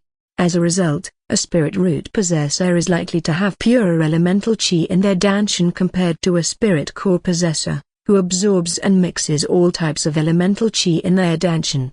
The spirit root's quality also differs in meaning it does not directly determine a cultivator's talent like the spirit core does.